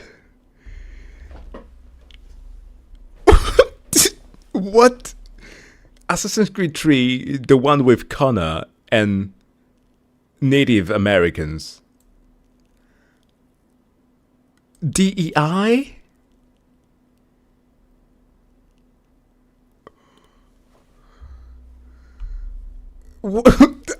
Okay. Look, there's even there's a link. Before we redirect notice, just show me the damn list. 1,000 members on there. Just show me the full table. View all. Okay. We can go through all these. I own some of these games, of course. Contains no woke content. There's a fridge that tries to fuck you in the game. But okay. I'm not the robots that also try to bang you in this game. Age of Wonders is woke. Contains overly pro-LGBT messaging. Uses body type instead of blah blah blah. Pronoun selection included in the option. What? Let's look at it from top sellers. Counter-Strike, obviously, recommended. Contains no woke content, only terrorism. Not recommended. Forza. Okay, the flags, they and pronouns used there. And female option. Uses on-label presets instead of a clearly defined male and female options. Dude, it's cars. Who gives a shit? Informative.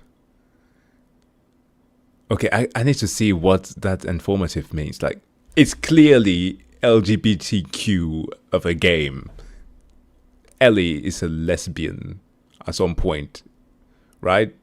In the DLC story. No? Okay.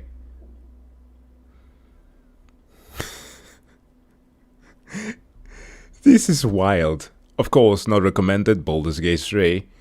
Warframe is not... What? Contains overly pro-LGBTQ messaging. Various pride flags items. Rainbow Six Siege. No. Lost Ark. Lost Ark is... Am I the only one who sees Lost Ark's character creator? So, my idea used to be that it's about how bangable characters are for some of these guys, but okay, look, Lost Ark character creation. Okay, we're watching it from Fresh In this video, for we'll be Life. taking a look at Lost Ark's character creation in terms of the overview for each of the classes and its corresponding advanced classes, customizations you can... Oh, Jesus Christ. And of course, naturally, Extra Life isn't showing me exactly what I want to see. Perhaps here. Come on. Royal crystals for the name change ticket, respectively. Lost Ark's character... participate in Abyssal Dungeons. Note that you have to spend 1100 royal crystals to buy the Vern Pass. The last two features are reskin and change name if you wish to change how your characters look as well as their respective names. Doing so will cost you around 900 royal crystals for the appearance customization ticket and 1800 royal crystals for the name change ticket, Oh my god, that's why he's loading in 4K. That... why? respectively. Lost... I mean... Okay...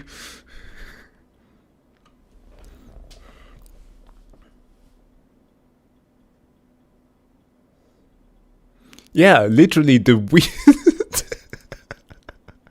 Just because it isn't ableist, is that what it makes the Rainbow Six Siege woke? Euro Truck Simulator. Yes, I saw that too. Informative. Contains subtle pro-DEI messaging. The aspect of professional achievement requires having at least 10 males and 10 female drivers of max level in player company. Wow. Wow. This is why we can have nice things. Okay, Mary Jane. I thought that this was going to be the one. Oh no, the pride flags. Yeah, that was an issue. God of War, of course, too woke. Contains pro-LGBT DI messaging. NPC Angraboda has been race swapped. Known as North mythology, is depicted as having those features. To my knowledge, if there was to be, like, I can grant this, if you're going from that aspect, sure, there was no Norse gods that were depicted like that. Perhaps some of the dark elves in Norse mythology are just essentially all black. So, I mean, Who cares? But she was a giant, right? Yeah, she was a giant. Anyways, Elden Ring. That's the one there. Character creation. Cyberpunk 2077. Of course, you can't play that. You can literally change your sex here. What do we have? Contains pro-transhumanism messaging. Yes, I fucking knew it. Lost the plot. Body modification is encouraged. Wait, the Final Fantasy Remake contains subtly pro-LGBTQ messaging, contains subtly pro-climate section message, forced cross-dressing and dancing with a sexual suggestive minor male character. Are you serious? Guys, these people cannot be serious. Oh my god. The game where literally somebody in the Italian, was it Italian Congress, showed Tifa Lockhart footage on live TV, was thirsting over that. Like, okay, so let's be completely clear. I know that I'm a little bit peddling towards the sexual part of things, but a part of me wants to think that people who make lists like this are unfortunate people who are not really getting down. And that is wrong of my part to think like that. So I do apologize. That's not what I mean. But seriously, climate change is now an issue. It's too woke to talk about the climate changing in a far future post-apocalyptic world where super corporations are taking away the world's resources and creating the plot of Final Fantasy VII. Fucking A. And Cloud wearing a dress. Thank you, that is forced. Wow, this is hilarious. I can't. Dead by Daylight. What does it say here? Where's POC survivor's face? Retroactively changes David's sexuality to be more inclusive. Okay, I don't play much of Dead by Daylight. I played that perhaps like 5 times. So I can't say. Berserk. Okay.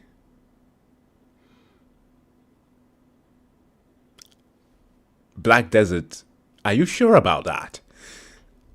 Sea of Thieves. Okay, because there's a trans character in there. And Red Dead Redemption. No.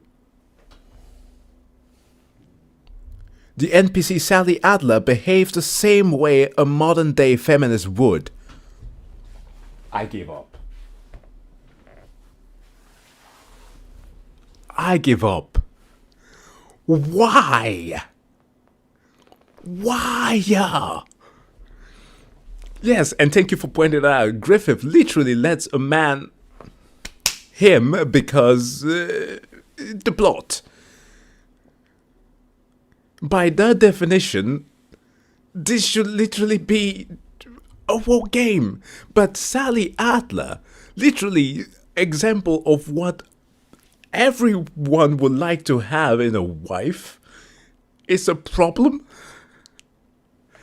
And balloons. They them pronouns for them monkeys. Yeah.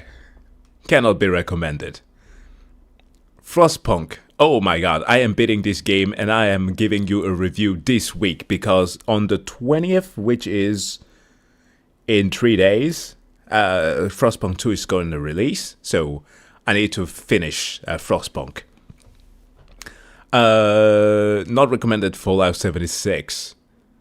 Okay, LGBTQ NPCs and interactions, including non-binary NPCs that uses they them pronouns. Oh no. Oh no.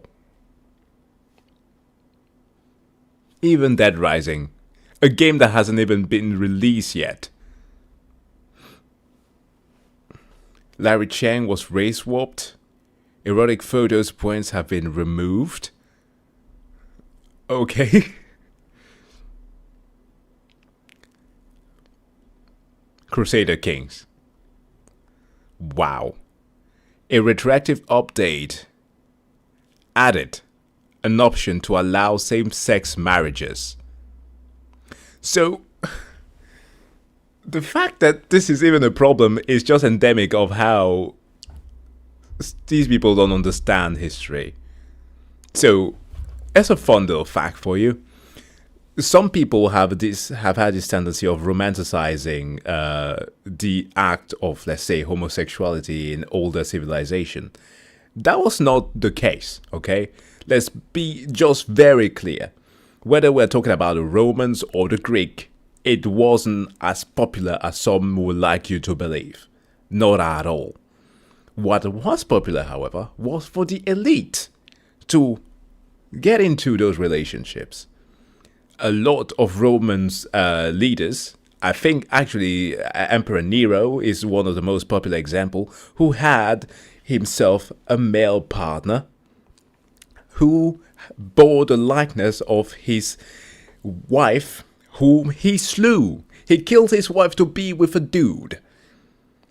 I cannot remember the exact Italian term for it, what it's supposed to be. It's not like concubine, but something adjacent to that, but for male.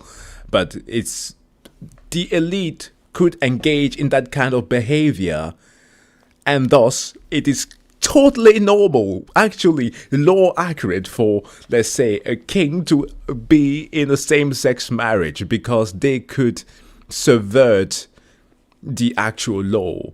So the idea of them not acknowledging this is even weird. But whatever. Who cares about history? Recommended. Which is this? Hitman. The guy who can cross-dress like as everybody almost? Sure. Spider-Man, Miles Morales. Of course, BLM flags, the new NPCs. Oh my god. Not Stardew Valley. You cannot touch my Stardew Valley.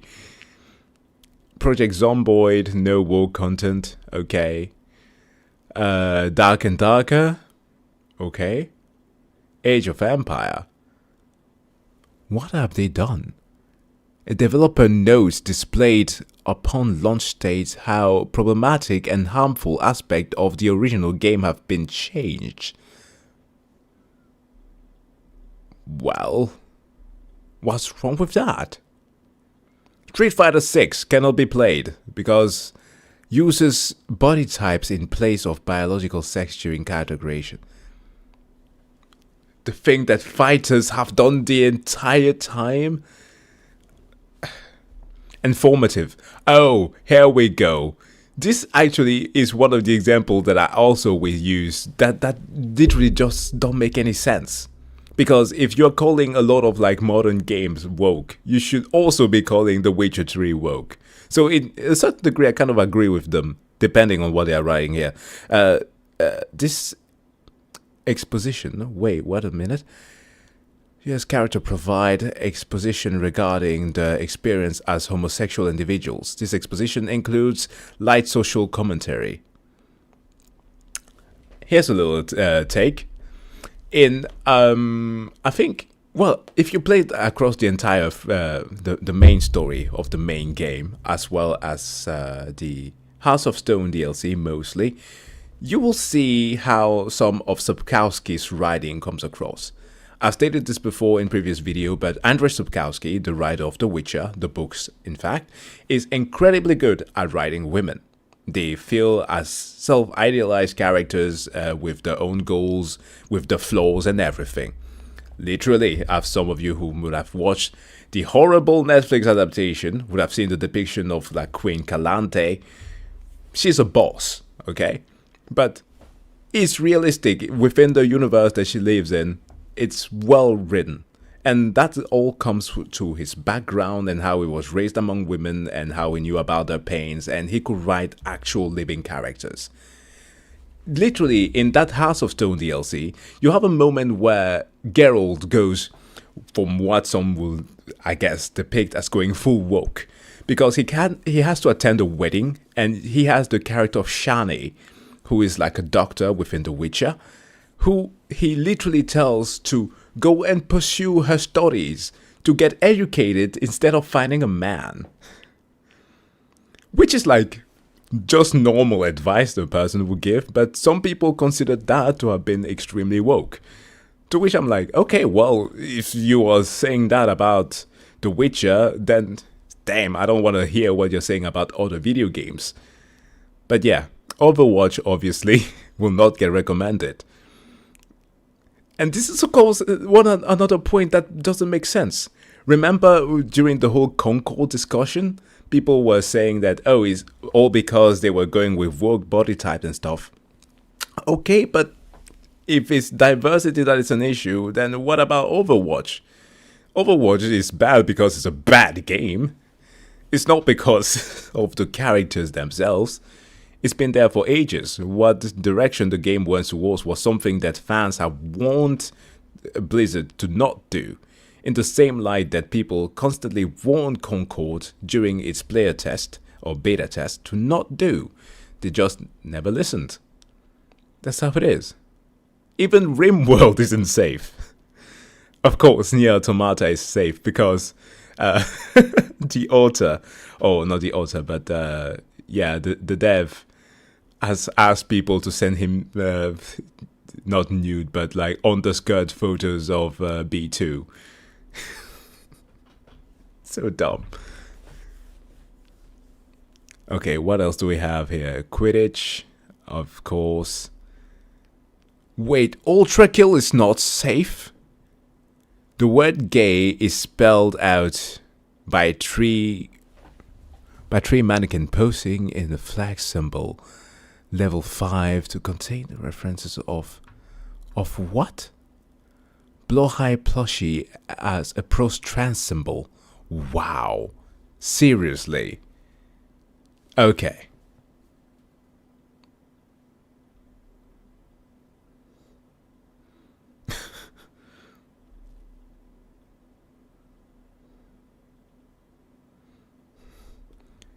Dragon Age is also too woke. Homosexuals and polyamory romance options.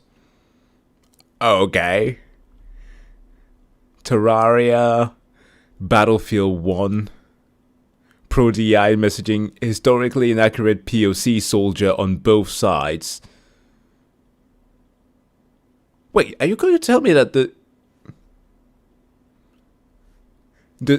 what was it? Was it the Sudanese forces or Ethiopians from World War One are not realistic? Okay.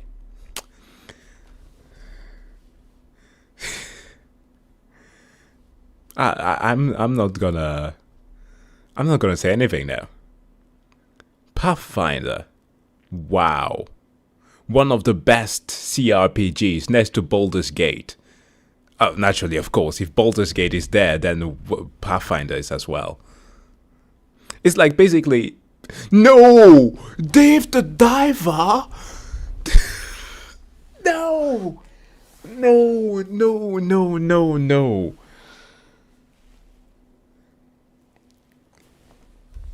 No. Look, if the argument for Borderlands 3, my god, I can't speak, is simply that they came with the worst characterization of hey fellow kids and tried to be hip. Granted, I'll give you that. This game's progression and dialogue and story, made me want to puke. But this contains overly pro-DEI messaging. Hear this. Player character is a fat guy who can somehow deep dive and swim long distances without trouble. The sushi chef is black. Come on. Come on.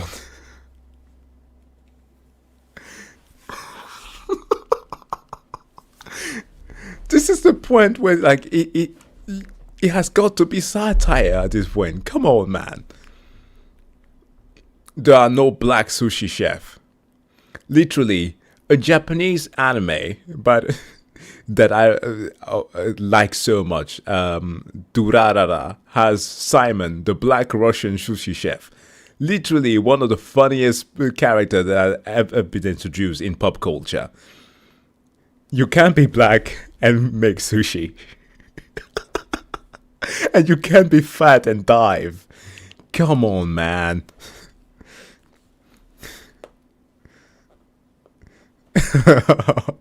Woke because he has a black guy. That's literally the thing. That's literally the meme. Oh, Disco Elysium contains pro-LGBTQ messaging, features multiple LGBTQ characters, including the player character, heavily social commentary regarding communism, whether pro or anti is unclear. You know what? I have nothing to say here. This is actually true. Best description of Disco Elysium ever. Doesn't know whether or not it is pro or anti-communism. Actually accurate description. So someone there in this group actually did something right here. So I'm not blaming them. I'm not blaming them at all.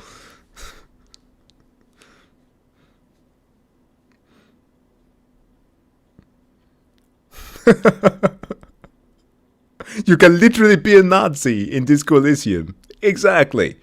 You can do basically anything. You can be an ultra-traditionalist, you can be a feminist. It's literally a parody of everything. The game's main goal is to tell you that you cannot replace actually trying to improve things in your life with politics. I think, is it upon the 4th day when you wake up, you get the ideology quest, where you can go with 4 different paths, where all of them seem super important, but they lead to nothing. All of it leads to ruin, literally to teach you a lesson that that is not a way to improve your life. Bro, this is what I'm saying sometimes, that people who are doing this is so surface level. They don't play games. Sims 4. Okay. Modern Warfare 2. Multiple pride flags. Okay. Modern Warfare 3. Multiple pride flag. God, I'm tired. I can't read anymore. Astronauts. Wait a minute. This game is good. Pronoun selection. Wow. Rome 2. Pro-DEI messaging. Historically inaccurate female general combatant. More information in the link below. Okay, perhaps that is worth checking out. Trauma urge. Anti-patriarchic messaging. A female character literally says she's overthrowing the patriarchy.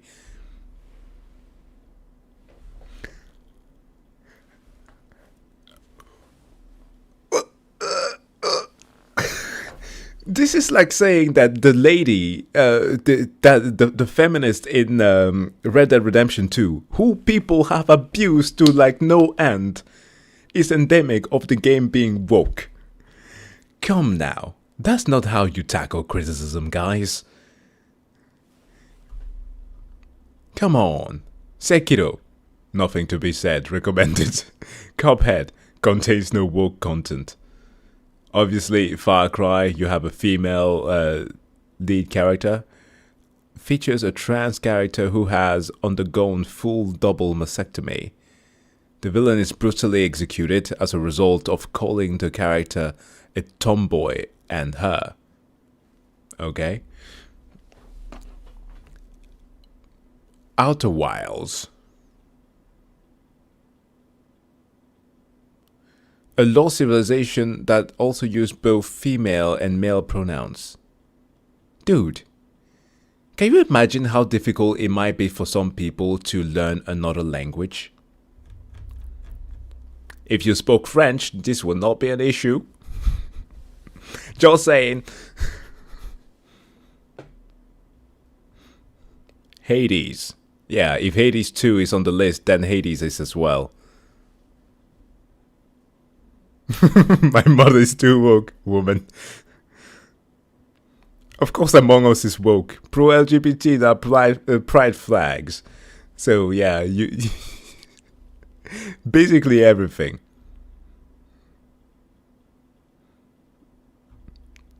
What else do we have here? Rise? No. No way. Rise, Son of Rome. Pro-DEI messaging. Bodica is a frontline combatant shown to be capable of fighting one-on-one with an officer of the Roman legion. She barely... Oh my god. Bodica, I remember this quest. So, Bodica is this one chick whose father is like a leader of the rebellion, of those bandits that you are trying to kill. And she literally constantly sent her minions to fight you. She barely fights against you. She runs away towards the entire fight, to the point where at the end of the mission, you literally tackle her and threaten to kill her lest her father give up. And he does to save her life. She barely stands a chance. This is outright nonsense. This is a lie. And plus she's a boss. Like, I don't even need to explain any of this. She's a boss character. Do you know how video game works? Yeah, and I would like to know what is pro-DEI messaging in here. Do we have a full review on this? Let's see. Her father is okay, well, we have it here. Her father is the leader of the barbarian, who's not unreasonable to say he trained her to be a warrior capable of handling herself. Perhaps even one specified to fight the legionnaires of Rome. It also explains how she would muster an army of barbarians. They all join her in taking revenge on Rome and killing their leader. She's not a primary antagonist of the game and is like tenderless, okay? And like Tenderloin, she is bested in combat by the male player character and dies as a result. Okay.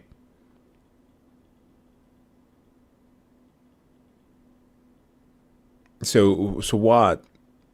Her fight with the Vitillion is also plausibly written, sorry. Her unorthodox style and recklessness, self-abandoned, are plausible explanations as to how an experienced officer of Rome legions might be taken by surprise.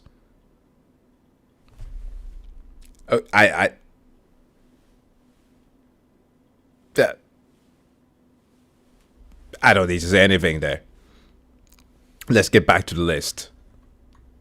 Oh, am I stuck here? Dark Souls. Dark Souls. Gwendolyn was born a male but raised a female and given Clove as a magic ring. And a magic ring to help him act like a female. They're taking away our tomboys, guys. I think that's the same thing that will account for Elden Ring. I don't know if they made this when Shadow of the Earth Tree came out, but god damn. Civilization. Okay, come on. What now? Race warped Suleiman and added history. What? Suleiman? Okay, hold on a minute. Civ 6.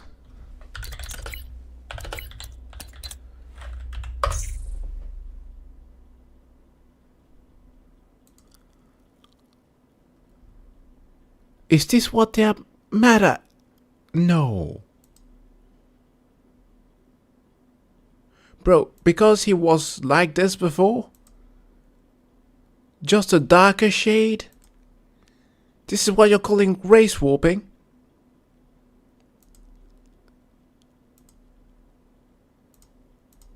Dudes have never seen a Turk in the sun.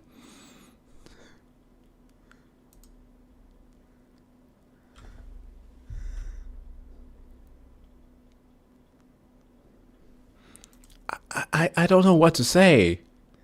This is just sad.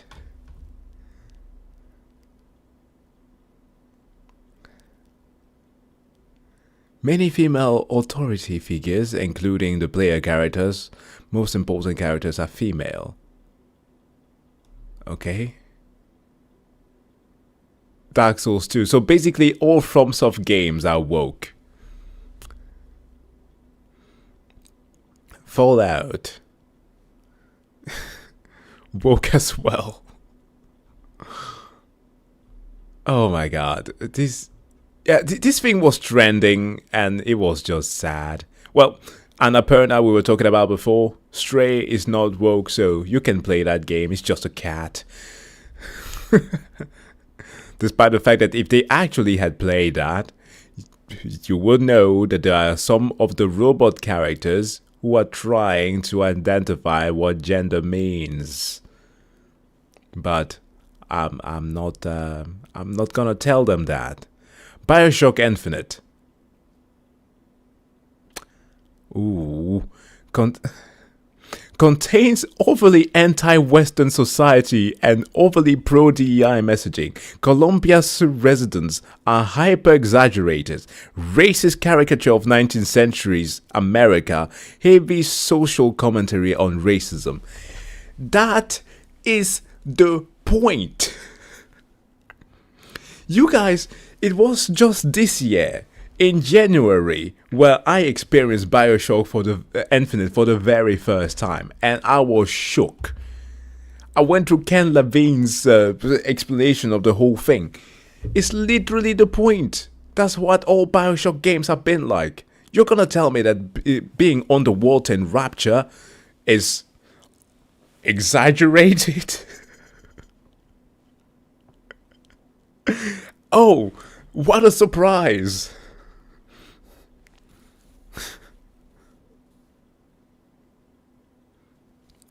What a bloody surprise! Man, oh god. It's like they're playing different games that the rest of us are playing.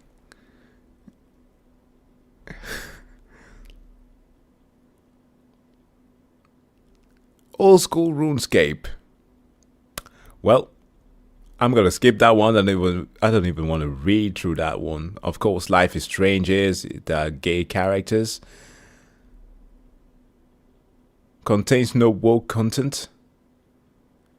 Are we sure about this?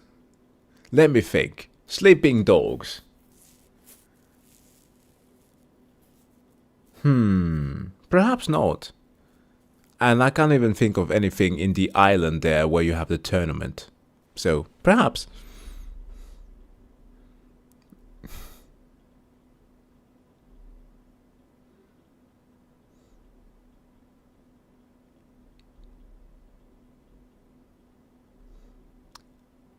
Bayonetta has no woke content. Now, this is new news to me.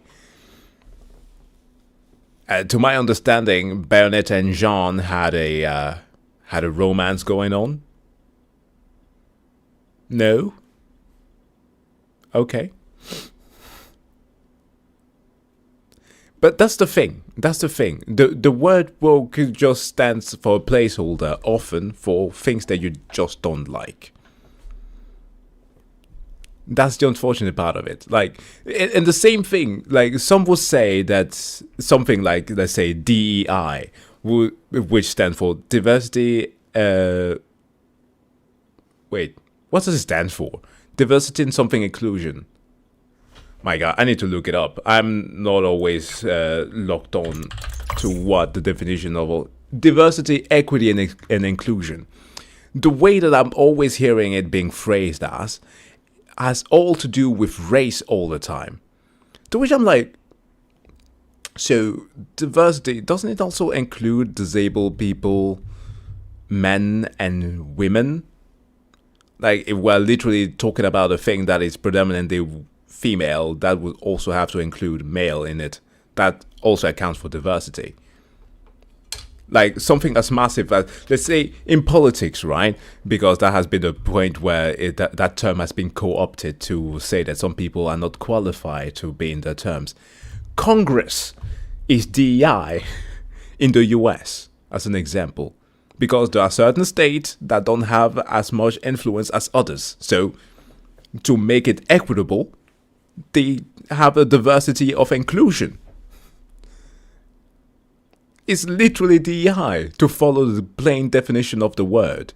But at the end of the day, it unfortunately just boils down to things that some people don't like. And for some, it's seeing a black sushi chef. For some, it's to seeing homosexual people displayed on screen.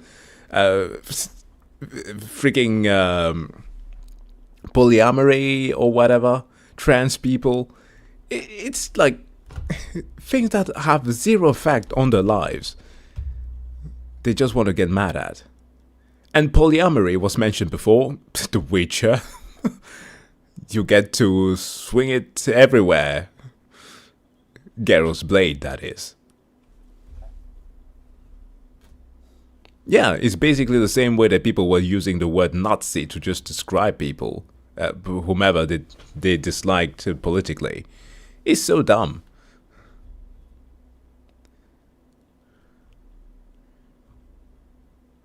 But yeah, The Quarry, of course. Cloudpunk. Yeah, but some of the biggest titles out there are woke. Smite. We're talking about gods. We're literally talking about gods. It would be the same as me saying, as a Christian who knows my biblical literature, God is genderless. Spirits are genderless. Am I then going to say that they are woke for that reason? You can't choose the gender? Like, what argument are you making?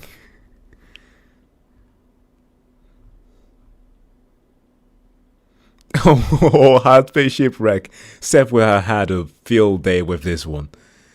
A story progresses. As the story progresses, the player character becomes more actively involved with a union fighting against the corporation.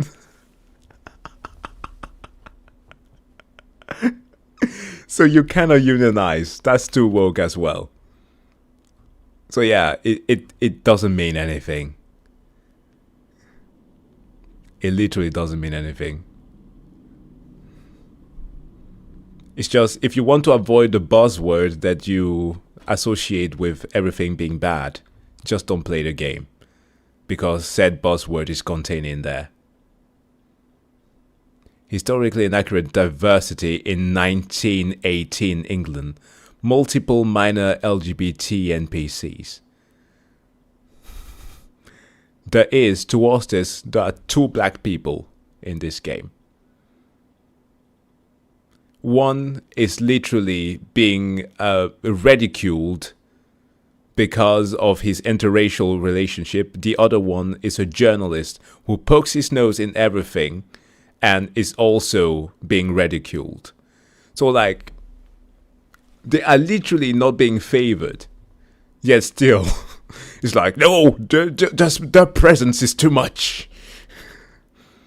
It's wild. It's absolutely insane.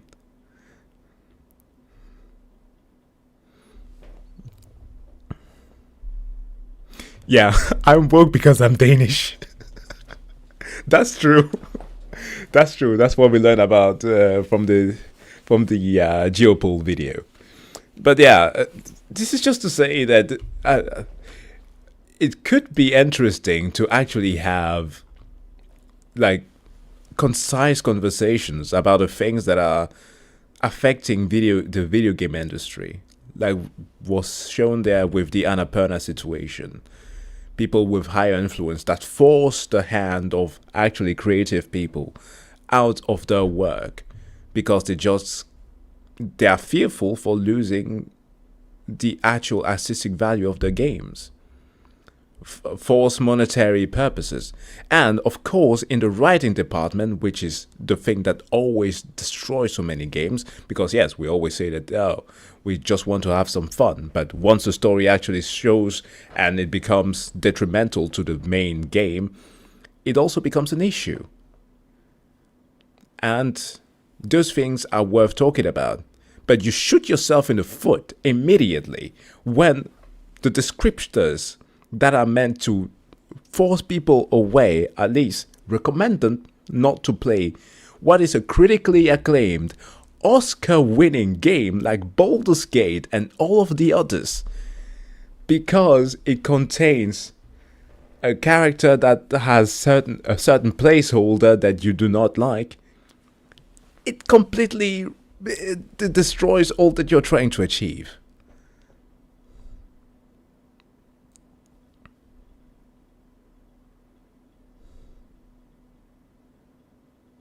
Exactly. Then how are you better than the journalists of today? Giving Space Marines to 6 out of 10. And also, oh my god, let me not dive into that. Those reviews are insane. From people who have barely paid attention to the story, to people who don't understand how the multiplayer works in there. They are literally citing things that don't exist. And of course, the one thing that I legitimately could give to people is like technical issues.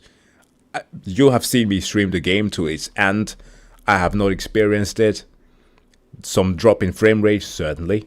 But yeah, beside that, it's almost an ideal 40k game. No complaints on my end. Except for certain things that I think that the game could have improved on. Yet still, for the product I was given, great. 6 out of 10, absolutely not. That's scandalous. That's outright heresy. That being said, guys, wanted just to cover this one little thing there that was trending, and yeah, that was my thoughts on the matter. But I've been going on here for quite some time now. I think that we should be cutting this short by now. Anyways.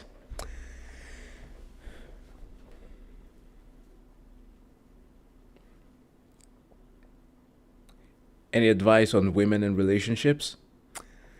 We will have to keep that to the next stream. I don't consider myself essentially a Casanova in any way whatsoever. What I can tell you is treat them as human beings, and if they reciprocate the same thing, it is likely just going to go a mile. No, seriously, just be genuine, okay? Don't treat anybody like just some privileged thing that needs to be cherished too much. That's not the approach. Just go at it as you would just a stranger outside. Be kind, be nice. If the feelings are reciprocated, just the act of being just a normal person is there. Take it further. Start meeting with a person. Have conversations. Be genuine. That's all I'm gonna say. And not just for the sake of trying to please the person, but to yourself. Be honest with your own feelings. It saves you from a lot of hurt. It saves you from a lot of wasted time. And same thing for your partner. A lot of people actually would desire to know where they have you at. To not be circling around some pit of despair for too long. So yeah, doubt is a killer. So try to avoid that. But we'll save that to another stream. Right now, I need to get some sleep. I've been going at it for 4 hours. Jeez, I'm impressed. You know that I have narcolepsy, right? I'm going to be sleeping for hours now. Luckily, I don't have to do any extraneous activities tomorrow or today. So yeah. Anyways, guys, I wish you all to have a wonderful, wonderful day. For those of you who have to go to work, get to work. And yeah, I will see you next time. Don't be woke, except if you're Danish.